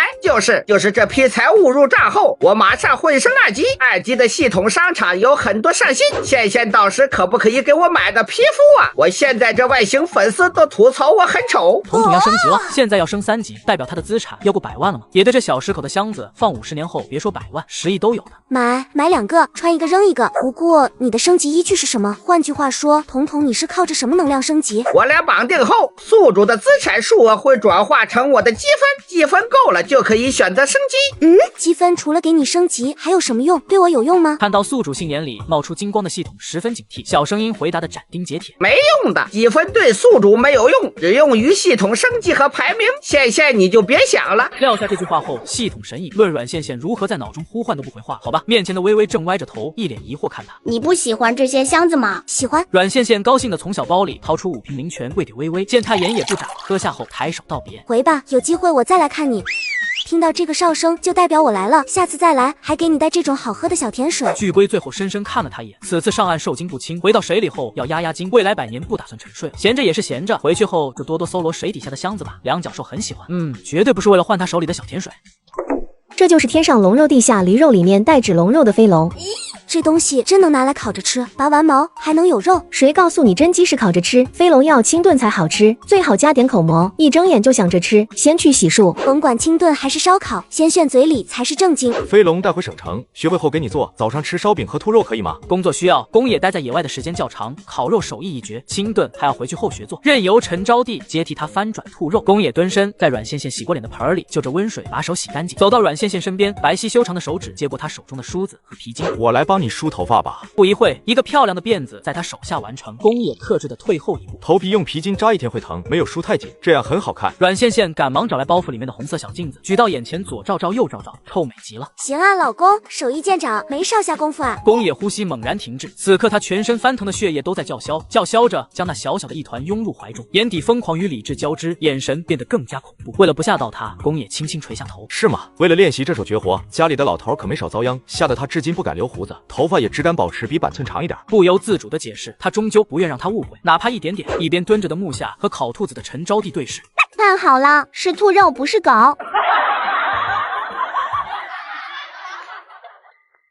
同志你好，我们是受邀来此的翻译员，麻烦找一下贾永军，这是我的介绍信。来这么早啊？贾永军带人去了机械厂参观，估摸也快回来了。你们是在这等会儿，还是先回房间休整一下？3女商量决定，先办理入住。房间正好是3人一间，你们的房间在1楼，左拐走到头，再右拐就可以看到了。我叫宋桂英，有事可以来前台找我们任何一人。贾处长回来，我会将阮同志等人入住的消息告知。宋桂英对阮线线做了详细的安排和介绍，特别点出不可与外宾私下会面，一经发现想来后果挺严重的。等到他看到背后的宫野，目光不自觉带上了警惕。你谁啊？平安县第一批抵达的3个翻译员中并没有男同志，他是你的同伴吗？没有提前报备是不可以入住的。阮线线没说话呢，宫野随手将工作证压在桌上，再开一间带有独立卫浴的客房。等看清工作证上面的个人信息，宋桂英忙一开眼，没有多问的，在2楼开了一间带有独立卫浴的高级客房。而另一边2位男同志正收拾行李准备出发，看着吴学良收拾行李，楚离忍不住吐槽：你怎么买这么多东西？我也没见你用过啊。很多都是我妈给我买的，都是全新我没用过的，都多的快放不下了，我在愁怎么处理呢？把它们都放闲鱼就好了，现在还有 AI 发布和托管功能，闲置更方便了。我已经回血了好几千，闲鱼真的太神奇了。这么神奇吗？那我等会就去。好，等你搞定我们就出发和他们会合。走吧，送你到房间后，我要去一趟部队，2楼的钥匙拿好，今晚自己上楼好好休息，明天中午来接你出去吃饭。阮羡羡表情狐疑的看了他一眼，都住进湖滨饭店了，难道还要带他去外面吃国营饭店？多年不见，游戏技术不仅跟小时候一样臭，脑子好像也比以前更秀逗了。你不住这里，那你身份开好的房间，我可以随便使用吗？他记得住在招待所都不能随便串门，更别提这间外松内紧的大饭店了。说话间，众人已经来到客房门口。没事，待会我去找负责人说一声，2楼独立安静的环境更适合休息，明天等我来接你。宫野拿出口袋里面的香蕉点燃，又掏出一张写有密密麻麻文字的白纸。第一条，不可以爱之名违背妇女意愿；第二条，喜欢是长久的陪伴，感情亦不是牢笼，张弛有度方为良久。正当宫野对照着纸张，回想连日来自己做的可有哪里不好时，一只大手突兀搭上肩膀。你还真在这，手里拿的什么给我看看？不对，哪来一股子烟味？那个王八羔子在饭店内部抽香蕉了。写满文字的纸张被身边之人夺走，宫野深吸口气，蓦地把燃烧之中的香烟塞进林瑞聪的裤子口袋里。林叔，您在这，我爸呢？看见我后夹着尾巴跑了。倒霉催的，把你叔那地方烫坏，你婶儿得跟你拼命。想到刚刚惊鸿一瞥时那纸上的内容，你小子偷抄老风日记了？什么以爱之名，什么牢笼？那不过是你爹当年追求你娘时耍的小手段。什么意思？当年你妈被老风强回去，曾放出豪言跟坨时也不跟你爹，是在饿死前可以保父，而你爹只会加速他的死亡。左哄不好，右哄不好，你爹急得跟上蹿下跳的猴儿一样，提着歪把子威逼一起出生入死的兄弟给他想办法。可军中都是大老粗，自己女人小手都没摸过，哪来的办法给他想？还好你早死的文叔叔给他想了个办法，写一本别太刻意的日记，述说爱意，故意露出马脚，因你妈妈自己发现。后来呢？别说，你文叔的主意真好使，老风回去后照做。你娘管他行迹鬼祟，发现了那本日记，自然也知晓了你爹的心意，甚至觉得掌控了你爹的小秘密。两人闹矛盾，你的母亲总会去日记里寻找老风内心的真实想法，但他也没得意太久，差不多婚后生下你大哥。一次偶然，真相被揭开，你妈气得差点带着她肚子里的你大姐跑去国外，要不是老风苦苦哀求，人没准就真走了。小子，别信他上面那些胡话，一个强取豪夺的军阀说爱是克制，你信吗？林瑞聪笑着拍拍宫野肩膀，孩子听书的，旁人的经历总归是旁人，伪装欺骗而来的感情不会长久，真诚才是唯一的必杀技。上去吧，你爹在4楼等你。宫野反复多次尝试去理解何为真诚，纤纤如天上的澄澈皎月，踏入深渊里腐朽肮脏的淤泥，一个是天，一个是冤。他要去告诉小仙女，自己是一个被剥夺了7情6欲，只余下偏执、贪婪又自私的短命疯子吗？你未来孙媳妇拐跑，耽误我老人家抱重孙，你还委屈上来？换一个孙媳妇，是谁都行，除了她。这话让老爷子不理解了，人家好好的姑娘哪里惹到这煞星了？我跟你说，小姑娘可是我老头子亲眼瞧上的，你侄子难得铁树开花，刚打电话托我给人家女同志。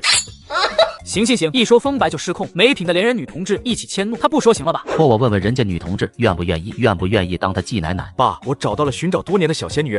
真的？小仙女在哪呢？快带爸去看看，爸活了一辈子还没见过仙女。找到了，就是你嘴里要给我当继母，给风白当继奶奶的那个人。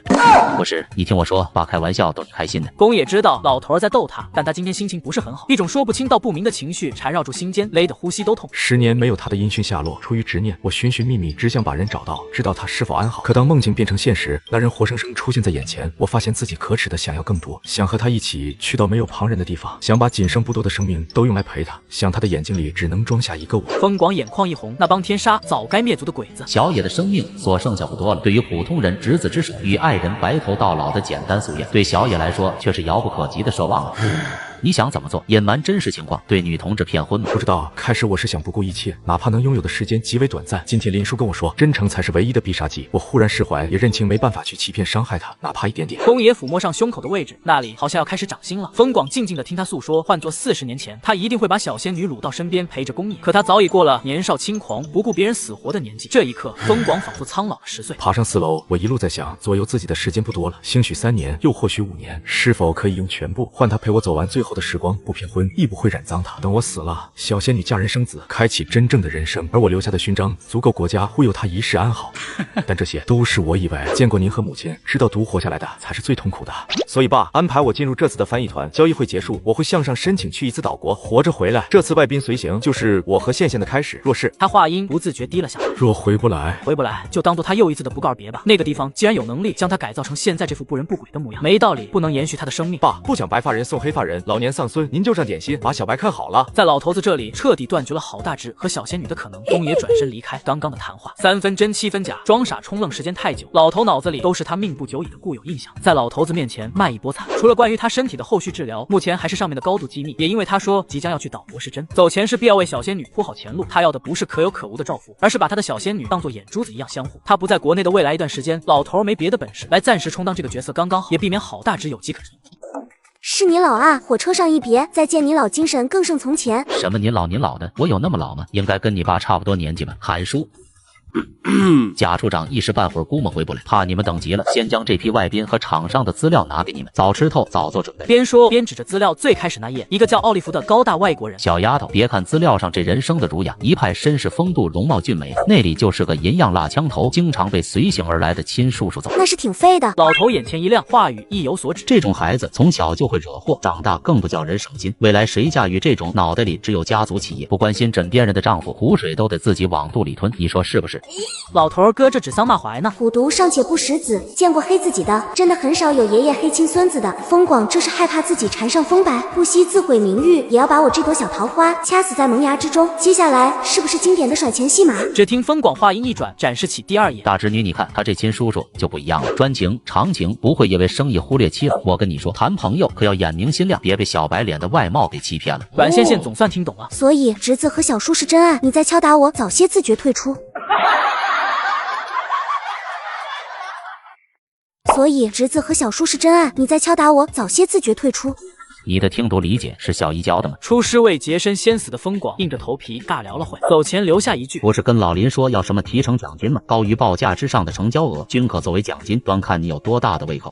哪里来上赶着做人家叔叔的老不休？火车上认识明明挺正常的。凭这货的聪明，或许什么都明白，就是太清醒了，清醒到尚未开窍。来看看你叔特意送过来的资料。资料在3人面前逐一展开，外宾的个人信息、所在势力家族的主营项目、来华目的以及喜好，资料太详尽，超出翻译员接触的层面。老爷子对他们开放了更高一级的权限。等3人看完资料，阮线线含笑的目光看向同样若有所思的小姐妹。循规蹈矩的当翻译多没有意思，奖金在前，要不要玩把大的？陈招娣自不必说，他最缺就是钱，虽然不知道玩什么大，但他举双手赞成。你是说想朗头吃？此时全然不知自己即将被坑的风广正在楼梯口和林瑞聪大眼瞪小眼。好啊，你这个臭小子，开小灶居然开到我眼皮子底下。给你，都给你吃行了吧？算你小子识相，平时天天喊穷，怎么发财了？买这么多好吃的？嘿嘿，那能啊！最近我发现，在闲鱼有很多的省钱神券，汉堡、炸鸡9块9就能买全套，真的特别省。吃喝玩乐，我先推荐闲鱼，闲鱼真的太神奇了。这么神奇吗？那我等会也去。你这点都不够我塞牙缝。有何不可？上面非常看重这次展会，何尝不是我们的一次机会？什么机会？从领导看中到非君不可，扬帆起船的机会，不多为自己创造与外宾接触的条件。他那尚未实施的青铜器大计卖给谁去？野心不大，就想有朝一日回城，家里的老逼头恭敬唤我一声阮领导。招娣就不想父母抱着你的大腿，哭求你的原谅，忏悔他们曾经犯下的错事，我都给你想好了。你爸姓陈，你妈姓啥？话题转换的太快，陈招娣下意识接话：我妈姓刘。真到那一日，就让你妈改名叫刘产，你爸改名陈盼，让他们生名字都改了，再生不出儿子，一定是命里带衰。这种没用生不出儿子的父母，趁早登报声明断了。听君一席话，胜读10年书。阮姐，请满饮此杯，接下我诚挚的谢意。好说好说，来，未来的黑省新星，我们加油！什么黑省新星，又土又寒碜，我们就叫东北虎。统统，你升级好了没有？来了，刚刚线线和人加油时我已经好了，看你在忙就没有打扰。统统，你有心仪的皮肤吗？拉出来给我瞧瞧，我帮你参谋参谋。话落，各色各样的型男出现在屏幕上。要这个我就要这个。统统看上的皮肤价格可以接受588，可是吧，恕他审美无法苟同，更无法和一个拥有8块腹肌的型男系统相处。于是亲自上手挑了几个售价99元的皮肤给系统看，他不喜欢，并且滋哇乱叫。别叫了，就这个，再叫不给你买了。一点不威猛，还怎么当线线的爸爸？毫不犹豫点下购买，售价398。现在可以穿上给妈妈看看你吗？不行，我有点事，线线自己去看商城上新。话落再次神隐。阮线线手指滑动着光屏，上新的终极灵泉，功效介绍的很吸引人，50毫升，售价100，贵是贵了点，买。当那灵泉水进入唇齿，如饮下一口琼浆玉露，不多说，阮线线身上就冒出一股灰褐色物质，立马音响浴室足足洗了半个小时，阮线线明显感觉到身体愈发轻盈，仿佛被注入用不完的精力。这东西太好了，100块50毫升的价格，也不知道什么时候才能实现零权自由。这连续升级空间大团结所剩无几，经营价格低，现在卖给系统太亏，缺钱被骗。心念一动，他闪身进入空间，秘密基地，真正意义上的秘密基地。这里盖商超，这里种植稀有高价药材，给自己买间竹屋，还是现代化的别墅呢？线线50点，看看自己的钱包再说话。昨夜偷跑出去采阳补阴了，你喝琼浆玉露了，天生自立难自弃。木下一脸羡慕。同为老乡，我从末世带来的空间，除了一堆上辈子捡来的破烂外，啥都没有。想吃点喝点啥，还要自己辛辛苦苦养猪种地，真是货比货的扔，人比人的死。不管了，回去就多养几头猪，卖了从小祖宗手里换好东西。只有陈招娣不明所以。你除了变好看外，是不是还长高了？没听人说23还能窜一窜，我才18，未来肯定能长1.8米。竖着有点难，横向发展还有可能，不信你问夏夏。接上集，三人来到餐厅吃早餐。咱们早来了1星期，我想去各个参展的厂子里转转。木下没有意见，我擅长机械，想去机械厂看看，从这方面入手。阮线线心中早已经有了成算，倒是陈招娣沉默了一会儿。受成长环境影响，我对周遭之人的喜乐和情绪上的变化非常敏感。留在外宾身边，或许对我们的团体有帮助。可以啊，如果你能观察到外宾对一样物品的喜好或是报价是否满意，简直就是团队核心。对，团队核心，那就这么说定了。待会吃完饭去各厂看看，资料上的文字描写毕竟只是想象空间。待会找负责人问问，门口停放的红白汽车专门接送外宾往来工厂和饭店，我们可不可以搭乘？可以，我叫贾永军，负责这次展会的对接与调度。几位小同志是平安县过来的翻译员吧？不好意思，听到你们的对话，饭后正巧要去机械厂办事，可以顺路把你们一起捎带过去。那感情好，我们变成您东风一道过去。千穿万穿马屁不穿，贾永军笑出声，关键小同志声的俏，那双眼睛抬头看人时清透明亮，透着一股灵气，没有刻意的曲意逢迎，仿佛他就是天生的这般古灵精。同志初次见面，这顿饭我请你们吃吧。你太客气了，这顿会花你不少钱吧？没你想的那么夸张。前几天我媳妇让我打扫卫生的时候，发现屋子里有好多物品都用不到了，放着也是浪费，就把它们挂闲鱼上了。现在还有 AI 发布和托管功能，卖闲置可方便了。我已经回血了好几千，闲鱼真的太神奇了。那行，一会我也去试试。那这顿饭我们就恭敬不如从命了。等吃完拿上东西，我们就出发。路途无聊，贾永军问起三人的英语从哪里学来，阮线线一顿巴巴。我奶奶以前是大家闺秀，又有留洋经历，从小教育我语言是一门技术，勤学苦练，当国家有需要时，第一时间站出来。奶奶有留洋经历，想必人不是在农场改造，就是不在了。可惜啊，一位留过洋的知识分子，去种什么的，都来我这当翻译多好。巴巴完自己，他又开始巴巴木下。他叫木下，和我的情况有点类似，英语是一名留洋归来的老师教授的。三人约好对外交流，就交给了会巴巴又爱巴巴的阮线线。对外人设也是昨夜商量好的，他有留过洋的奶奶，木下曾有过留洋经历的中学老师，老师已经去世，死无对证。至于陈招娣，没有特殊经历的土著，全靠踏实肯学。他口语不行，担任团队书面。说完了介绍，贾永军对三位积极有能力又肯真心实意付出的女同志非常满意。资料都看过了吧？你们对这次黑省的展会怎么看？老冯一口气弄来这么多的外宾，那是在组织面前立下过军令状。这么大的动作，外汇创收不达标，恐怕日后再求机会都难。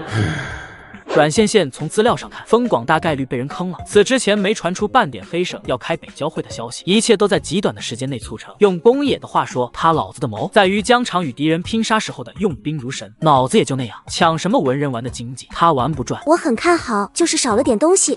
少了什么？江南的丝绸，沪上的奶糖，这些是外宾来华必购的清单。我们黑省呢，有什么让人来了一趟后必须带走的吗？这个问题，贾永军真就认真考虑了，半晌说了句：刚才我省自主设计制造了2座转炉，技术在国内遥遥领先。刚才虽然好，却不是外宾刚需。领导，我是说那种来了一定会买的东西，有吗？这次贾永军不说话了，最后不无可惜的多看了一眼阮线线。时间紧，任务重，现在再去准备，怕是来不及了。那可不一定，但这话没说，容易被人当成信口胡言，很败印象和好感度低。这是咱们省里的司机小王，让他带路，找个人带你们参观，我有事先忙。王同志，你一看就是家中长子吧？你认识我？这年头放在以后，能给大领导开车的都不是无名之辈。当下能举全家之力培养司机，8成是家中长子。我大哥同学也是司机，听他说，当年举全家之力，千难万难学会开车，父母不知为他求了多少人，流了多少眼泪。不过他开的是货车，跑长途跋山涉水还危险，工作就没有你体面了。学开车难，想找一份体面的工作更难。不是我说，给领导开车这工作真不是随便来个司机就行。无中生哥的阮线线一脸赞同。确实，我哥同学那圈子里能在机关部门开车的都是人中龙凤，抽香蕉吗？妹子，劝你句，别在这里下功夫了。这机械厂弄2条半废的生产线，指望卖给外宾，也不知道姓张的肚子里在打什么主意。多办没好事，少掺和为妙。这次外宾里面一个叫麦伦·史密斯的，他的妻子是维克斯家族旁系的小姐，而维克斯家族是欧洲著名的军火商。一座生产兵工的机械厂突然来参加展会，本就稀奇，大概率是想通过麦伦·史密斯引荐，从维克斯家族手中进口什么机械。这地方我来了，没食堂也有8堂，带你们进去转转。一圈转下来，阮线线的嘴角都抽了抽。拿2条半废的通用机床生产线参展，机械厂厂长是认真的吗？拿2条半废的通用机床生产线参展，机械厂厂长是认真的吗？木下，你怎么看？我想制造一种小鸡孵化器，第一机械主营兵工，恐怕不合适。农业方面的机械，你们可以去农机厂看一看，距离不算远，开车3个多小时。阮线线对木下嘴里的小鸡孵化器挺感兴趣，他在现代也有听说，正适合养殖业不发达、百废待兴的当下，一旦真的制造出来，何止造福千万家。那咱们等等贾处长一起回饭店，工业中午过来一块吃完饭，让他拉咱们去一趟农机厂。正说着话，一行神色焦急的人群远远出现。出事了！你们在原地千万别乱跑，我过去看看。3人对视。我的同伴受伤了，他伤得非常严重。堂堂里的国境1个人的性命将望着举起门外，直到麦伦平安。我会将今日及时的电话告知外交部，不能给我们你的交代。我和麦伦也不介意将事态扩大。他威胁人那一套惯用说辞，行走在华国无往不利。阮线线确实低头了，低头瞅一眼伤口仍未止住流血的麦伦，这样下去不行。谁体力好又熟悉去厨房的路，快跑去弄点草木回来，他需要止血。不用去厨房，传达是海尔蛋那里有。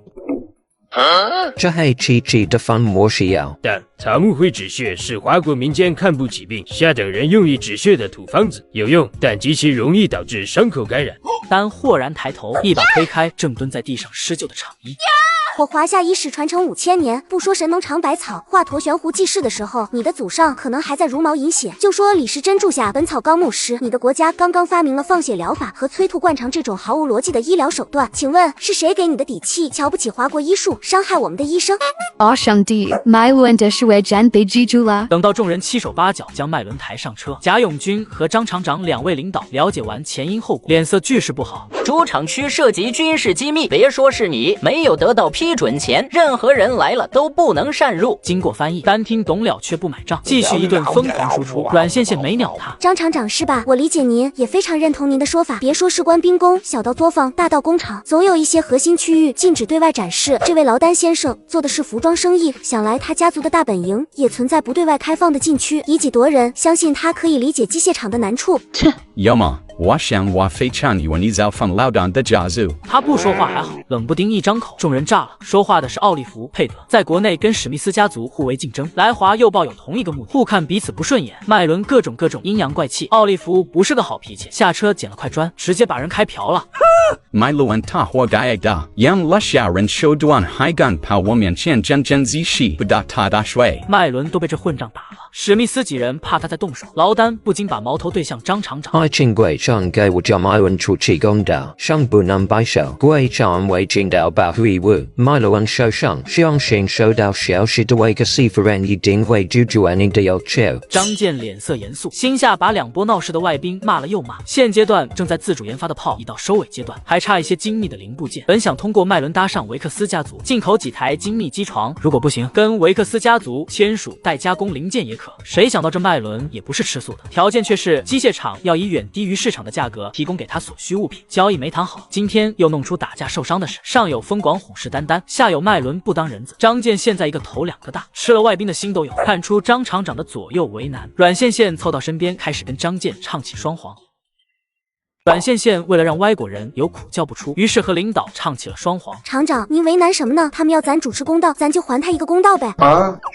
不是我不管，依照我法，奥利弗的行为已经构成故意伤害。调查结果无误后，应移交外交部通知奥利弗和麦伦所在国家，最后由两国协商走引渡程序，又或者在我国吃花生米。这么麻烦？可不是，这是麻烦也得通知相关人员来处理。我不是不相信史密斯家族的人品，万一事后不好了，或者那位麦伦先生留下后遗症，秋后算账，咱们厂浑身是嘴也说不清。小同志的话并非全无道理，我这便让警卫处将事件移交叔叔处理。史密斯竟然没反对，态度默认。想追究的是你们，不用华国介入的又是你们，好坏话都让你占了，可不行。厂长，这事咱们也是遭了池鱼之殃。您看史密斯家族如果应承您多日再谈的合作，咱们这边是不是能出具一份双方自愿调解书，签字后不用再走法律程序？意思是白挨打还得倒贴补偿机械厂。我不同意，不同意，想走法律程序，想占便宜的最后反被占了便宜。张健将双方带走，去办公室详谈。江山代有人才出，小同志很不错，我们展会上再见。等不到展会，这2天可能就有事要麻烦您呢。夏夏的小鸡孵蛋器需要到的零件小巧，以目前机械水平，这事大概率还要麻烦到第一机械厂头上，他的忙可不是白帮。没问题，我通知副主任协助你们，图纸参数准备好，到时一起带过来给他。贾永军从旁一直默默观察这场闹剧，对阮线线这个孩子越发喜爱，遇事不退缩，张弛进退有度。怎么就有个坏分子的奶奶？不然说什么也跟疯狂把人要到省办来当助手。被坑了的外宾都有点打念，坐在大巴中间的阮线线就开始找事了，挑衅的看着距他不远的劳丹，那眼神仿佛在说小垃圾，刚被也对服了吧。憋不住的劳丹终于上钩了。那个帅，你说的利息真有那么厉害？华博医疗水平这么好，如此路啊，连你们自己都在否认消灭中医不是吗？我们那不是消灭，去其糟粕，留其精华，让医学随着时代的发展而发展。这话你自己信吗？是谁就也敢拿 idea 喷我们淘汰的平生产线？又是谁为了一点原材料送罪事情？劳丹话说的难听，事实也如此。落后就要挨打，自强不息才能立于不败之地。未来华国只用短短几十年追平甚至超过国外，而正处在窘迫时期的阮线线并不以为耻。尺有所长，寸有所短，你无所求，跑到华国来干什么？一旁的贾永军差点叫好。尺有所长，我没看出你们有哪里长。落后的经济，贫苦的百姓，你看窗外那些人身上穿的都是什么？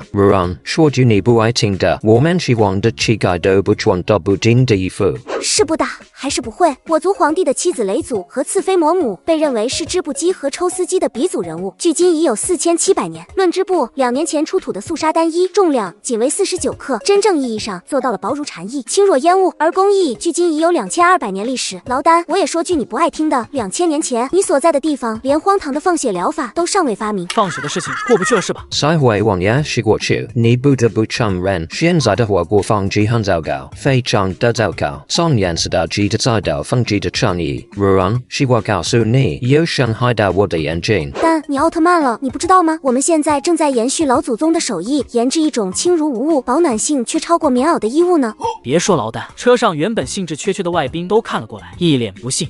吹牛前咱先打打草稿行吗？别说黑省，整个华国何时拥有轻若无物、保暖效果堪比棉袄的衣物了？阮线线一脸淡定，现在没有，马上可以有。没见过，只是因为你身份还达不到，毕竟我说那种衣服造价可不菲。什么是我身份公布了的？你不会要干没有？在这诓我吧？诓你有必要吗？消费满10万就带你看看怎么样？别质疑，我也不跟你立什么赌约，爱看不看。我们的防寒服不愁销路。嘿嘿。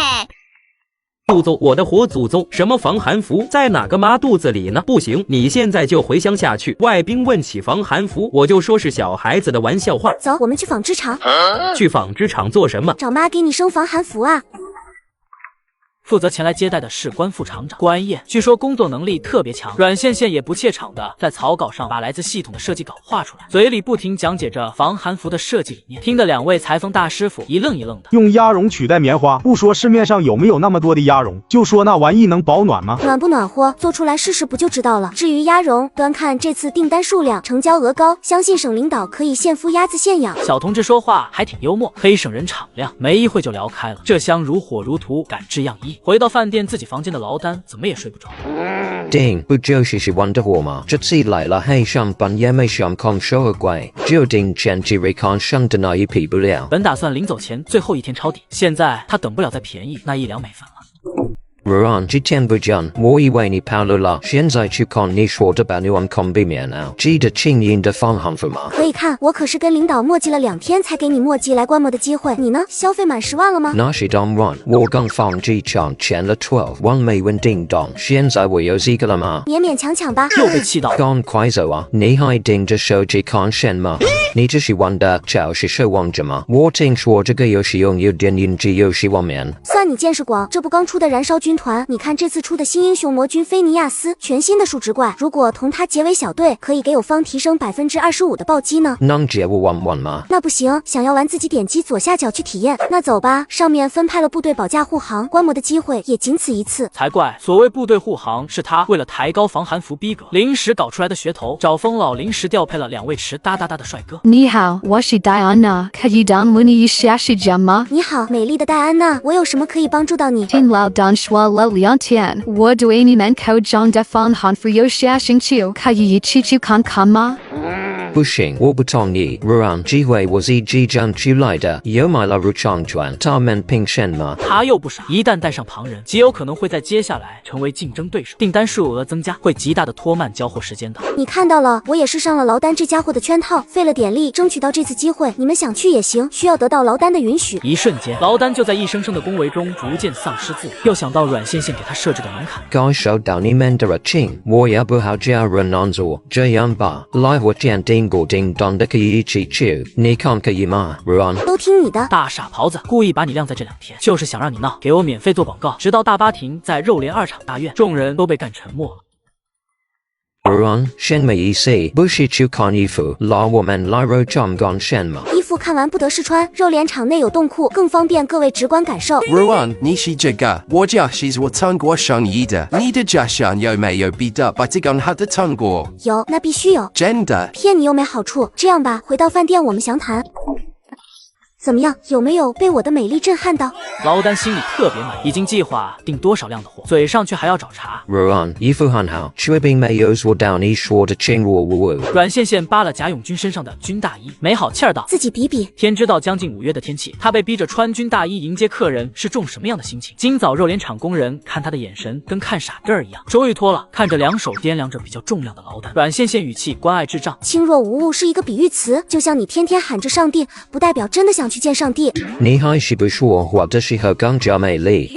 试穿完毕，绝大部分外宾表现出对防寒服的兴趣。混在人群中的陈招娣不动声色观察，手下记录不停，谁有意向进货，谁是自己买来穿，谁又是单纯的凑热闹，全逃不过他敏感的心思。好了，款式外观你们看也看了，要不要去试一试保暖性？当然要。等到众人从冷库出来，很多人询问起防寒服的出口价格，均被阮线线有苦难言的表现给搪塞。关于防寒服定价，内部还在争论，尼龙造价高昂，定低了入不敷出，定高又怕把外宾吓跑，上面正在紧急开会，等到了纺织厂应该就有答案了。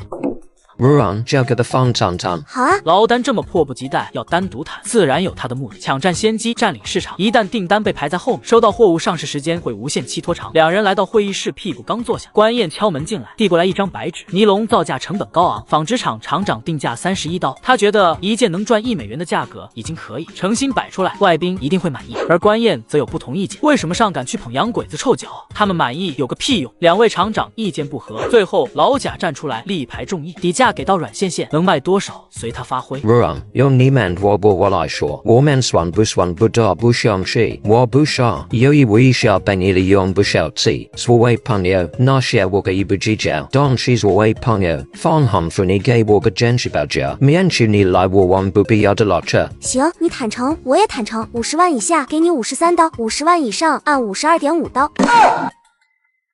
一件羽绒服最低售价33刀，领导答应阮线线卖出去多出来的部分可以给他做奖金。于是，行，你坦诚，我也坦诚，50万以下给你53刀，50万以上按52.5刀。一旁的关燕要不是久居上位养出来的强大猩猩，他此刻一定是抓住阮线线肩膀疯狂摇晃，是不是疯了？整整多报了20刀啊喂 Ron 你不相信，你没把我当真朋友。51刀，51刀真不行，领导答应多出来的部分可以给翻译当奖金。一张想赚我2刀 Ron Nika Jen Hey 51 Dao Geo 51 Dao Tong Yuzen Men Xian Chang Jen Ding Dong。在劳丹的强势逼迫下，阮羡羡小可怜耷拉着脑袋同意了。可单报上需要的数量，她小脸一下子阴沉下去。10万，你瞒我啊 Run Ni Yet Gay Shi John Realm Wona Wei Washi Shi Fan Yin。就在两人讨价还价的时候，楚离和吴有良还在赶路的路上。这几天赶路，我都快累坏了。要是来能一份咖啡奶茶就好了。我请你喝，这样太让你破费了吧？毕竟现在赚钱不容易。没你想的那么夸张。最近我发现，在闲鱼有很多的省钱神券，奶茶、咖啡9块9居然能买2杯，真的特别省。吃喝完了，我先推荐闲鱼，闲鱼真的太神奇了。那好啊，我等会也去买。我是上万，不是自上家。现货没有，预定3月内交货，但有个事必须和你提前说，咱们厂出货按最大量优先，也就是说，一旦有人比你预定量大，我们会优先处理订单，满意你就签，不满意可以不签。说句实话，防寒服的订单已经快积压到供不应求，真不差你那10万。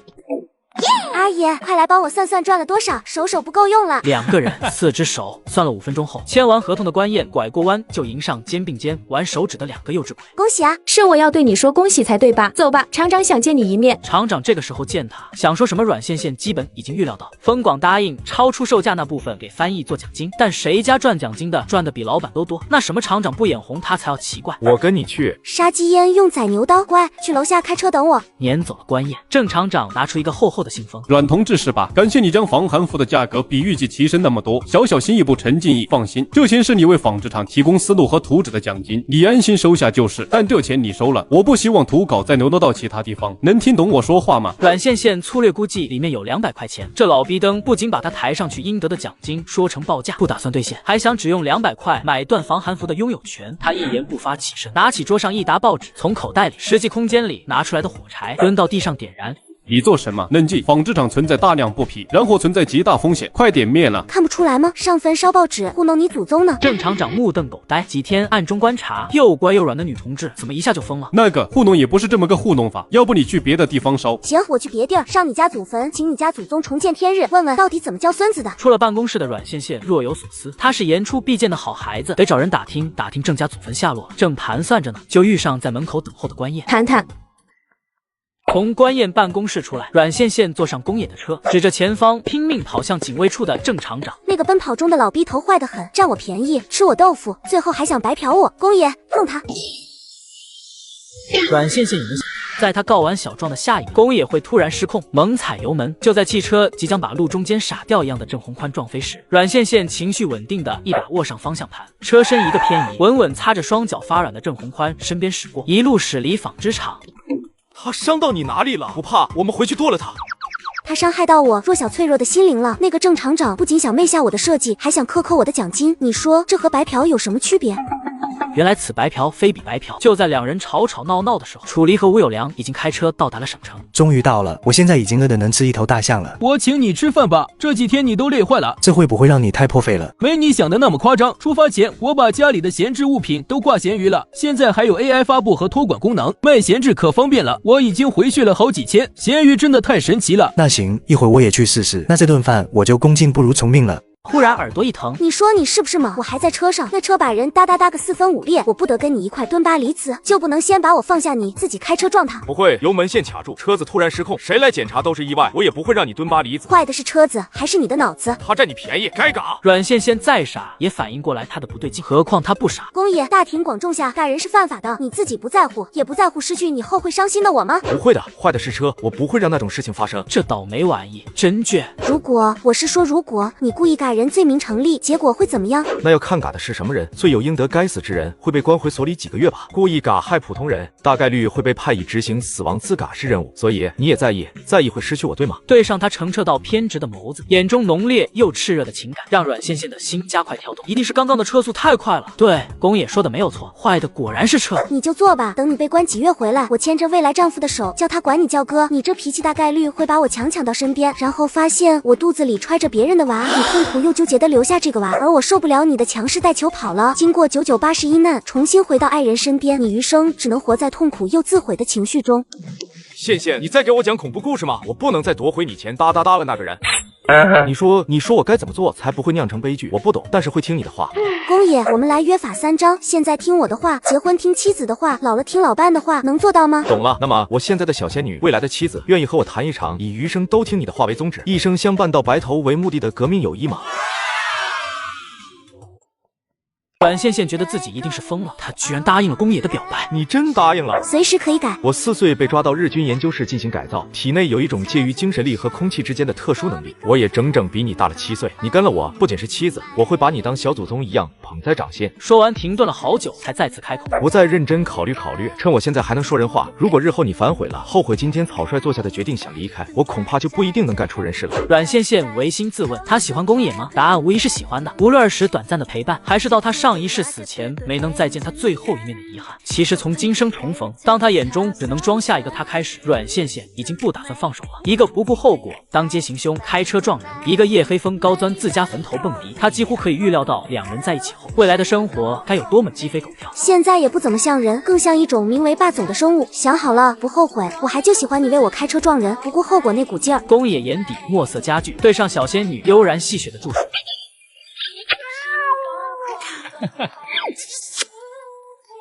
与此同时，楚离和吴有良已经开车到达了省城。终于到了，我现在已经饿得能吃一头大象了。我请你吃饭吧，这几天你都累坏了。这会不会让你太破费了？没你想的那么夸张。出发前我把家里的闲置物品都挂闲鱼上了，现在还有 AI 发布和托管功能，卖闲置可方便了。我已经回血了好几千，闲鱼真的太神奇了。那行，一会儿我也去试试。那这顿饭我就恭敬不如从命了。大舅哥，我差点被人烧死在办公室里面，你差一点就再也见不到我了。有人在纺织厂蓄意纵火，你直接抓了处置了就是，跑来我这是得罪了惹不起的人。自己这个妹夫的为人他最清楚，心大胆小，靠着关系坐稳纺织厂厂长，家里也没少为他平息大灾小祸。等魏志平问清楚来龙去脉，听说只是县里送上来的一名翻译。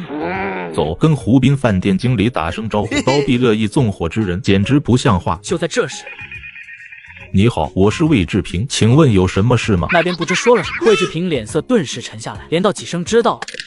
说你闯了什么祸？把今天发生的一切如数道来，不许添油加醋。郑宏宽一看大舅哥面色，不敢隐瞒，把自己今天发生的全盘托出，最后还说：来时差点被个开您1牌照的吉普车撞了，可真是晦气。倒霉催的这次真踢到铁板了。怎么了？回想刚刚接到的电话内容，魏志平沉默了很久。回去尽快把尾巴扫一扫，小辉和2个孩子叫他们回娘家住2天，老爷子也想外孙了。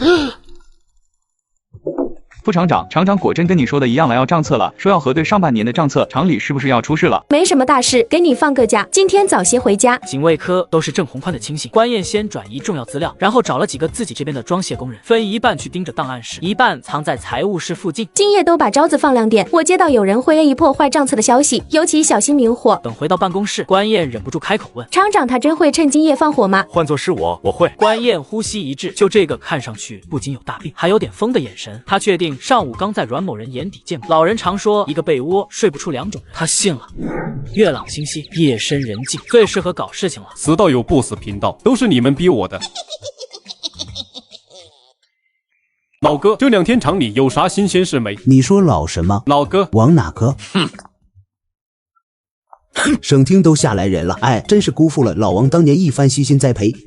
你们是？你好，省厅的郑厂长是吧？我们接到举报，怀疑你公器私用、贪污受贿，一切水落石出前，你的职务将有关副厂长代替，请您必要时刻配合调查，非必要待在家里，哪都不要去。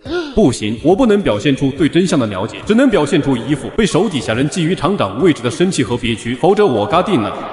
关燕惦记我这个位置很久了吧？不惜诬陷举报来达成目的，我当年真是看走眼了。领导，请问为什么不在第一时间把人控制起来，还要放他离开？调查逮捕也需要讲证据的，副厂长，今日就需要你辛苦点配合了。谁知道公野那条疯狗不去咬人，在玩什么花花肠子？与此同时，楚离他们已经和木下碰上面了。你们终于到了，听粉丝说你们再不来都要参加喜宴了，还不是老楚借的老爷车，颠了一路。你不说话没人当你是哑巴。对了，木下，这些零食是给你们女同志带的。买这么多好吃的，这会花你不少钱吧？没你想的那么夸张。出发前我把家里的闲置物品都挂闲鱼上了，现在还有 AI 发布和托管功能，卖闲置可方便了。我已经回血了好几千，闲鱼真的太神奇了。这么神奇，那我一会也去试试。一路上离开办公室的郑宏宽心底极恨又害怕，人到紧张时刻就会尿急，他也不例外。刚解决完人生大事，准备点根香蕉，忽然隔壁是郑厂长吗？嘿，早知道厕所里面有鬼子，他就不来了。是我啊，外宾中的家野祥太郎，冒昧打扰，只能通过这种方式跟郑厂长见面。听说你遇上麻烦了，我想我可以帮助到你，不妨听听。本都打算提裤子就走人的郑宏宽动作一致，停在原地沉默不言。郑厂长兢兢业业为厂付出20年，最后却因一个黄毛丫头被组织调查，我听了都为厂长你感到不值。这话算是说的郑宏宽心里去了。何况郑厂长那些挪用公款的行为，在我眼中也是迫不得已。国际上有一句话叫做没有买卖就没有杀害，你也是为了妻儿，为了岳父，上面不谈，你怎么会被逼走到这一步？郑厂长，你说是吗？你到底想说什么？我可以安排你和你的妻儿离开华国，甚至任何你想去到的地方，而继续留在这里，你只有死路一条。魏家也不会拼尽全力救你。作为交换，你只需要帮我完成一件事，先不要急着拒绝，回去认真想一想。明天这个时间，我还在这里等你给我一个满意的答案。真要谢谢那个阮给我们创造了见面机会。那么郑厂长，明天见。他不提阮线线还好，要不是那对方搞出的事情，他岂会走到今日这一步？等等，要不要跟鬼子合作，他还没有想好。倒是有件事可以交给对方去办。防寒服的成本价是30刀，他们都被信软的翻译骗了。再有，所谓的防寒服不过是把棉花换成鸭绒，请家野君找机会将消息透露给有意防寒服的外宾。家野祥太郎没想到还有这一出，他随口应下，至于办不办另说。这时候把防寒服的底价透出去，相当于变相承认自己与纺织厂高层交情匪浅。自踏入这片土地以来，华国盯他盯得很紧，未达到目的前，他不准备露出马脚。等到两人先后出了南侧，最里间的隔断门悄无声息打开。你是故意把祥太郎引到这跟郑宏宽勾搭的吧？老头子查到有一股势力在黑省蠢蠢欲动，目标直指机械厂即将完工的哒哒大炮。光靠境外敌特从外攻陷，别说达到目的，想闹出动静都难。所以他们需要一个内部之人协同敌特里应外合。又是小日子闹出的动静。他们的目标原本是机械厂中一位主任，绑架亲人威胁的计划已经准备好。中途出了郑宏宽这档子事，我顺水推舟给他们换了个合作方，也算废物利用。这家伙脑子不犯抽时也挺好使。你回去跟着那坨翔，郑宏宽这边交给我。不行，太危险了。郑宏宽有人在暗处监视你。你什么？接着说啊！身在特殊部门，宫野怎么感受不到对象的力量有异？只是他不主动说，他不会擅自深究。好不好嘛？你是不是忘了咱俩谁是马，谁是将军？宫野反复确认，单凭他家小仙女手上的力道，一拳能把郑宏宽脑壳砸进脖子里。我会把郑宏宽身边的人调走，自己小心点。等到阮线线独自追上郑宏宽，服下隐身药剂，就在郑宏宽转移金银珠宝的同时，跟着背后的阮线线转头就收进空间。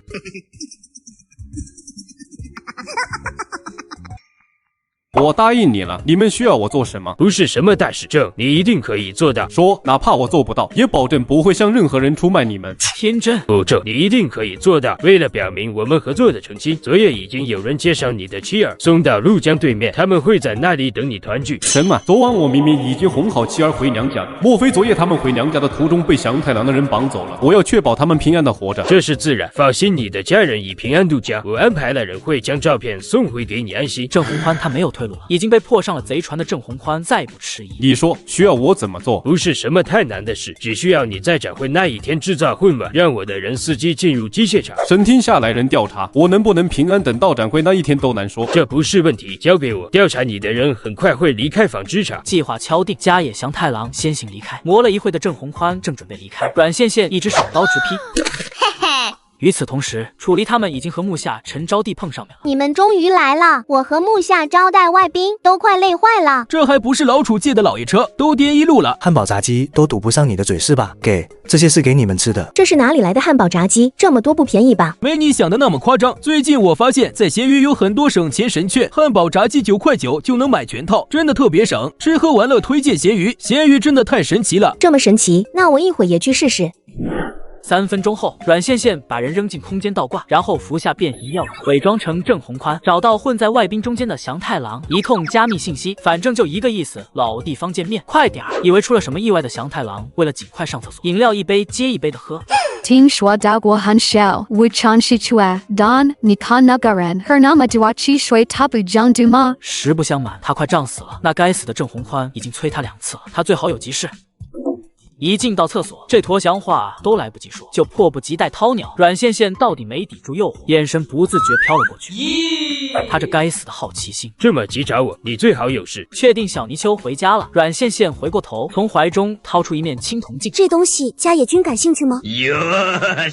这东西哪里来的？还有吗？是有一批盗斗从地底下刚弄出来的，准备运出边境，被我大舅哥扣下。听说那处是个大墓，你看这面铜镜背后图案，飞王侯将相不可匹及。便找我过来就为这些。大大小小共17件青铜器，我本打算留到日后。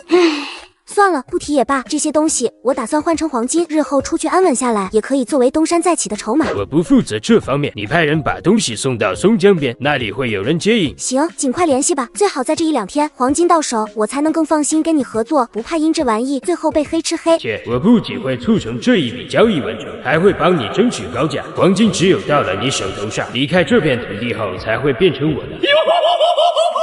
看清他眼底势在必得和算计，阮线线的嘴角不着痕迹勾了勾。他不仅要把系统出品的仿造品售给鬼子，还要这驼翔为他争取到最高价格。镜子就给你拿回去把玩，最近别来纺织厂了，容易被人发现端倪。不用你管，做好自己分内的事。我妻儿都在你手中，咱们是一条船上的人。不瞒你，外宾天天往纺织厂跑，上面已经有人有意见，你再想过来，至少需要有正当的由头。我可不想被你连累成出师未捷身先死。关于指使郑宏宽在展会当天搞破坏，今日只是敲定，具体计划两人还没有碰头商定，怎么能不来？有什么想法你就直说，吞吞吐吐的，果然是上不了台面的华国人。你不是还有一个外宾身份吗？多给方韩服拉点订单，你也有理由混在外宾里，正大光明过来。祥太郎意味深长笑，他说的不失为一个好办法。刚想说什么，是同伴发给他有人接近的信号。祥太郎动作快速的解开口，跑进隔间，嘴里开始用日语叽里咕噜一顿骂。快听听里面的鬼子在叽里哇啦说什么鸟语，时不时还会蹦出2句中文，不让我走，别的我也听不懂啊。他说我们的汽水是伪劣产品，喝完拉肚子，想让你帮他拿些纸来，你听不懂。哼，拉肚子还喝这么多，什么玩意？交给你我不管了。哇，谁家的统统这么帅啊，简直是人间极品，不对，是统界仙品啊。对你看到的还满意吗？满意满意，你早点出来，我都不跟公爷搞对象了。没个正经。说完瞬间消失。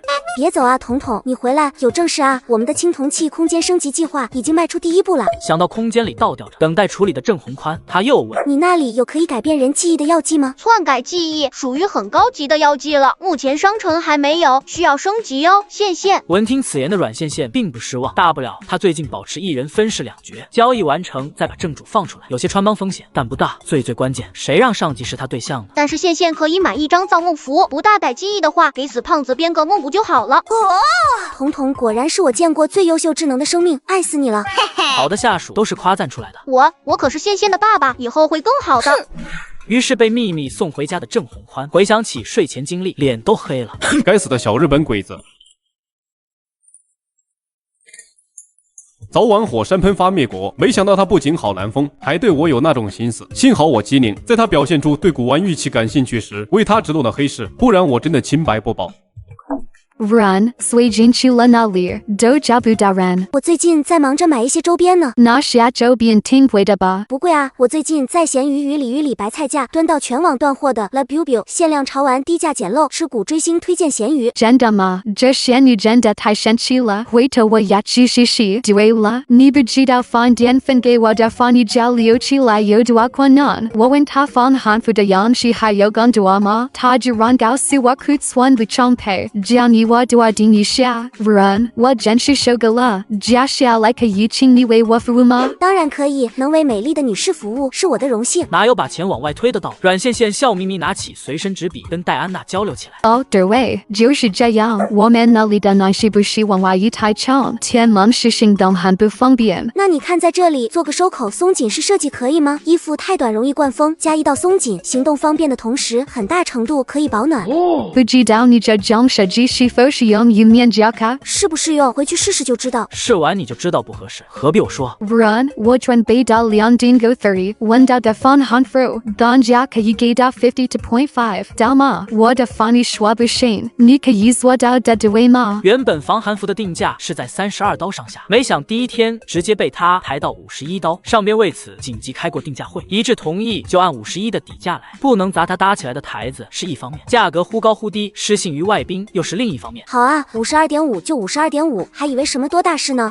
但是规矩就是规矩，上面的定价我不能擅作主张。不过你可以找一个相熟的朋友拼单，2个人合计订单在50万刀之上，我就给你破例单价按52.5刀算，怎么样？戴安娜陷入沉思，周围的外宾也动了心思。一定要2个吗？我们2个人手足无希望怎么样？你开什么玩笑？照你所说，我们设置门槛还有什么用？拼单至多2人，我这也是给你们规则之上开一道门，各位也别叫我难做啊。戴安娜四下定了决心。Don,在这里我和你会说，你在不谈完，我们拼单怎么样？不怎么样。开玩笑，全场只有他在软手里拿到51刀的单价，他是傻了才去跟别人拼52.5刀。戴安娜，50万刀对你所在的帕尔默家族来说，9牛1毛都算不上吧？这样，个人订单满50万的，我们纺织厂额外再给50万以下没有的5种新款式。哇！真的 ，Run， 明日一早我们就去纺织厂签订单。我们厂采取的是按照成交数量优先处理订单，你要的数量算不上多，却是这一批外宾里面目前最多的。恭喜，订单签字生效后，纺织厂会优先完成你需要的货物。Oh my god， 这么重要的事为什么没人和我早说？现在也不迟，唯一知道内情的官燕估摸忙忘了，压力和好处给到外宾了，接下来就看特别会挑唆的祥太郎尽情发挥了。你给我站好！我说你脑子是不是有病？不过说你几句就要骑人家女同志头顶，下一步是不是还要骑在人家头顶上拉屎拉尿？小云，不怪你，明明是有些人拿着鸡毛当令箭，不要脸的事做多了，抢人东西也不觉得羞愧。丽丽，别这样说，是我自己能力不足，不怪别人，只是一想到拿不到奖金，奶奶的医药费没有着落，心里就很难受。相信那位女同志一定也是家里有困难，不得已才会从我手里抢走戴安娜的订单。你好厉害，怎么知道我家中有困难？我爷爷中风拉库瘫痪在床，你奶奶呢？也拉库吗？你不必这样，不能为了辩解就诅咒老人。想要订单，我让给你就是，我自己再想办法，我没事的。你是不是过了？知道戴安娜那笔奖金对小云多重要，自己没长手还是没长嘴，非要抢别人的才开心。阮线线没理会那个叫丽丽的眼神煞，她只觉对面的小云可真是个好人。真的吗？我想要，你把订单都给我。当然，戴安娜不算，除了她还有谁？你够了，人善被人欺，马善被人骑。你干什么？上马驾！你干什么？快点下来！不是你说的马善被人骑，我试试他善不善。别说这马真有点善，大家伙不来试试吗？就在这时，阮线线，别叫我，快说，快告诉领导，你善不善？我不善良，行了吧？求求你快点下来，腰要被你压断了。嘿嘿。你给我站好！我说你脑子是不是有病？不过说你几句就要骑人家女同志头顶，下一步是不是还要骑在人家头顶上拉屎拉尿？糟糕，自己是不是一不小心传授了什么奇奇怪怪的技能？谁来说说今天到底怎么回事？等到贾永军听完事情经过，最后被要求闭嘴的阮线线小声做了最后陈述。他们说马善被人骑，我就想试试马善不善。领导，你就不想试试？混账！听见没？骂你混账呢！不说奖金制度，还是我向领导争取的。某些人不能端起碗吃饭，放下碗骂娘。就说戴安呢，他自己翻译的驴唇不对马嘴，让人家求到我这里，怪我吗？怪我吗？张口就是我怎么抢人东西，我怎么不让着点他？我是他妈？还有你们觉得善马可怜，怎么不把你们自己的订单奖金让给他？现在让奖金，回去让工资，未来让嫁妆，不让就是你们不善良。看吧，一个个慷他人之慨时厉害着呢，怎么轮到自己头上就软了？真是刀不扎在自己身上不疼。了解完事情全部始末，贾永军目光在两方之间逡巡，视线落到阮线线身上，刚想开口。培训时我有没有告诫过不许内斗？你拿我的话当耳旁风是吗？回去吧，这里不用你了。解决不掉搅屎棍，就解决那坨屎好了。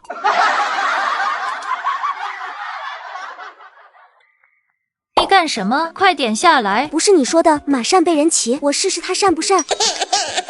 领导不可以，你听我解释，我知道自己的能力不足，没打算找阮同志的麻烦，是丽丽一直从旁挑唆，说不能轻易算了。没错，领导，我看见了，小云开始只是和我们委屈抱怨，是张丽说不能轻易算了，主动站出来出头。而且人家阮同志都没理他，他还一眼瞪人家，不是他言语激烈之外，架打不起来的。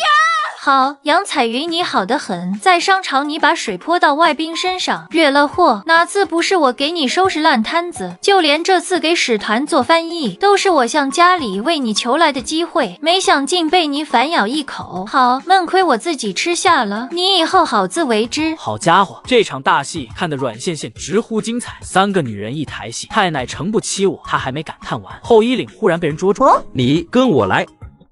出来了，被老蒋为难了。也不算为难吧，享受特权的同时总要付出点代价，没办法，太优秀了。老贾提什么过分要求了？阮羡羡嘿嘿笑了下，心虚望着天花板。他让我展会期间完成100万订单，我没应承，却答应给防寒服再出5种新样子。说完，拉起二女就走。快走快走，等大灰狼反应过来，该吃人了。你说什么？阮羡羡答应给超过50万订单的外宾提供5种新款。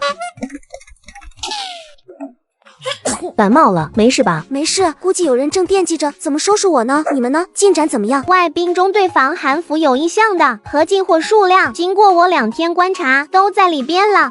弟弟厉害，挣钱还得靠我们弟弟。外宾这边幸好有招娣盯着，但当阮羡羡看完纸上内容，都被气笑了。合着我不在的2天，防寒服才完成2笔订单，加一起10万。那帮翻译都是吃干饭的吗？这倒不是，错不在他们，就那个劳丹，时常露出众人皆醉我独醒的表情。外宾也不是傻的，不少人被他弄得至今还在观望。你快点把那个搅屎棍2号收了吧。抱歉领导，我准备为了这批防寒服的材料回村孵鸭子。我准备回村养鸭子。我回村给鸭子拔毛。那帮翻译都是吃干饭的吗？气氛看着有点尴尬。木下突然开口了：“要榨油机吗？最近几天我住在农机厂，跟进小鸡孵化器的进程，和农机厂一些人混熟，知道了一个内部消息，榨油厂有2台榨油机坏了，请人去修。农机厂给出的建议是重新换3台，所以报废的3台我们要吗？你可以修，能修。小鸡孵化器面试，我们可以开个养殖场，有了榨油机，油渣正好卫生处。自从穿越下乡以来，大队帮了我很多，也该为大队做点什么。而且这的我是1天都不想下了。你们说再过一些年，国有工厂会不会突然私有化？”陈招娣不懂，他相信阮羡羡听得懂。你是想在村里开办榨油养殖场，自己当厂长？不，当厂长劳心劳力的，我就想挂个闲职，你们就不想吗？为别人做嫁衣，总觉得不甘心，这事你让我想想。他记得有一种模式叫挂靠，把养殖场挂靠在大队，为村民提供工作岗位，实际掌权人还是他们。阮小羡，你缺人还是缺钱？非要当个法外狂徒是吗？实不相瞒，都缺。阮羡羡也不是非要当个法外狂徒，只是想到上辈子在知青点受的憋屈，有些不甘心。除了村长一脉，队里大多数人是好的。行吧，你弄出来的你说了算，我只有一个要求，村长一脉和知青点不许参与。木下也挺讨厌村长一脉，反正不让他种地上班咋都行。你一会下楼给大队长打个电话，那边等着回信呢。现在没有专利，我弄出的小鸡孵蛋器和你弄出的防寒服，我们就要拱手相让嘛。如果身后有个自己的厂，是了，品牌效应，以后走大街上都是羡羡羽绒服和羡羡小鸡孵蛋器。我告诉你，品牌不能叫羡羡，太土了。哼，没眼光。羡羡名字多好听，不过既然现在闲不住，为何不为将来打基础？木下果然眼光长远，不像他，满脑子只有钱。行了，咱们设想这么好，大队长不一定支持，先把事情敲定后再徐徐图之。老项而已，他逃不出我的手掌心。羡羡，出什么大事了？大队长，现在有一个天大的机会，经过我不懈的努力，为咱村争取来3台发家致富的榨油机。您现在上县城买火车票，亲自过来一趟省城。啥榨油机？你说清楚点。对，咱们就开个厂，不仅能多一份收入，村民也能当上体面的工人，拿工资不比种地香吗？什么？您说榨什么油？榨完卖给谁？榨豆油？咱村不是大豆种植大户，至于销路，您还不放心我吗？我大的最不放心的就是你好吗？招娣，你想给咱大队长讲我来到省城以后得丰功伟绩，行吧？你想说就说。懵逼的陈招娣反应力不慢，很快明白羡羡这是让自己给他搭台子。大队长，您是不知道，咱们阮知青来到城第2天就为省里解决了大麻烦，带领纺织厂制造了一种外宾都需要追捧的防寒保暖衣物，第1笔订单就签了10万美刀哦！要不是急着为咱们村谋福利，阮知青手上还有1笔50万刀的订单待签。大队长，您不知道，哪怕我们身在省城，羡羡心里面也全都是您和咱们平头大队。嗨，说这些干什么？大队长，现在那3台榨油机不少人盯着，要或者不要，您给我句准话。不要的话，后面不少人打破头。要不是我还有3份薄面，这好事哪轮得到咱家头上？什么？您说现在就买票过来，最晚明天到。挂掉电话，一旁的贾永军狠肯定地对木下问：榨油机你可以修？何止可以修，它可以在原有机械上进行改造，速度更快，出油率更高。东西没到手，这些没必要向眼前人透露。用阮小羡的思维来说，想得到重视的前提是展现足够的价值。都是有本事的孩子，不留在需要的岗位发光发热，跑去乡下种什么的。如果我想要拉拢3人，最大阻碍应该就是中间那根呲着大牙傻乐的搅屎棍了。阮同志，经过防寒服仪式，我对你的身份进行更深一步了解，考虑进入省厅工作吗？我知道你的身份有些问题，如果我这边可以帮助你的奶奶返乡呢？这是查了，又没完全查清楚。公野说奶奶的调令完全审核通过。抱歉，领导，我准备为了这批防寒服的材料回村孵鸭子。木下你呢？拥有这么高的机械水平，难道想回村修拖拉机？我准备回村养鸭子。注意到贾永军望向自己，招娣紧张的咽了咽口水，说话都有点结巴。我回村给鸭子拔毛。领导，我说真的，小鸡孵化器生产，我们大队会成为第1批试点。您不是看上我了吗？别的不说，省厅食堂需要的鸡鸭肉交给我怎么样？养殖场8字还没一批，这就找上下家了。等你的养殖场建成后，再来省厅找采购，签订具体供应量。那我们村办厂，公社不同意或是有意刁难，我能不能报您大名？您看给我留个办公室电话方便吗？你这只惯会顺杆子爬的皮猴。那根搅屎棍在省城惹祸，这时搅得好。凭着一老一少平日里的打屁斗嘴，向红军很轻易听出小姑奶奶急切又隐晦的催促提醒，怕是不止榨油机那么简单。小孙，我回去收拾点东西，你快骑上车，先去县里买2张通往省城的火车票，要快，最晚明早到省城的。行，我也回家收拾2件衣物，弄完马上就去。买个车票，你收拾衣物干啥？2张车票，不是让我陪你一起进省城吗？谁说带你了？是我老闺女不优秀，还是高中文凭不够长脸，需要带你一个小学毕业只会算点加减法的完蛋玩意进城。暖暖，快点收拾东西，跟爹去趟省城。他的想法很简单，也不需要闺女干啥，没嫁人前总要多见点世面，人越优秀，将来才不会被婆家看轻。爹，你等会儿，我去收拾咱爷俩的衣物。这是去哪？暖暖是女孩子，抛头露面，你也不怕她被未来夫家嫌弃，就不能带着咱大儿子向北去？他一个肩不能挑，手不能提，给婆家养的赔钱货，跟你进城住宿不又要多花一份？哪像咱家小北力大个高，带出去还不给你长面子。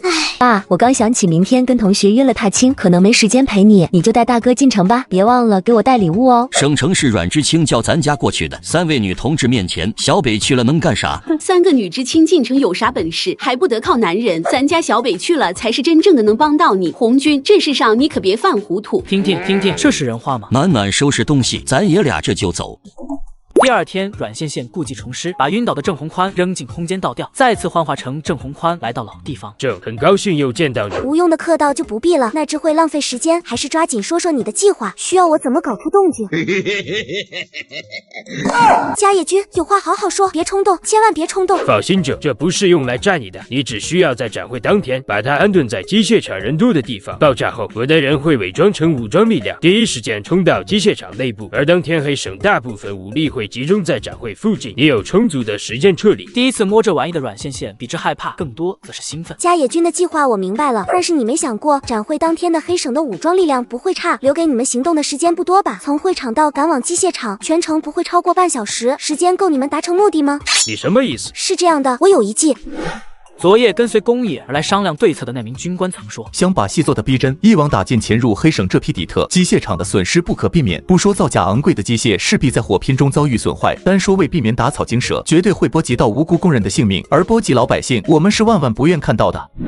家野君，我知道机械厂一条鲜有人经过的小径，我可以带着你们的人不动声色潜入，减少不必要伤亡。你一个纺织厂厂长怎么会知道机械厂小路？想耍什么花呀？家野君有所不知，省内工厂大概都是前后几年建起，所以在布局上有很多相像之处。我了解纺织厂，可以拍着胸脯承诺，带着咱们的人绕开防御，轻松进入到机械厂内部。进去就给你来个瓮中捉鳖，是吗？那你现在出去，带着我的人按照你说的路线潜入，如果都是真的，太君大大的事。太君你的大大大。去掉伪装，找到宫野留在纺织厂的接应人员，说了两边的计划。你是说晚上下班的点，郑宏宽会带领探子进入机械厂探路？稍等，我马上进行通知。等等，同志，我这边有个小小的建议，监视可以，暂时不要进行抓捕。我们一旦无法在最短时间审出接头暗号，怕就怕打草惊蛇，让鬼子计划有变。与其铤而走险，不如将计就计。他有90%把握，收到消息的上边会将计就计，但也难保带队之人当场将人擒获。擒不擒的无所谓，关键晚上出现在机械厂的郑宏宽会由他扮演。为了搞到文物走私的那条暗线，他也是煞费苦心。好，我会将你的话带到上面，同志务必自身安全为重。等到阮线线遛完来探路的鬼子后，又忍痛在系统里买了一辆2手车，载着一箱箱由系统出品的仿制青铜品，来到了松花江上，确定四下无人，吹响哨声。不久，一只巨大的乌龟探出水面。你来了，想我了吗？分别不到1周，微微能表达一大段话了，可比初见只会表达想回家的巨龟聪明多了。老伙计，待会有一帮过江不给钱的家伙要来找我麻烦，你藏在水里，见机不对就给他们上一个神龙摆尾，怎么样？什么是神龙摆尾？我不会。那降龙18掌呢？神，一种从天而降的掌法。巨龟跟看白痴一样看了他一眼，默默潜回水下，只留2个大鼻孔露在水面，做好谁欺负他的小恩人，他就用水柱喷嘎谁的准备。夜风徐徐，孤月照影，阮线线幻化成1.9米8块腹肌的肌肉男，坐在车底，微微表示十分的辣龟眼睛。微微，待会我不求救，你可千万别露面，那些人过路都不给钱，看见你保准把你带回去熬王八汤喝。放心，是不嘎，我吃了他们。哥们，等会啊，这辆车离得太近了，多危险啊！我挪车。哪来的250？下马威看不懂。见笑了，我车技不好，每次停车不合乎心意，只能手动让自己满意。好一个天生神力！鄙人这不争气的孙子让小兄弟见笑了。鄙人姓令，他都叫我一声老令头，还没请教小兄弟怎么称呼。我姓贾，叫贾明，贾是贾明的贾，明是贾明的明。小兄弟真幽默，货呢？现在可以看看了吗？随便看。小兄弟，容我们去一旁商议片刻。随意。等到众人回来，一看架势，多半是想黑吃黑了。阮线线不等3人有下一步动作，递出一张照片。令老，看看这套礼乐器，2套够23件的编钟中意吗？编钟为什么没有带来？我起家靠的就是黑吃黑。诸位，你们的心思我懂，开战又或者合作，我敢独自前来，就是做好准备了。一旁的松田下人看向老令头，后者摇头，他便收起藏于袖间黑洞洞的管子，去到远处的轿车上，拎着一箱金条和一箱大团结回来。阮线线指向金条那箱，又比了个2，意思是价格不够，金条还要2箱。年轻人不要贪得无厌的好。不喜欢你可以不买。你这小年轻，岁数不大，脾气挺大。黄金至多在1箱，我承诺下次交易的礼乐器价格包你满意，怎么样？老爷子，谁给你的脸？觉得1次不行，还有2次。令谬都快气的要见太奶了，想到还未到手的礼乐器，只能压制住心底蓬勃杀意。老夫全当教你这个小友。松田君，再给我们的朋友提2箱黄金。就在银货两讫，众人都松一口气的下一瞬。别动哦，刀剑无眼。为什么？阮线线认真想了想，可能是那坨把屎拉在前面的翔，恶心到他了；也有可能是鬼子曾经对公野的迫害。小喽啰而已，凭他也配对我起杀心？下次见面再把这种不入流的东西带到我面前，就把你们跟他一起斗杀了。文文，待会顺着这个气味把人找出来，知道吗？狗鼻子是很灵，但也不能光凭一点气味就在偌大的城中把人找出来吧？这合理吗？等一下，线线，我检测一下，有了，那种粉末用在动物身上会产生一种兴奋催的情效果。动物的嗅觉比你想象还要灵敏，这种味道会催发出它的本能，循着味道和本能把人找到也不奇怪。不过幸好你已经提前用灵泉水洗掉了这个老壁灯给你下的粉末了。阮线线不说话了，静静看着绣过帕子的大黄开始变得兴奋，任由令谬牵着他出门。彤彤，开始检测吧。这间院子哪里藏有财物？枕头里缝着3张大团结，饼干和盒子里有差不多100块，水缸下面埋着的盒子里有6条小黄鱼。没了。一个倒斗的大本营里只有这点3瓜2枣，说出去你信吗？加大探测范围。好的，找到了。距此500米外有一间院子，那院子下面有间密室，里面放着大量金银财物。左手第3间房子的废品下面有一条直通密室的暗道，暗道有点小，线线需要爬过去。阮线线正准备把废品暂时收进空间，突然院门打开了。没有，怎么会没有？你这条没用的废物点心，为了那2套礼乐器，我可是亲手放走了杀害松田下人的凶手，打的就是放长线，抓住那小子和他背后之人，问出墓穴下落的主意。现在你追踪不到人，你这只废物，没用的东西。快走，这里很危险。喝吧，喝完这个小甜水就不痛了。等喂完灵泉水，阮线线起身走向密道入口，大黄狗眼紧紧追随那道仙兽背影，最后看一眼主人房间所在，狗眼闪过坚定，踉踉跄跄跟上小仙女脚步。是的，这一定是狗神派下凡拯救他的小仙女。大黄歪头看他，率先抬步拱开木板进入密道。黑漆漆的狭小空间，说小是真的很小。什么嘛，根本站不直我那么高的女孩子。什么？你让我学你匍匐前进？什么？里面有机关？阮线线冷汗都下来了。他就说，凭借一个倒斗的盗墓手段，密道入口怎么可能只盖块破板子？原来杀机在里面。彤彤，怎么不告诉我密道里面有机关？哼，人家黄狗不是告诉你了？我说不说有什么关系？有，这是吃醋了。等看到马成小山样的金银元宝和字画首饰，发财了！小手一挥，收！看着空空如也，老鼠来了都要吐2粒米再走的密室。导豆的大本营里没有古玩，这不太正常吧？你想要，我带你找。带一人一狗顺着原路折返，头前带路的大黄突然趴在原地不动了。彤彤，外面什么情况？你钓的大鱼咬钩了，废品站来了3个人，个个身上都有武器，林谬正对一个年轻人卑躬屈膝。阮羡羡兴奋了，本想捣毁这处文物走私窝点，但冷静过后的阮羡羡也明白，捣毁了这一处窝点，很快会有新的窝点诞生。来前想利用鬼子挣钱的想法堪称幼稚，而他现在想要取缔林谬，成为文物流失的纽带，阻止真品流入他国的同时，输送仿品到境外发家致富。先掌控一个窝点，再慢慢把这条大线全部掌控在手，这才是他真正想要的碟中谍中谍。大队长呢？你们不是去接他了吗？不是你去接了吗？什么？大队长人不见啦？安倍大人，来与我们接头的根本不是郑弘宽口中的大舅哥，我十分确信那是一名黑市头目，拥有天生神力，我们都被姓郑的骗了。什么？那为什么死的是下人不是你？该不会是你们做的局，黑吃黑后分赃不均，你一不做二不休，把下人干掉了吧？之前他的确这么干来着，谁知上个月这位安倍家的旁支少爷突然亲临，与他合作了1年的岛国搭档凭空消失，自己身边被换上了松田下人，几乎不给他留下半点中饱私囊的余地。这次他都还没动手。冤枉啊大人，不是我做的局，今日的失误都是那叫贾明的黑市头目设计，他到得早，又事先在江边埋伏了打手个个揣着家伙事，这才在大意下让对方杀了松田后逃离。这些话安倍只信5分，至少对方人多这点他信，否则凭林谬的身手绝不可能放微山。仅此一次，下不为例。设计怀揣家伙事的打手事后逃离，诸位说的是我吗？就在2人正愣之时，阮羡羡已闪身到林谬眼前。怎么哑巴了？你哒哒哒的倒是说话啊！他为什么能找到这里？行啊，你个老逼灯，要不是我那兄弟告知，老子还不知道你竟敢在爷身上下追踪箱。什么追踪箱？那你的问他，这厮带着小日本想黑吃黑老子，后面谁知起了什么坏心眼子，故意放我走，又在我身上下绊子。会制作追踪箱的事，他没有告知上峰，林谬知道完了。过了今日，黑省将再无他容身之处。正想提起逃跑，结果一口气没有提上来，脚下更是发软。就你能给我下追踪箱，老娘也能给你下软骨散。你是他上峰吧？怎么不需要给我一个交代吗？想要交代，至少也要将今日的事发经过先告知吧。你明显不认同林同志的话，我可以问问为什么干了松田吗？阮羡羡想了想，没有添油加醋的把事实说了一遍，最后总结：我满怀诚意来交易，你们是岛国人也就算了，最后还想黑吃黑，也不看看我那兄弟是哪条道上的。这么说，你不排斥和岛国交易？我兄弟说，现在的局势紧张，东西不好出手，想养活身后的弟兄，就必须和境外合作。你兄弟说的对，识时务者为俊杰。现在能说说你干松田的理由了吗？他想要黑吃黑我，不敢留着过年。要不是这老逼灯当时认怂认得快，我连他带他过来的小逼崽子一起都杀了。瞪什么瞪？你别让我在黑省再见到你。你在他身上下了什么药，让他毫无还手之力？一点软骨散而已，比下药，他那点小伎俩，在我兄弟面前入门都不够看。安倍差点被他嘴里神通广大的兄弟调成翘嘴。贾同志，我很希望和你的兄弟成为朋友。这纸条上面有我的联系地址，作为没有管理好手上给你带来麻烦的上司，我承诺在下批货物里对你做出补偿。有没有下次？还得听我兄弟的。没别的事，我先走了。好，慢走不送，期待下次见面。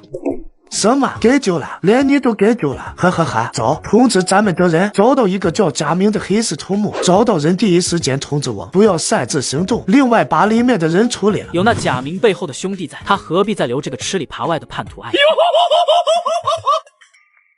阮同志回来了，你的同伴让我们转告，明天有时间一起去榨油厂。榨油厂应该是大队长到了吧？你上夜班啊？那把咖啡泡了提提神。2人对视一，咖啡是饭店餐厅提供的，公费出差吃住由省厅负责。这货每次去餐厅都会顺走几包咖啡，拿出来跟妹子们分享。这不一来二去都混熟了。下午有位姓龚的男同志找你，看你不在，留下一封信让同事转交。那我差点忘了。接过信封，阮羡羡总觉得自己这个翻译比当领导的对象都忙。见他刚进门，台步又向外走。大半夜的刚回来，又要去哪？去哪？还不是提到大队长，想到了至今还在空间里做梦的郑宏宽，这不得把他放出来。我去外边薅点狗尾巴草，变成小兔子，明天送我对象。他6岁以后都不玩狗尾巴草变兔子了。处理完郑红宽，阮羡羡读完宫野满是思念的信后，就闪身进入空间。大肉包，吃吧。没事了，没事了，以后有我一口吃的，就不会让你饿肚子。没有人再能打你欺负你，让我照顾你，做你的家人，好不好？他有家了，阮羡羡放他自己去玩。再次点开商城，点击花钱买面积，把空间扩充到一个篮球场大小停手，站在真正属于自己的小世界里，心情比北漂辛辛苦苦攒了10年工资，终于按揭买到一套属于自己房子的房奴，还要高兴100倍。别人是房奴，他是空间奴。雏形有了，接下来是空间规划。彤彤，快帮我看看中式4合院、意境竹楼、现代别墅、未来科技感折叠屋，到底选哪个好？成年人才做选择题，小朋友羡羡不能都要吗？果断选择自定义，既要有竹楼的意境，也要有别墅的舒适实用。屋后几座中式别院的矮房，给小可爱们居住；未来科技感的房间也安排上，以后可以给仔仔们住。不过竹楼意境怎能没有一方池塘呢？想了想，果断选择购买了初级灵泉泉眼。谢谢，搭建房屋还需要1天呢，你可以先休息哦。大队长呢？你们不是去接他了吗？不是你去接了吗？什么？大队长人不见啦？叔，咋把自己往局里来了？道上偷看人大娘上厕所，让人抓现案了。3日不打，你是上房揭瓦看鞋。一通打闹后，大队长才说出迟到原因。来时快要下车排队上厕所时，一个抱着孩子的妇女行迹鬼祟，引起了他这名老兵的怀疑。于是上演了一场钓鱼执法，下车又配合叔叔进行抓捕。录完口供，这会儿刚结束呢。所以您还真看大娘上厕所了？前台快速给还在蒙圈中的大队长安排了住处。到了向暖时，没有空的床位了，阮羡羡就让人跟自己住。等回到房间，向暖就坐在床头发呆，有心事。向暖抿了抿唇，似有些难以启齿。不想说可以不说，去厕所简单清洗一下，晚上回来再洗澡。我们要赶在榨油厂下班前到地方。见他说完就要走，向暖一把扯住阮羡羡衣袖，这样比喻不恰当，但是妈妈都从没有给过他这样的尊重和温暖。我想当一名人民叔叔。我在火车上为了勾人贩子上钩，把自己作为诱饵，迷药蒙上口鼻的时候，我的确是害怕的。可是一想到我能救出5名被拐儿童，我觉得这么做都是值得的。所以老叔叔拍着他肩膀说他是干叔叔的好料子时，向暖的心第一次跳得那么快。这话你和大队长说了吗？我话都没说完就被我爹狠狠拒绝了。向红军拒绝的理由，阮羡羡明白，现在干叔叔的不比上战场士兵安全多少。换作是别人，他会毫不犹豫怂恿对方追逐梦想，但眼前的姑娘可是大队长的命根子。换位思考，如果你的父母要去从事这么危险的工作，你会答应吗？爸爸没退伍前，在我5岁那年回来过一次，我特别自豪自己的爸爸是一名光荣的人民子弟兵。探亲假结束，还是我亲自把他送到村口。糟糕，忘记了，这是一脉相承啊！5岁的你懂什么？如果现在再让大队长上战场呢？你会放心吗？答案是肯定的，但向暖既不说话，也不想放弃。我的建议是，如果能等，再等个2、3年。为什么要再等几年？当然是3年后全国高考恢复，警校毕业出来就是领导，那个时间点的社会更平稳，怎么不比从基层干起安全多了？用2、3年学习充实自己，你这样式的弱鸡出门遇见我，我一根手指嫩死你，信不信？来，抓个人贩子你就飘了，喊我生姐，姐就让你见识见识什么叫社会的险恶。外面都是你这样厉害的吗？不信我们知青点来的这几个人，你随便找一个试试，能在他们手底下坚持过3分钟，我帮你去劝大队长怎么样？待会就让招娣离这妮子远着点，手把劲怪大的。羡羡，收拾好了吗？再晚榨油厂都要下班了。向暖正盘膝在地上，脸色变来变去呢。阮羡羡看了眼明显贼心不死的小姑娘，对门目下使了个眼色。里面有位立志当公安的小同志，你进去教教他做人，我们楼下等你。两人身影交错间，露出一个别有深意的眼神。坐在那辆除了喇叭不想哪都响的破车里，把经过跟大队长说了。谢谢。绝非他是什么老古董父亲，哪怕闺女想要去当兵，自己都可以忍痛接受。部队里面有最专业的体能作战训练，公安局里有什么？虽说一切为了人民，但请原谅他作为父亲的身份无法接受。谢什么谢？小暖怎么也是半个自家人，我还能看着不管啊？不过老向啊，将来等时机成熟，如果有机会，你也别太拦着小暖了。一心扑在闺女身上，还没发现自己在辈分上被占了便宜的，向红军点点头。等看到蔫头耷拉脑，眼中再没有了光彩的闺女，大队长差点激动得给阮羡羡点一根，心中担忧消去大半。阮羡羡也有空说说把对方叫来省城的真正目的。养殖场没听过家财万贯带毛的不算这句老话。现在是一个风口，省城需要大批量鸭绒，跟你说句掏心窝子的话吧，没有木下提议，我打心眼里不愿意让老村长一脉乘上这股东风。别人喜欢先礼后兵，而他喜欢把丑话说在前面。向红军听懂了，这是不想让村长一脉参与。你还有话没说吧？就喜欢和聪明人说话，于是就把木下研发了一种小鸡生氮气，可以最大提高孵化率，和已经在省厅谈拢一笔积压供应订单的事说了。大队长倒吸一口冷气，向暖听的弯愣的。楚离倒是满脸笑意，看着身边木下的目光，好似比那孵氮气是他自己发明的还要骄傲。所以你的条件呢？我要养殖榨油厂内没有一个胡姓之人。老村长姓胡，或者说以前的平头村半个村的村民都姓胡。过去的村长在村里是说一不二土皇帝样的存在，后来农村变革为生产大队后，村长有名无实，大队长掌控权力，可盘踞已久的势力哪能说倒就倒？大队长干啥都要卖村长3分薄面，想要打压胡家并不简单。厂子一旦建好，胡家人秉持自己淋雨也要把别人散撕了的原则，把厂子拆了，到时候真没地方说理去。这是你容我想想怎么操作。男人拿着1000，想要买3台榨油机。开什么玩笑？榨油机报废，卖废铁都能卖不少，低于1000一台你就别想了。大队长，你心里预期的价格和大队承受的极限是多少钱？我带来了1000块，差不多是整个村办可以动用的全部，只够1台。再小的榨油作坊也没见过机器，只有1台。机会送到眼前，向红军从来不是优柔寡断的人。老子这就回去跟公社借钱。爸，做什么青天白日梦呢？公社那帮吃干饭的不求有功，但求无过，钱放着积灰也不可能借给咱们。不给，真当老子吃素的，吃住全上他们家解决，看哪个经得住。光您去可不行，容易被戴上耍流氓的高帽子，不如让咱村74岁的祖老去。来钱老人家正在家里念叨，不能下地太无聊，胳膊腿都僵了。